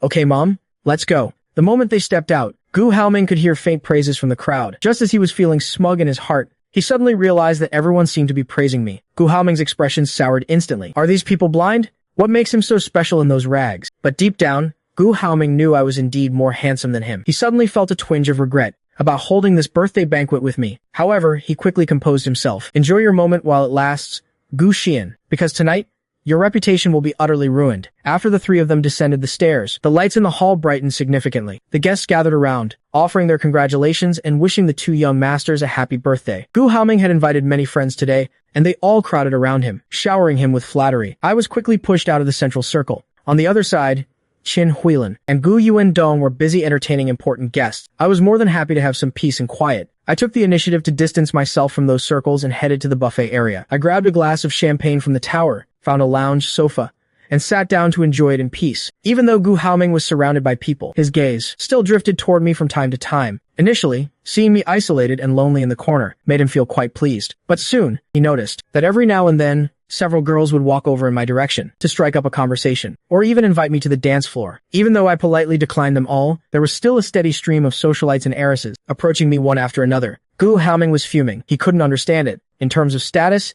he was the true young master of the Gu family. In terms of appearance, he was wearing millions in haute couture from head to toe. Could he really not compare to me, even when I wasn't even trying? Gu Haoming hatched a plan. Suddenly, looking in my direction, he called out loudly, "Brother." I looked over at Gu Haoming. He flashed a brilliant smile at me and called out with an innocent face, "Brother, bring me a glass of champagne." I set down my own glass, picked up one from the nearby champagne tower, and walked over. Before the banquet started, Qin Huilin had specifically told him that they needed to act like loving brothers today. If Gu Haoming wanted to put on a show, I would play along. As I approached with the champagne, I heard Gu Haoming mocking me shamelessly to the group. The fat guy next to him sneered, "Haoming, that suit he's wearing looks like that clearance item you found at the duty-free shop." Gu Haoming glanced at me with an arrogant look. "Yeah, clothes like that are basically trash to me, so I just gave them to him." The fat guy continued to mock me. "He actually wore your hand-me-downs too. Such an important event? How embarrassing. He was supposed to be the eldest Gu master. Doesn't he have anything decent to wear?" Gu Haoming laughed. "What eldest master? My parents disowned him long ago. He's just a parasite who won't leave. He's lower than a maid in our house now." Everyone looked at me with contempt. "He just can't let go of your family's wealth. How shameless." Gu Haoming's gaze was full of provocation. "Whatever. I'll just treat him like a pet dog. Look how obedient he is. He does whatever I tell him to." The people around him burst into laughter. They weren't being quiet. It was like they wanted me to hear every word. But my expression didn't change. Still holding the champagne glass, I walked right up to Gu Haoming. Gu Haoming knew that on an occasion like this, I wouldn't dare embarrass him. Otherwise, Qin Huilin wouldn't let me off. So he became even more brazen in his insults. "Brother, my shoes are dirty. Clean them for me." He stuck a foot out in front of me and reached out to take the champagne glass from my hand. He wanted to sip champagne while watching me shine his shoes. He even signaled the people nearby to record it on their phones. I didn't say a word. I seemingly obeyed and handed him the glass. But just as his hand was about to touch it, I suddenly gripped the glass with both hands and poured the wine in a straight line, slowly and deliberately onto the floor. The wine spilled in a line and was quickly absorbed by the carpet. Since Gu Haoming had his foot out, when I poured the wine, about half the glass ended up right on his shoe. Gu Haoming almost screamed. These shoes were custom made. They took 2 months to make and cost $1 million, and I had just ruined them. "Gu Xian, what are you doing?" Gu Haoming was livid. He didn't expect that I would actually dare to humiliate him in public. I placed the empty glass onto a passing waiter's tray. My movements were natural and elegant. I smiled, my voice sounding aloof and casual. Offering you a drink. Drink up. Don't let it go to waste. With that, I turned to leave. The crowd was confused for a moment, until someone next to him whispered, Haoming, what Gu Xian just did. That's how you offer wine to the dead. Once he said it, everyone realized the way he held the cup and poured it in a line on the ground. Wasn't that the standard ritual for paying respects at a grave? Haoming, he's cursing you to die. The crowd gasped in shock. Gu Haoming's face turned pale with rage. Gu Xian, stop right there. He chased after me in a few strides. He suddenly blocked my path. Gu Xian, how dare you? Don't you know your place and status right now? If I hadn't begged Mom, you wouldn't even be worthy of showing your face here, let alone celebrating a birthday with me. It's one thing to be ungrateful, but to treat me like this. The people around Gu Haoming also chimed in to back him up. That's right, Haoming. He ruined your expensive shoes. You should make him lick them clean. He even cursed you on your birthday. He should get on his knees and kowtow to apologize. Haoming, he dared to disrespect you like this. You have to teach him a lesson. Many people nearby began to look over at the commotion. Under such pressure, the smile on my face didn't fade in the slightest. I spoke up slowly.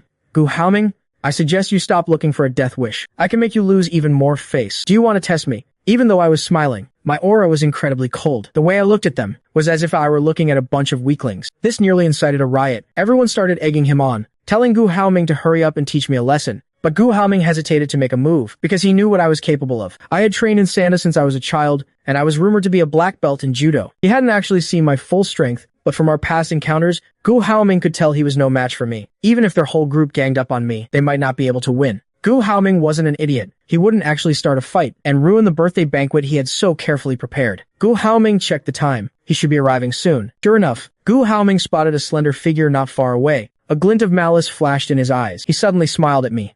If the shoes are ruined, so be it. I have plenty of other $1,000,000 pairs anyway. How could I truly hold a grudge against my brother? No one understood why Gu Haoming suddenly changed his tune. He raised his hand and waved to the figure in the distance. Song Xingyu.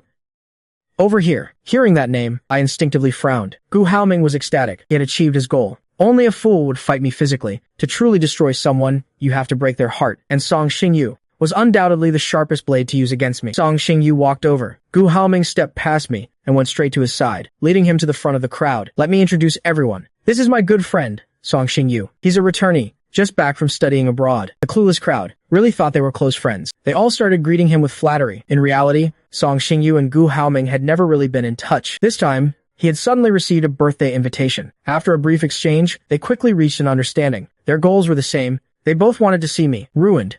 That made them allies. Besides, Song Xingyu had another goal. He had to make me divorce Wen Yueting, so he was more than happy to play along. Song Xingyu greeted everyone. When it was my turn, he pointedly added, Xian, happy birthday. Someone sensed something unusual. Mr. Song and the eldest Gu master know each other. Gu Haoming laughed. Know each other? They're very close. Seeing my face darken, Gu Haoming was overjoyed. Only Song Xingyu could truly sting me. Tonight's show was just beginning. Gu Haoming deliberately asked, Song Xingyu, why are you here alone? Where's your girlfriend? Gu Haoming introduced her to everyone. Song Xingyu's girlfriend is Wen Yueting, the heir to the Wen Corporation. Everyone's gaze towards Song Xingyu turned to envy and admiration. The Wen Corporation was one of the top companies in Rong City. The crowd began to shower him with praise. Song Xingyu played the part of the humble gentleman, but his eyes kept darting toward me. I had no interest in watching this circus. Just as I turned to leave, Song Xingyu's clear voice rang out. My girlfriend is here. The moment Wen Yueting reached the door, she realized something was wrong. She didn't know that this was Gu Haoming's birthday party. The Gu and Wen families were close, but our parents favored me immensely. In previous years, even if Gu Haoming invited them, they wouldn't go. Instead, they'd celebrate my birthday at home. But this year, I had left the Wen family. Her mother wanted to celebrate for me, but I told her I already had plans, so she didn't push it. Wen Yueting had only heard her mother mention it in passing after dinner. She hadn't given it much thought, but she didn't expect to see Song Xingyu, Gu Haoming, and me all at the same party. Song Xingyu had called her earlier, asking her to accompany him to a friend's birthday party. She came without thinking twice, never imagining that friend was Gu Haoming. Wen Yueting walked up to the group. Gu Haoming deliberately pushed Song Xingyu toward her. Sister Yueting, Xingyu was just talking about you. Speak of the devil. Wen Yueting looked displeased. She frowned and shot a glance at Song Xingyu. Song Xingyu felt a bit guilty because he had lied this time. He hadn't told her that it was a joint birthday party for me and Gu Haoming. He wondered if she'd be angry. In the past, she wouldn't have been. Even in front of everyone, she would have firmly declared that he was her boyfriend. But today,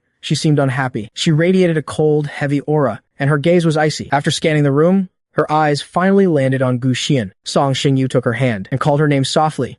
Yueting, Wen Yueting finally pulled her gaze away from me. She turned to Song Xingyu, her voice clearly showing her annoyance. Since when did you and Gu Haoming become friends? Song Xingyu knew she disliked him, but he knew she hated Gu Haoming even more. He quickly explained, Yueting, actually, there's a very important reason for us being here today. He looked at Gu Haoming. Gu Haoming spoke up.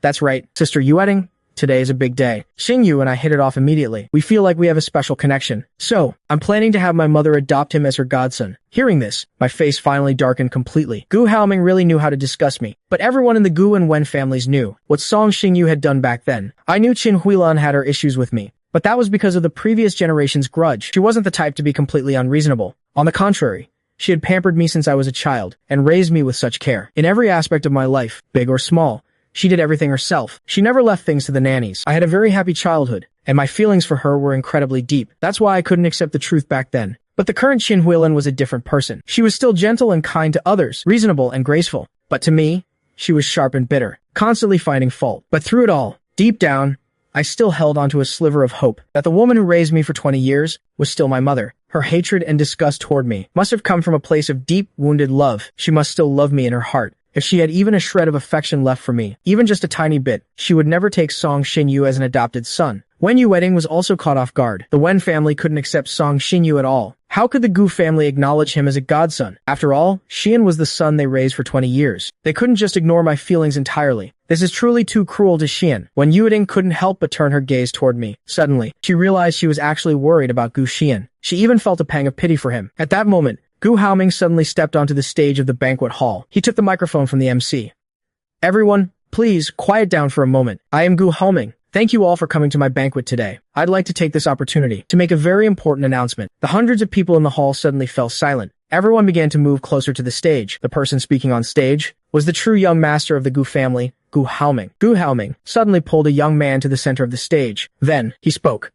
This is my good brother, Song Xingyu. He and I share a special bond. On this joyous day, the Gu family will be taking him in as an adopted son. From today on, Song Xingyu is a member of the Gu family. I hope you all will look after him in the future. Confusion spread across the faces of the guests. Many began to whisper among themselves. Which family does this Mr. Song come from? He looks like a complete stranger. Meanwhile, Qin Huilan and Gu Yuandong were standing right there on the stage. Qin Huilan knew about this. Last night, Gu Haoming had begged her to let him adopt a brother, but he refused to say who it was. He only said it was a friend. Qin Huilan never expected it to be Song Xingyu. How could she not know that name? 3 years ago, I slit my wrists because of him. Wen Yueting and I were childhood sweethearts. But during college, this Song Xingyu suddenly appeared out of nowhere. Wen Yueting was like a woman possessed, completely infatuated with him. Later, even though she was forced to marry Xian, she still eloped abroad with him. In fact, Qin Huilan already knew that Wen Yueting and I never actually registered our marriage. It wasn't even a legal union. She didn't like Song Xingyu, and she despised his underhanded tactics even more. Gu Yuandong was even more furious. He walked straight over to Gu Haoming and barked,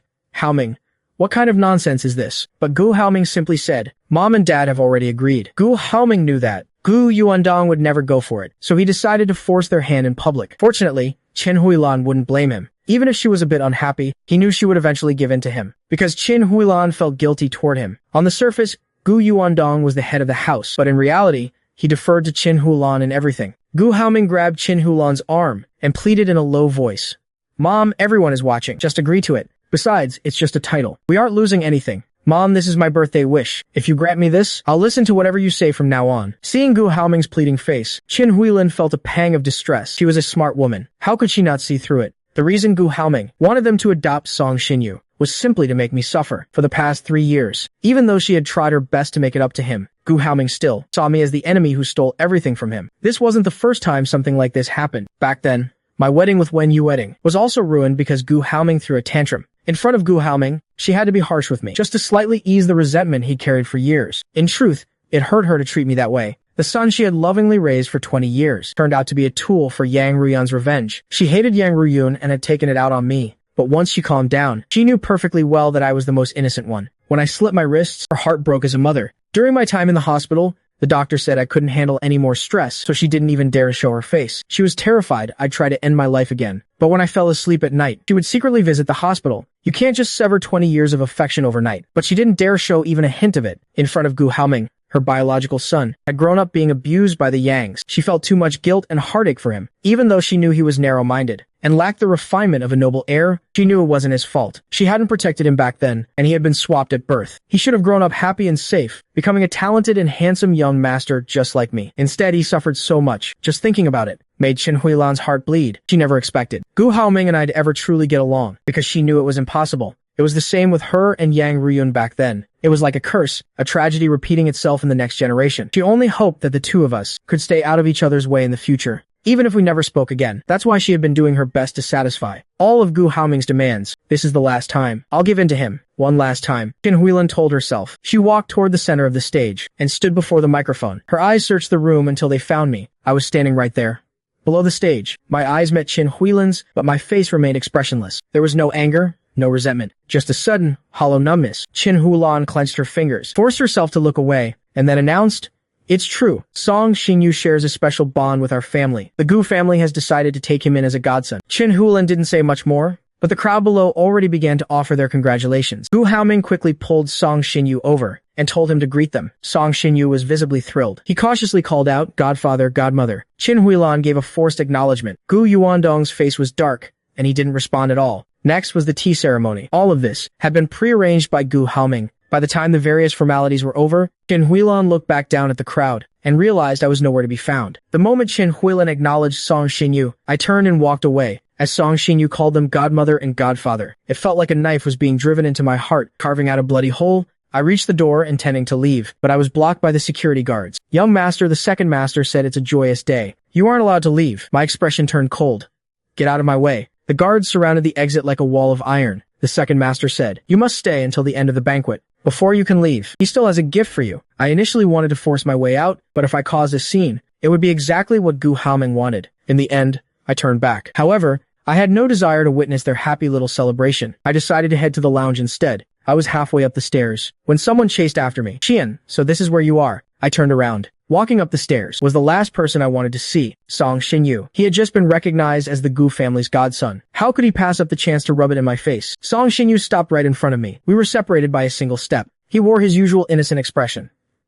"Qian, I've been taken in as the Gu family's godson. You aren't upset, are you?" Looking at his innocent yet shameless face, I almost laughed. I looked down at him from my higher position. Song Xinyu, drop the act. It's making me sick. A flash of complex emotion crossed his eyes, something like sadness, yet also like triumph, but it was gone in an instant. "Qian, I came from a humble background. You know what my mother is like. I was abused and tortured since I was a child. I never had a single good day. The luckiest thing in my life was meeting you in high school." Song Xinyu's expression was so earnest. He seemed to be overflowing with genuine gratitude. Back then, I was a scholarship student at Tongfu International. Everyone at school looked down on me. I was bullied and harassed. You were the one who reached out and pulled me out of the mud. You were the one who stood in front of me, like a shield when people attacked me. "Qian, you are my lifelong benefactor." My brow furrowed. I didn't understand why Song Xinyu was suddenly bringing all this up. Back then, I was at the top of the social pyramid, and Song Xinyu was at the very bottom. One day, Song Xinyu didn't show up for school. As the class president, I went with a teacher for a home visit. In a place that looked like a slum, we found Song Xinyu's home. It was a dilapidated shack without a single decent piece of furniture inside. Song Xinyu's parents were in the middle of a fight. Li Shufan was screaming curses at his father. The insults and curses were vile beyond belief. Song Xinyu's father sat in his wheelchair, lifeless, like a living corpse. Everything breakable in the house had been smashed. Song Xinyu was crouching on the floor, numbly, cleaning up the mess. He was so practiced at it, as if this were his daily reality. I found out later that the reason he missed school that day was because his father had parked his wheelchair in the middle of the road, trying to commit suicide. Once Li Shufan was done cursing, she began to vent all her rage on Song Xinyu. She kicked, hit, and pinched him. She even grabbed a pair of fire tongs and struck him across the back. Seeing this, the teacher rushed in to stop her, but Li Shufan was like a madwoman and wouldn't let up. While she was busy struggling with the teacher, I stepped forward and grabbed Song Xinyu's arm, leading him out of the house. Song Xinyu still remembers that scene vividly. I pulled him through several alleys. He held my hand tightly, staring at my profile. With the sunlight hitting my face, I must have looked like an angel from heaven. He gripped my hand as if I could help him escape that man-eating hell. Later, we went to a small plaza nearby. I treated him to KFC. That was the first time in his life he'd ever had it. He ate a lot of egg tarts. He felt like he'd never tasted anything so delicious in his life. They were sweet and rich, so good they brought tears to his eyes. I watched him finish an entire box of egg tarts, weeping as he ate. I suddenly took his hand. "Song Xinyu, don't be afraid. I'll look out for you from now on." I didn't ask for anything. I just promised to protect him, and I kept that promise. From then on, whenever someone bullied him at school, I would fight them tooth and nail. I even helped him apply for free on-campus housing, so he could temporarily escape his crazy mother. I used to share everything good I had with Song Xingyu, even on my birthdays. I'd give him half of the expensive gifts I received. I truly believed that I gave him my whole heart back then. I treated him better than the childhood friends I grew up with. That's why knowing he stabbed me in the back was so incredibly painful. It turned into pure hatred. Thinking back on everything, my heart feels a sharp, stabbing pain. Song Xingyu, what are you trying to say by bringing this up now? My lips curled into a cold, mocking sneer. To be honest, I still don't understand why. Why did you have to steal her away? Why did you use such despicable methods to take Wen Yueting? Song Xingyu answered truthfully, because I was jealous. I was jealous of you too, walking hand in hand on the field. I was jealous that he stood in line every morning to buy you breakfast. I was jealous of how close you were, talking about everything. One of you was bright and cheerful. The other was handsome and radiant, a match made in heaven. Song Xingyu's gaze turned sinister, but I couldn't help it. I was just so jealous. You two were like leaves and flowers, basking in the warm sunlight, while I was the root buried deep in the dirt, never seeing the light of day. I could only endure the darkness in silence. I was so jealous I thought I'd go insane. I never imagined that back then, the Song Xingyu who followed us everywhere felt that way. I stayed silent for a moment. It was your own insecurity and sensitivity at work, I said calmly. Every person's heart is a seed. Whether you choose to grow into a leaf, a flower, or remain a root buried forever underground, that was your own choice. Song Xingyu, your life was hard, but there are plenty of people who had it worse than you. Does everyone act like you? Does everyone resent everything beautiful and turn a blade on the friends who truly cared for them? How are you any different from the snake? In the story of the farmer and the snake, I felt a strange sense of sadness. You had good grades back then and got into a top university. You were no longer that weak, helpless boy who was controlled by his mother. You were already on the path to a bright future. You could have walked proudly in the sunlight, but you still chose the most despicable, the darkest path possible. You sacrificed your heart and betrayed a friendship. Your life is still dark, but this time, you chose the cold and damp yourself. I looked at Song Xingyu and sighed deeply. There's no point in telling you this now. I don't regret being good to you, but losing me is your loss. The past is gone.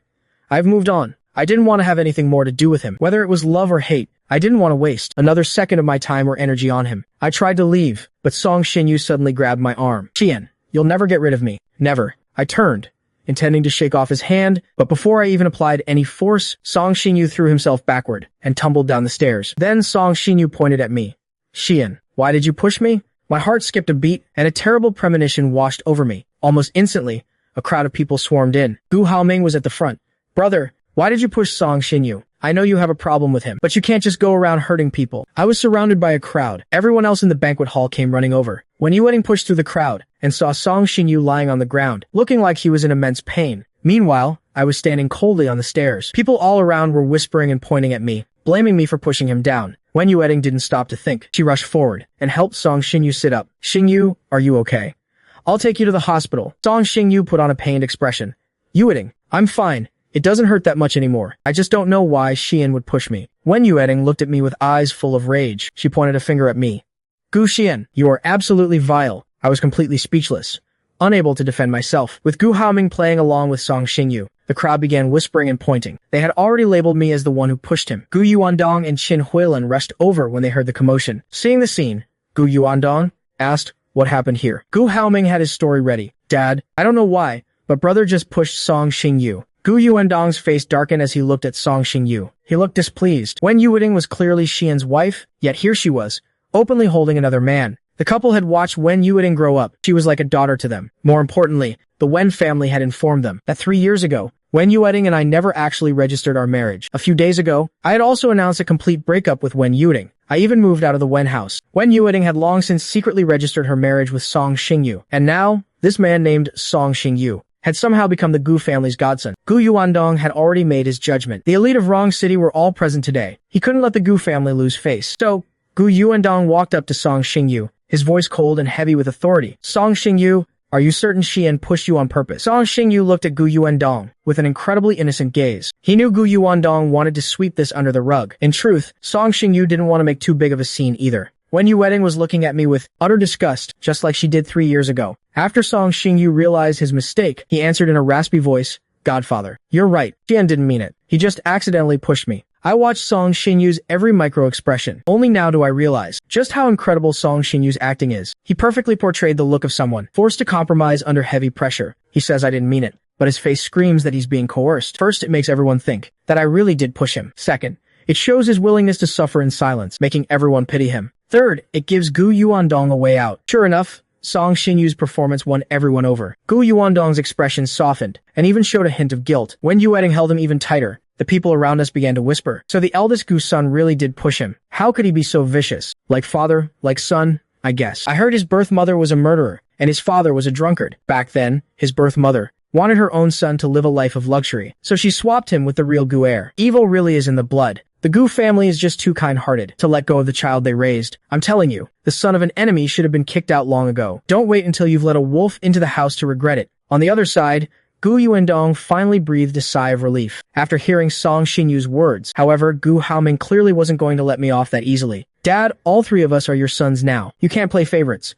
A push is a push. You can't just protect him. The tension that had just left Gu Yuandong's chest tightened once again. Gu Haoming saw Gu Yuandong's face instantly darken. His heart skipped a beat. He knew Gu Yuandong cared about the Gu family's reputation above all else, so he couldn't let things get out of hand. Gu Haoming took a step back. He knew Gu Yuandong cared about the Gu family's reputation above all else, so he couldn't let things get out of hand. Gu Haoming took a step back. At the very least, my brother should apologize to Song Xinyu. More and more people gathered to watch. The chatter grew louder. If this continued, the Gu family would soon become the laughingstock of the town. That was the last thing Gu Yuandong wanted. He had no choice but to turn to me. Even if you didn't mean it, you're still responsible for Song Xinyu's fall. Come here and apologize, and we'll call it even. I let out a cold laugh. Why should I apologize for something I didn't do? A roar of whispers erupted from the crowd below. Everyone was talking about me. The eldest Gu son is so stubborn. He won't even take the easy way out. The Gu family clearly spoiled him. Does he really think he's their flesh and blood? He's completely out of control. Mr. Gu is such a respectable man. How did he raise such an ungrateful son?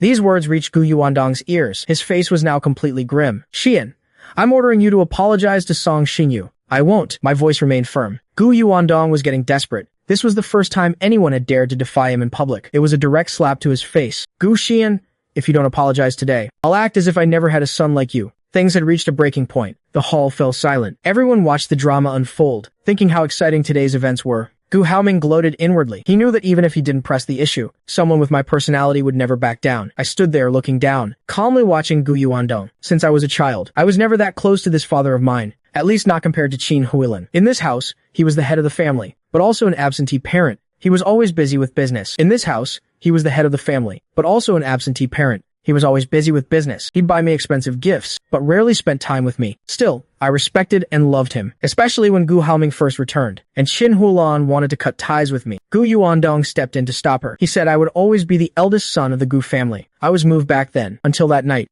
when I overheard Gu Yuandong and Qin Huilin talking outside the study. Gu Yuandong said that kicking me out would only make the family a laughingstock. It was better to let me keep the title of the eldest son. That same night, Gu Yuandong even wrote a will. All the Gu family assets and company shares would be inherited by Gu Haoming. That's when I realized Gu Yuandong didn't keep me out of fatherly love. It was all for the sake of the family's image. I thought I had forgotten about it. I even convinced myself that what they did was good enough. But tonight's situation is exactly like back then. Whether I'm his son or not doesn't matter. What matters is not losing face. But I am not the same person I was 3 years ago. I slowly walked down the stairs, step by step, until I stood before Gu Yuandong. Gu Yuandong thought I had finally given in, and was going to apologize to Song Xinyu. His gaze softened slightly. Little did he know, my calm expression carried an overwhelming pressure. Even Gu Yuandong seemed to feel a chill down his spine. Father, this is the last time I'll call you that. In the past, people cut their robes to end a friendship. Today, I'll do something similar. I turned to the crowd.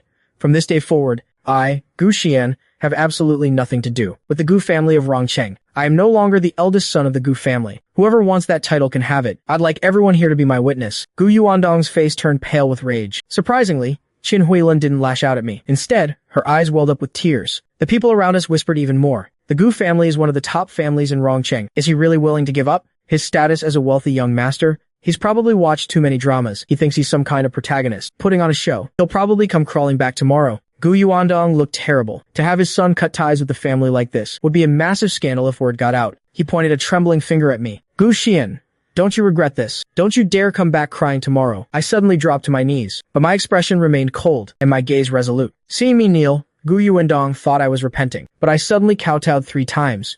Mr. Gu, these 3 bows are to repay you and Mrs. Gu for raising me. From now on, we owe each other nothing. I stood up after the final bow and strode toward the door. Gu Yuandong's face flushed between white and red. He had raised me for 20 years.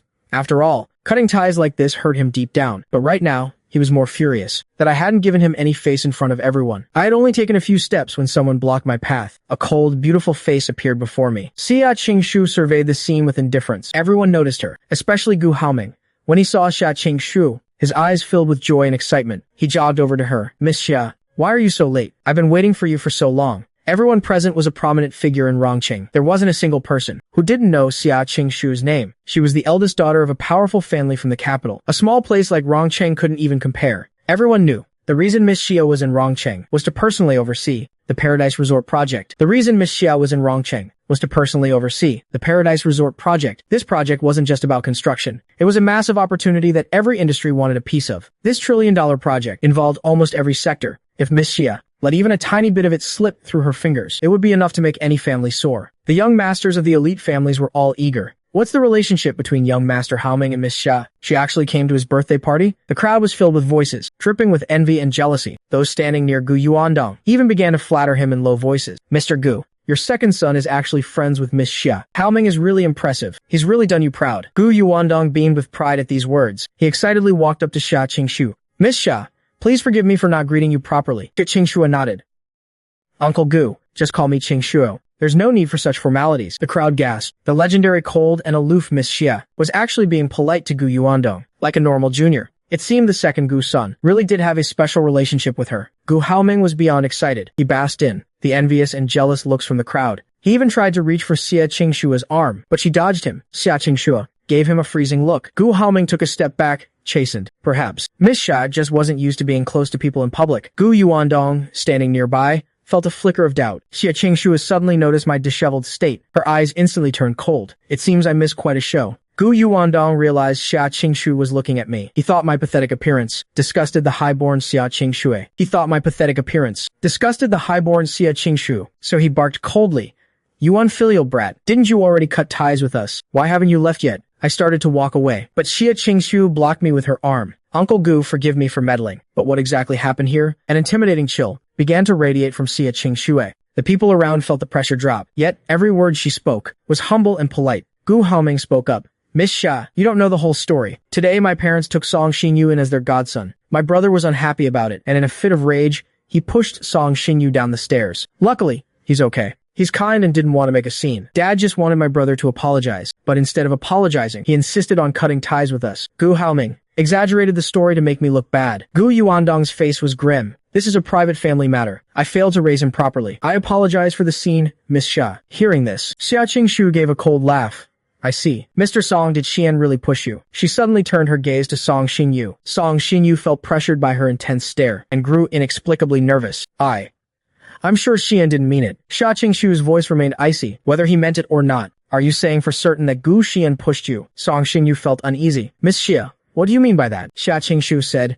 Are you sure you're not lying? If anyone else had said this, it wouldn't matter. But this was the powerful Miss Xia. Every word she spoke carried immense weight. Voices of doubt began to ripple through the crowd. Song Xinyu quickly said, I'm not lying. I was just talking to Xian on the stairs. He must have been in a bad mood, because he pushed me right down. Many people saw it with their own eyes. This was a trap. He and Gu Haoming had planned in advance, and Gu Haoming had said that the banquet hall of the Peak restaurant was reserved for VIPs, so there were no security cameras. There shouldn't be any flaws in the plan. Gu Haoming chimed in. I saw it myself. I was standing nearby, and saw my brother deliberately push him. It wasn't just me. They all saw it too. The they Gu Haoming referred to were his lackeys. They had taken plenty of favors from him, so they naturally followed his lead. That's right, we all saw it. Xia Qingshu's gaze swept across their faces one by one. Gu Haoming had a faint feeling that Xia Qingshu was trying to take my side. He suddenly remembered that I had done an exclusive interview with her before. Maybe they had met then. But Gu Haoming wasn't worried. He had already checked with the restaurant manager and confirmed there was no surveillance. No one else had seen what really happened. He didn't think he'd left any evidence behind. Since that was the case, he might as well drag my name through the mud. Gu Haoming continued. Miss Xia, you probably don't know that my brother and Song Xinyu have a personal grudge. He pushed him on purpose. More whispers broke out. By now, anyone with eyes could see that Xia Qingshu was favoring me. Gu Haoming noticed it too. He glanced at me and said with a smirk, Miss Xia, my brother has every reason to do this. He's in love with Wen Yueding, but she loves Song Xinyu. My brother was blinded by jealousy. He lost his mind and attacked Song Xinyu. The crowd had a so that's it look on their faces, so the rumors were true.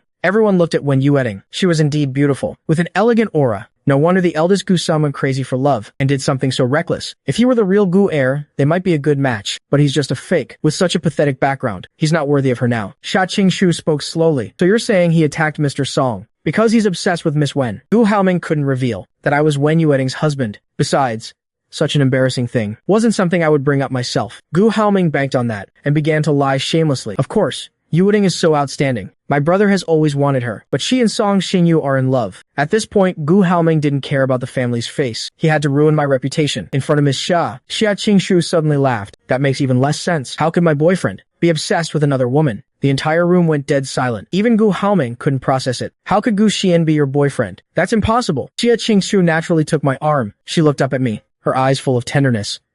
Don't we look good together? No one had ever seen the cold Miss Xia with such a gentle look. Everyone was stunned. Gu Haoming looked at me, his eyes burning with uncontrollable jealousy. He blurted out, Miss Xia, have you been tricked by my brother? He's a married man. In those few seconds, Gu Haoming had made a calculation. Gu Xian has a good face, so it's not surprising Xia Qingshu likes him. But Xia Qingshu must not know he's married. So, he exposed my lie without hesitation. However, there was no anger in Xia Qingshu's eyes. She didn't even look surprised. She asked nonchalantly, you say my boyfriend has a wife. Then tell me, who is she? That question stumped Gu Haoming. On the other side, Song Xinyu watched Gu Haoming nervously. He was afraid this idiot would spill everything. Wen Yueting's brow furrowed. Her cold gaze fell on Xia Qingshu's hand on my arm. Gu Haoming hesitated for a moment. Anyway, my brother is married. He's not single. You must have been tricked by him. Xia Qingshu's voice seemed to be covered in a layer of frost. You call him brother with every breath, yet every word is a slander. You're trying to ruin his reputation. I see now that you're the one who's uneducated and malicious. Being labeled like that in public by Miss Xia made Gu Haoming tremble with rage. People began to point and whisper about him. Gu Haoming felt like he'd been slapped repeatedly. He felt like he was going to explode. He said with a trembling voice,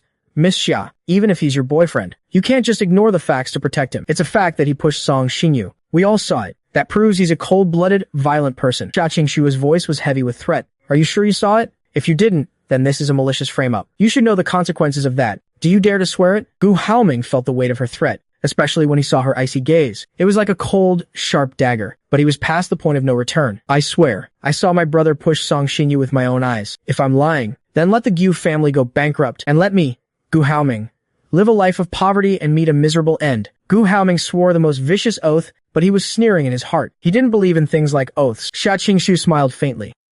Very well. I hope when the time comes for the second young master to face the consequences, you remember what you said today. Xia Qingshu picked up her phone and made a call. 5 minutes later, Lu Xinglong, the general manager of Yunding, came running in. The crowd had blocked the area completely. Everyone was so engrossed in the drama they didn't want to blink. By then, Lu Xinglong had already approached Xia Qingshu with a look of trepidation. Miss Xia, you called for me? Gu Haoming watched the manager of Yunding appear there and found it laughable. Xia Qingshu was really good at bluffing. What use was calling Lu Xinglong over? Even if the police came, it wouldn't matter. There were no cameras here. They wouldn't find a single shred of evidence. Xia Qingshu spoke up. Manager Lu, activate the Eagle Eye system. Lu Xinglong froze for a moment. He hadn't expected Miss Xia to know about the Eagle Eye system. He hesitated. Miss Xia, that's against the rules. I can't take responsibility for that. Xia Qingshu replied calmly. The Xia family holds a 50% stake in Yunding. While I don't participate in the management of the Yunding group, I am still considered a shareholder. As the largest shareholder, I believe I have that right. Upon hearing this, Lu Xinglong immediately said respectfully, I'll get on it right away. Meanwhile, most of the people around them still had confused expressions on their faces. What is the Eagle Eye system? Why have we never heard of it? And Miss Xia is actually a major shareholder of Yunding? I've heard of the Eagle Eye system. It's the military's top-tier surveillance system. Simply put, it has no limits on time or space. It can pull up high-definition footage of anyone, at any place, and at any time. My God, they actually have the Eagle Eye system installed here? Doesn't that mean everything we just did was being monitored? The Yunding Banquet Hall is usually used to host high-ranking government officials or foreign dignitaries. It's not surprising it has the Eagle Eye system. Gu Haoming listened to the chatter around him, his face full of disbelief. What the hell is this Eagle Eye system? He had never even heard of it. He had clearly confirmed with security that there were no cameras in this banquet hall. How was it possible for a 360-degree, no blind spot surveillance system to suddenly appear? Gu Haoming still refused to believe it. But when the figures of Song, Xinyu, and me were clearly projected onto the large screen in the banquet hall, Gu Haoming was completely stunned. Our conversation from that moment was also displayed word for word for everyone to see. Song Xinyu. To this day, I still don't understand why you had to take Wen Yueting away. and to use such despicable methods, because I'm so jealous of the leaves that bask in the sunlight, while I'm the roots buried deep underground. I'm driven to the brink of madness. You chose this path yourself, turning your blade against a friend who was truly good to you. You sacrificed your heart and betrayed our friendship. Talking to you about this is pointless now. I don't regret being good to you. Gu Xian, you'll never be able to get rid of me. Never. Everything that happened then, the entire truth, was fully revealed before everyone. In the video, as Song Xinyu said those words, he suddenly grabbed my arm, then intentionally leaned his body backward. He stumbled back a few steps on the stairs and fell to the ground. The next scene showed Song Xinyu screaming, drawing the attention of those around him, followed by the scene where he accused me of pushing him. The footage ended there. The entire banquet hall fell deathly silent. From our conversation, everyone had picked up on some clues, so it turns out, Song Xinyu used despicable means to steal Miss Wen. He snatched her away from the eldest young master of the Gu family. I wonder what kind of tricks he used. I didn't expect the eldest young master and Song Xinyu to be friends since high school. The eldest young master helped him so much, yet he stole his girlfriend. That's pure ingratitude. The second young master was clearly in on the plot, yet he kept insisting he saw it with his own eyes. He's not even afraid of that vicious oath coming true. Exactly. No wonder the eldest young master wanted to cut ties. Who knew the real young master of the Gu family had such a black heart? I heard he was raised by a murderer in the slums. Normal people wouldn't even think of such low-life tactics. If the Gu family falls into his hands, it's doomed. The crowd began to whisper and point fingers. Gu Yuandong and Qin Hulan watched this scene with incredibly complicated emotions. They truly believed I had pushed Song Xinyu. They never imagined it was a setup, orchestrated by Gu Haoming and Song Xinyu together. Qin Hulan's gaze toward Gu Haoming turned cold for the first time. Everyone was watching the Gu family's disgrace. Gu Haoming stood there, his head spinning. This grand drama of public ruin was originally meant for me. He couldn't understand how it had ended up falling on his own head. Deep down, Gu Haoming felt extreme resentment, fury, and embarrassment. He couldn't control his body. His shoulders were shaking violently. Like a cornered beast, he roared at the screen, "It's fake. This is all fake." Gu Xian set this up to frame me. He screamed hysterically at the crowd, but the way they looked at him became even more bizarre, as if they were looking at a madman. Some even took a few steps back in disgust. Gu Yuandong finally reached his limit. He strode forward and slapped Gu Haoming across the face. "Gu Haoming, haven't you caused enough trouble? You've completely humiliated the Gu family." Gu Haoming fell silent instantly, tears streaming down his face. He didn't understand how things had turned out this way. Gu Yuandong apologized to everyone with a flushed face. "I'm sorry. My two sons were just acting out. We've made a fool of ourselves in front of everyone. Regarding today's matter, we misunderstood my eldest son, Gu Xian. I believe my younger son was also deceived by an outsider. As for the matter of the Gu family taking in a godson, please act as if it never happened. Our Gu family, who will naturally not accept someone with ill intentions, as a godson." Gu Yuandong had already walked up to Song Xinyu. "Mr. Song, please leave. You are not welcome in the Gu household." Song Xinyu had long since lost his composure. He never expected that what he had done would be exposed to the public like this. It was no different from being stripped naked and publicly humiliated. Originally, he wanted to use the fall to completely shatter the lingering hope in Wen Yueting's heart. But now, that label had been pinned on him instead. He had long stopped caring about what others thought. He had been humiliated by his mother since he was a child. During his adolescence, his mother had even stripped him naked, tied him to a tree, and beaten him severely, while the whole neighborhood watched, like they were watching a monkey show. From that moment on, he had lost all sense of self-esteem and shame. What he truly feared was that after seeing the truth, Wen Yueting would reignite her love for Gu Xian. He was afraid the two of us would get back together. He had worked so hard for so many years, just to tear us apart for good. Song Xinyu looked up at Wen Yueting, but her gaze was fixed on me the entire time. She appeared calm on the surface, but Song Xinyu could tell that at this moment, a storm was brewing deep within her eyes. Gu Yuandong looked at Wen Yueting and Song Xinyu together, and his anger flared up again. If this woman hadn't abandoned Xian to be with Song Xinyu, this humiliating situation today would never have happened. Gu Yuandong decided to kick them both out. "Miss Wen, as for you, I won't ask you to stay either." Wen Yueting finally withdrew her gaze from me and Xia Qingshui. The look she gave Song Xinyu was filled with hidden meaning. Without saying a word, she turned and strode toward the exit of the banquet hall. Song Xinyu chased after her. Having driven those two away, Gu Yuandong's expression finally softened a bit. He walked up to me, his voice gentle. "Xian, Dad misunderstood you." After saying that, he spoke coldly to Gu Haoming. "Come over here and apologize to your brother." Gu Haoming clutched his face, gritted his teeth, and walked over. "I'm sorry, brother. I was actually just joking with you." Gu Haoming apologized half-heartedly. Gu Yuandong also tried to smooth things over. "Xian, your brother didn't grow up by our side, so he naturally lacks the upbringing and grace of a noble heir. He only did such a foolish thing out of a momentary lapse in judgment. As his older brother, just forgive him this once. After all, we're all family. There's no need for any real deep-seated hatred." Ever since Xia Qingshu appeared, I had remained almost entirely silent, like a cold observer watching from the sideline. Now my voice was cold and distant. He was joking with me, but I wasn't joking. "Mr. Gu, I have already severed ties with the Gu family. I do not accept your so-called apology. Everything Gu Haoming did to me today, I will surely pay back in the future. There's no need for him to apologize to me. Gu Yuandong suppressed his emotions and continued, Xian, even though you aren't the biological son of your mother and me, think about how we've cherished you and raised you like the palm of our hand since you were a child. Do you really not care at all about all those years of affection? The reason Haoming is like this is because your biological parents abused him since he was young. He grew up in that kind of environment. Can't you just overlook his behavior, considering he suffered so much? While you enjoyed a life of luxury for all those years, I laughed right then and there.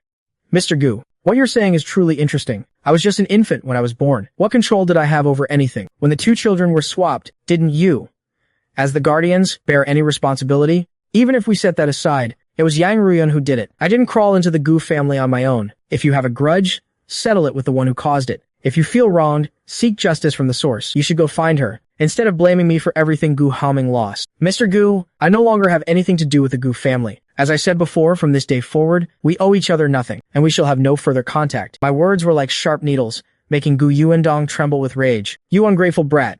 You've completely crossed the line. Xia Qingshu suddenly spoke up. Mr. Gu, my boyfriend certainly cannot shoulder such a massive blame from you. We'll take our leave now. With that, Xia Qingshu took my arm and led me toward the exit. After walking for a bit, she stopped. Xia Qingshu suddenly turned around and addressed the people around us. Everyone, today is my boyfriend's birthday. I have also set a banquet in the hall on the 88th floor of Yunding. If you don't mind, you are welcome to join us. All who attend today are honored guests. The crowd immediately erupted into a commotion, with Miss Xia herself extending the invitation. Who would dare refuse? So many people had been looking for a chance to get on her good side. Immediately, many people stepped forward. Miss Xia, we'll go celebrate Mr. Xian's birthday. I'm in. Me too. The guests of the Gu family instantly swarmed out after Xia Qingshui. In less than 5 minutes, the once bustling banquet was left in shambles. All that remained were a few of the Gu family's close relatives. They walked up to Gu Yuandong, sighing and lamenting. Who would have thought the eldest daughter of the Xia family was Xian's girlfriend? This was supposed to be a stroke of immense fortune for the family. How could the ties be severed so suddenly? Xian has been an excellent student since he was a child, and he has a natural talent for design. All those award-winning works came from his hand. The company's current designs are simply subpar. Even though he hasn't designed products for the company these past few years, he still creates works every year to represent the company at the Milan exhibitions. Summer Fashion Week is coming up soon. With a relationship this strained, will he still help the company with the exhibition? If we had hitched our wagon to the Xia family, the Gu family could have reached new heights. To let such a golden opportunity slip through our fingers. What a disaster. Gu Haoming stood by, listening to these aunts and uncles, beating their chests in frustration. He spoke up indignantly.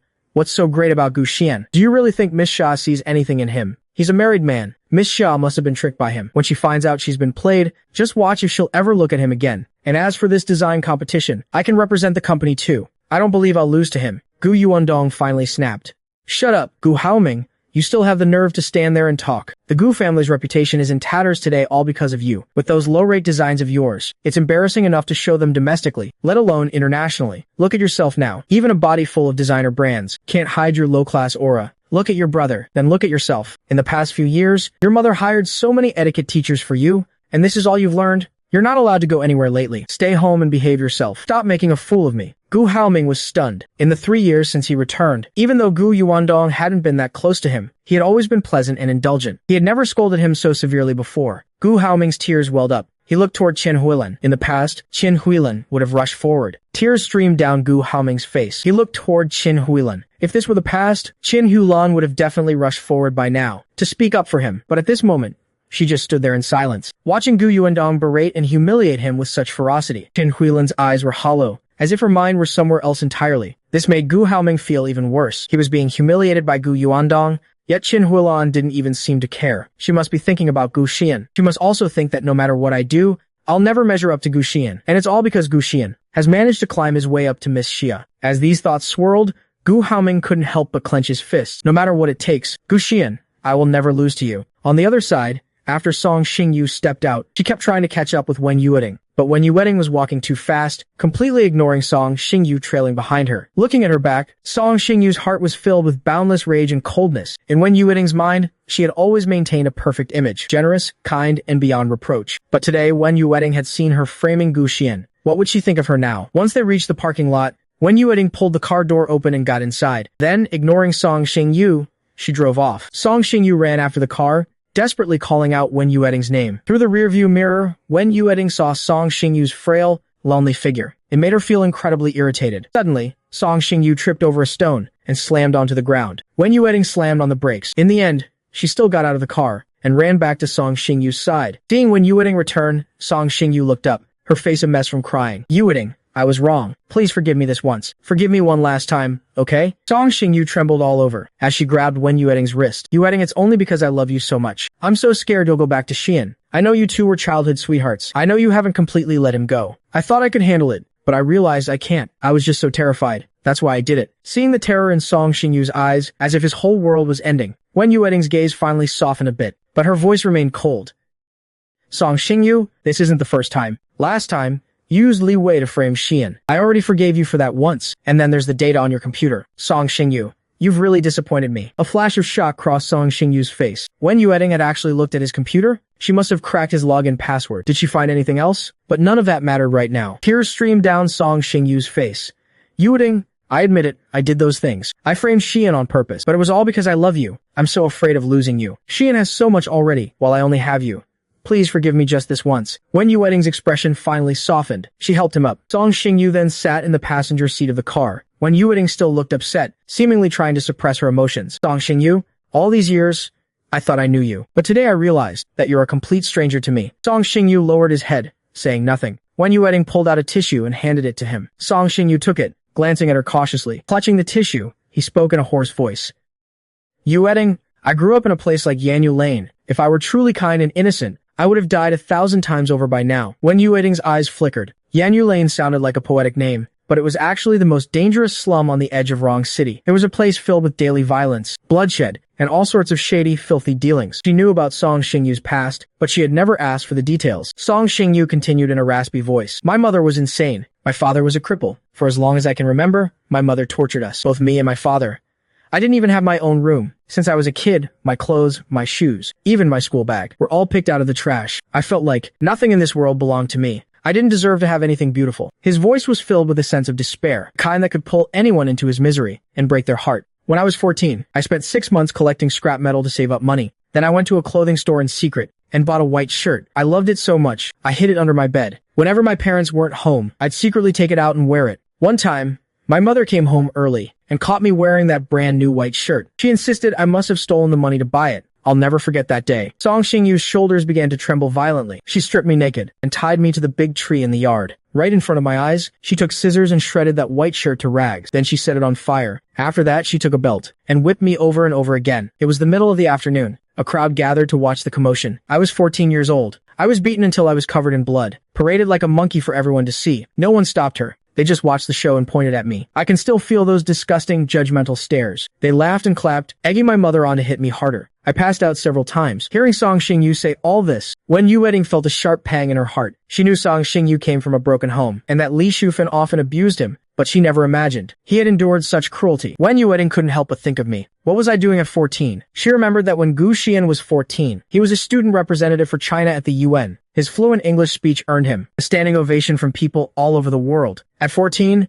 Gu Xian wore a tailored suit as the lead. On the stage of the Paris Opera House, he was scouted by the Royal Shakespeare Company on the spot, but he turned down the invitation, simply because he thought British food tasted terrible. At 14, Gu Xian was the center of everyone's world, shining with a brilliant light. Song Xingyu and Gu Xian were like two opposite extremes of life. One shone in the clouds, while the other struggled in the mud. Sympathy and heartache clouded her judgment. Wen Yueting's expression completely softened. She leaned over to hug Song Xingyu, her voice laced with pity. That's all in the past now. Your future won't be any less than Gu Xian's. Song Xingyu kept his head down in the passenger seat. Yueting, I know I'm not good enough for you. Just like that white shirt. Whenever I want to get close to something, whenever I want to own it, I have to pay a terrible price. But you are the best thing in my life. You're the only light in my dark world. No matter what the cost, I won't let anyone take you away from me. I know you and Xian were childhood sweethearts. I know you haven't fully let go of all those years of feelings. I was so scared you'd rekindle things. And in a moment of madness, I did those things. Song Xingyu sat up, looking into Wen Yueting's eyes with red, teary eyes.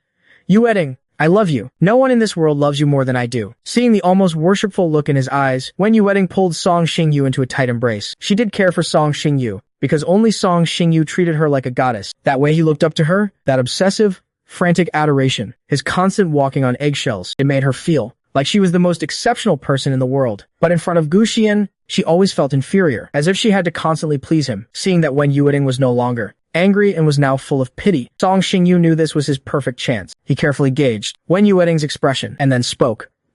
Yueting, divorce Xian. Let's just live our lives together, okay? I don't care if people call me the other man. I only care if you still love me. As long as you're still tied to Xian, I'll always be living in fear and anxiety. At the mention of Gu Xian's name, Wen Yueting's gaze darkened significantly. The name Gu Xian was like a heavy stone weighing on her heart. Every heartbeat felt like a struggle. Even though they hadn't registered their marriage, in Wen Yueting's mind, Gu Xian was her husband. That was why she hadn't told Song Xingyu that they weren't legally married. A single piece of paper didn't change how she felt, so she couldn't give Song Xingyu a legitimate status in the eyes of the world. The thought of me and Xia Qingshu being together made that stone in her heart feel like it weighed a ton, suffocating her. Seeing her silence, Song Xingyu pressed on. Besides, Xian has wanted to divorce you for a long time. He's with Xia Qingshu now. He said he doesn't want you anymore. He said he's giving you to me. He even gave me a signed divorce agreement. He can't wait to throw himself into the arms of the great Miss Xia. Song Xingyu whispered, you know, that's just the kind of person he is. The moment he has a better option, he will definitely abandon you again. Wen Yueting listened to Song Xingyu's words, but he quickly sensed something wasn't right. His eyes darkened as he let go of Song Xingyu. With a grim face, he asked,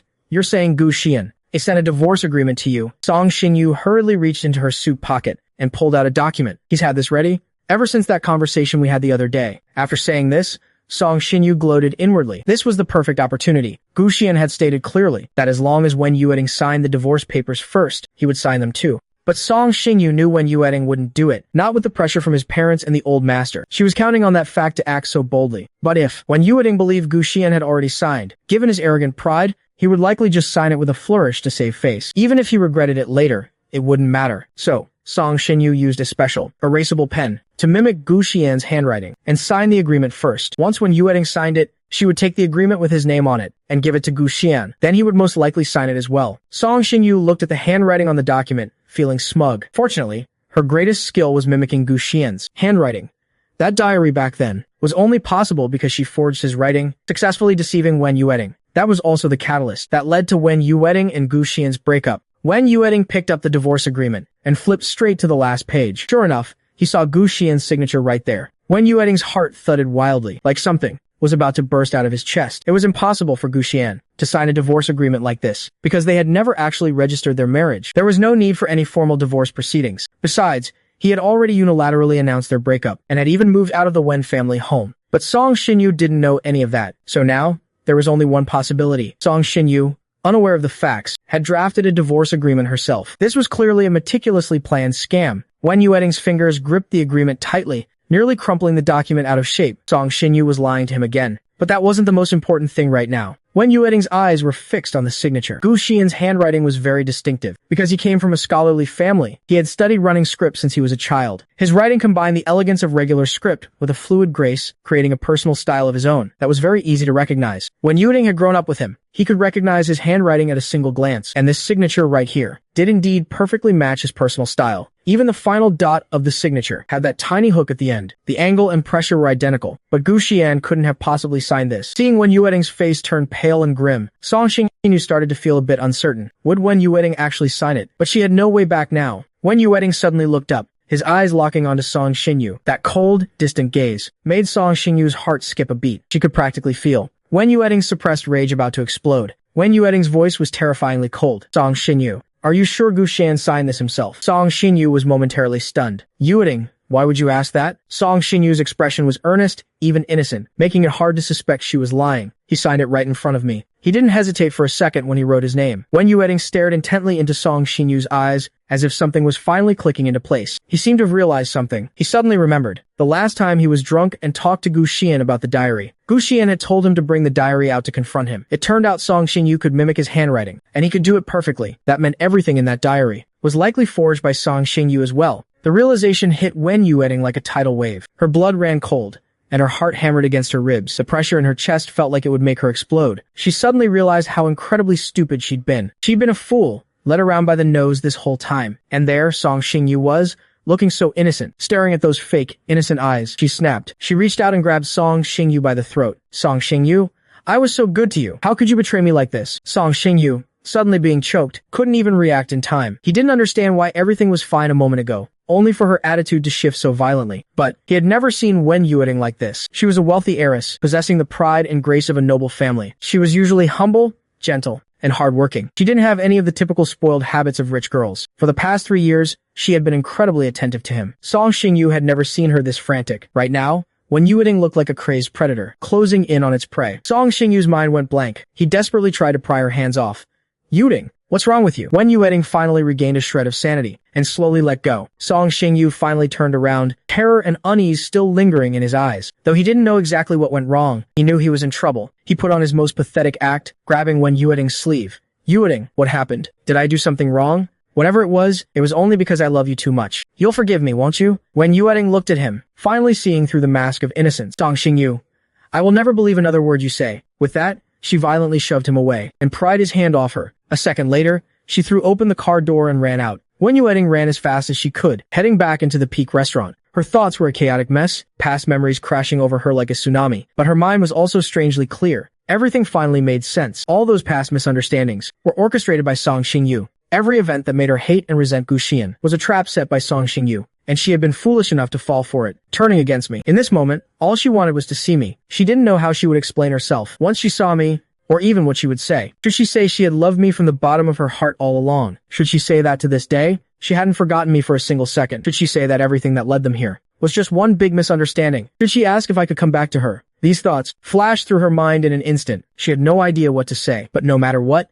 Wen Yueting had only one conviction. She had to see Gu Xian right now. She couldn't wait another second. Wen Yueting burst into the lobby and scrambled into the elevator. As the doors closed and the floors ticked upward, her heart felt heavier and heavier. The elevator soon stopped at the 87th floor banquet hall. She knew Gu Haoming's birthday party wasn't over yet. I should still be inside. But when she walked in, she froze. The once crowded banquet hall was now nearly empty. Gu Yuandong and a group of Gu family relatives were scolding Gu Haoming. Gu Haoming was throwing a tantrum, crying and screaming in protest. Wen Yueting hesitated for a moment before walking toward them. She approached Gu Yuandong and the others, struggling to keep her emotions in check. Gu Yuandong and Qin Hulan were shocked to see her. Wen Yueting would return once more. After all, she couldn't escape her share of the blame for everything that happened at the Gu house today. When Gu Yuandong saw her, his anger flared up again. Wen Yueting, what are you doing back here? My wife and I watched you grow up. We've loved you like our own daughter since you were a child. But look how you failed us. Xian found someone with a twisted heart, and she's led Haoming astray too. The Gu family's reputation is completely ruined. When Yueting had no patience for any of this right now, she only wanted to see him. Uncle Gu, it's all my fault. I'll make it up to you later. Where is Xian? Tell me, where is he right now? Gu Haoming saw the lingering resentment in Wen Yueting's eyes and assumed she was looking for Gu Xian to settle the score. With a distorted expression,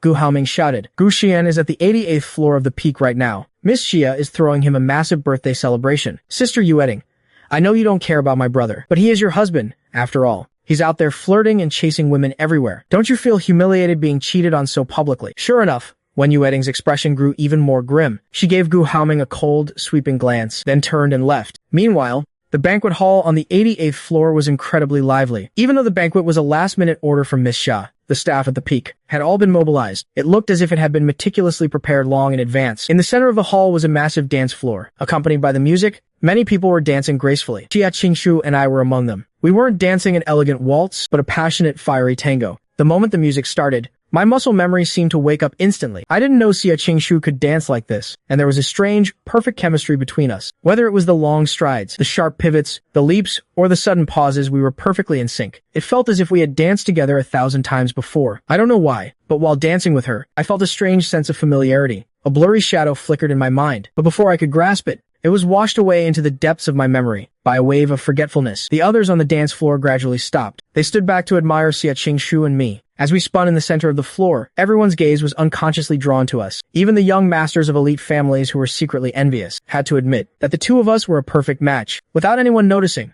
Wen Yueting had already blended into the crowd. Watching Xia Qingshu and me dancing so closely, she felt an indescribable bitterness in her heart. She desperately wanted to rush over and pull us apart, but at this moment, she had lost all her courage. As the song ended, the two of us came to a stop. Immediately, the entire banquet hall erupted in thunderous applause. Xia Qingshu led me to the center of the stage and announced, "Today is my boyfriend's birthday. Anyone who offers him a birthday wish will become a lifetime member of the Peak and enjoy all the perks of a VIP membership." The crowd suddenly went wild. The Peak is the most high-end restaurant in Rong City. Normally, you have to book 2 weeks in advance, but VIP members can walk in any time and enjoy numerous other privileges. Even though the annual membership fee is obscenely expensive, the wealthy of Rong City still scramble for it. Most importantly, the Peak stopped accepting new members last year. Now, even if you have stacks of cash, it wouldn't do you any good. People in the crowd already began shouting their blessings impatiently. Tonight, Gu Yuandong's actions and Chen Huilan's cold indifference had completely shattered my final illusions about family. From this day forward, I truly have nothing left to do with the Gu family. Amidst the excitement,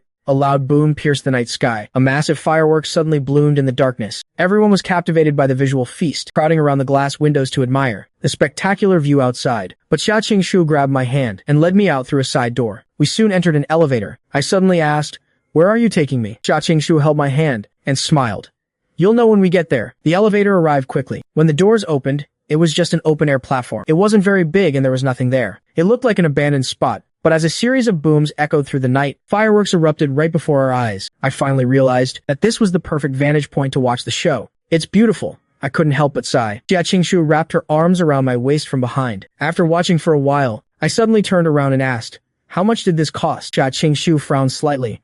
"Are you that short on cash? Why do you always bring up money?" I smiled and pulled her slender waist closer. "You spent a fortune just to make me happy. I should probably return the favor eventually, shouldn't I?" Xia Qingshu's beautiful brows furrowed. "I don't like it when you try to keep score like this." The smile remained on my face. "It's better if we keep things clear between us." Xia Qingshu let out a sigh. "The atmosphere is so perfect tonight. Do you really have to be such a buzzkill?" Looking at her pouting, I gave her a gentle kiss on the forehead. "Regardless, thank you for today. Thank you for showing up when I was at my lowest and giving me such a grand sense of dignity." Xia Qingshu looked at me and smiled. "If you really want to thank me, then give me one thing." I stared into her eyes. "What do you want?" Xia Qingshu answered seriously. "A title." I laughed. "Didn't you already announce to everyone today that I'm your boyfriend? I'm sure it'll be on the front page of every media outlet tomorrow." The top headline. Xia Qingshu's gaze suddenly became very earnest. "But are you actually my boyfriend?" I looked her in the eye. "Of course not." A flash of disappointment flickered in Xia Qingshu's eyes. "I thought you'd be moved by what I did." I stroked her cheek.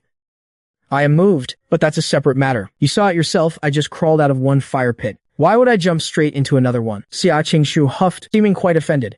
"Am I a fire pit to you?" Seeing her look so indignant, my mood actually improved. I pinched her cheek like I was teasing a child. "You're an even bigger fire pit. The gap between our statuses is too wide. It's not that I'm insecure or feel unworthy of her, but I know how complex the relationships are in those great families of the capital." Xia Qingshu was the late-born child of the Xia patriarch and matriarch. She has 3 older brothers above her. They hold key positions in the massive Xia business empire. All of them are married, mostly through powerful family alliances. Their children aren't much younger than Xia Qingshu herself, and they've already begun infiltrating the family industries. I have no desire to get dragged into such intricate and messy power struggles. Xia Qingshu looked like she was sulking. "Everyone else sees me as a ladder to the heavens, yet you're the only one who sees me as a fire pit." After saying that, she let out a faint, almost inaudible sigh. Actually, I wasn't wrong. Given her current situation, she really was a massive fire pit. The position of Xia Qingshu's husband isn't something one can occupy easily. It might even be life-threatening. While she was lost in thought, I pulled her by the waist and leaned down to give her a deep, fierce kiss. Xia Qingshu instinctively wrapped her arms around my neck. It was a long, lingering kiss. To say I wasn't attracted to her would be a lie. But attraction isn't love. Love requires commitment. Love is a responsibility. Love is too heavy. We both knew in our hearts that this was the best state for us to be in. We can kiss. We can be intimately entangled without restraint, without involving interests, each taking what we need. But we are just 2 lines intersecting for a moment. The future is an unstoppable force. When the distance between us inevitably grows wider,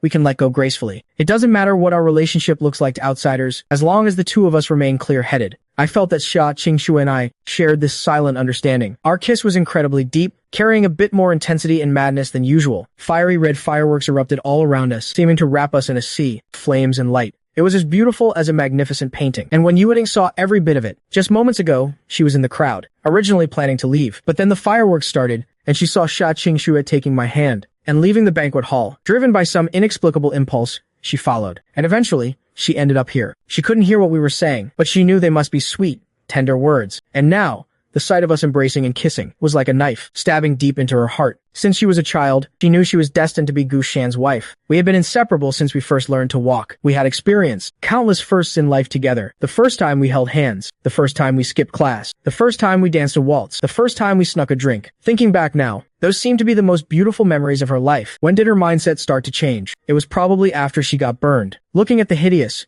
twisted scar on her body, she began to feel inferior. She was terrified that if I saw it, I would be repulsed by her, so she tried her best to hide it. In the summer, she would even wear 2 t-shirts in front of me, all because she was terrified of accidentally exposing the scar on her waist. But the more she did this, the more insecure and worried she became. When Song Xingyu brought that diary to her, she completely lost her mind. She didn't even stop to distinguish whether it was the truth She simply felt in her heart that I would definitely loathe her. When the confrontation actually happened, she felt as if it were a proven fact, confirming her deepest, darkest fears. The beast born from her own insecurity and fear finally broke free, viciously devouring her reason and calm. She didn't even bother to hear my side of the story. Only now did Wen Yueting realize that she had projected her own inner demons onto me. The first person to despise, abandon, and give up on Gu Xian was herself. She was the one who pushed him away with her own hands and stabbed him deeply in the process. In fact, her being with Song Xingyu back then was largely despite Gu Xian. At this moment, Wen Yueting finally woke up to the truth, but it felt as if everything was already too late.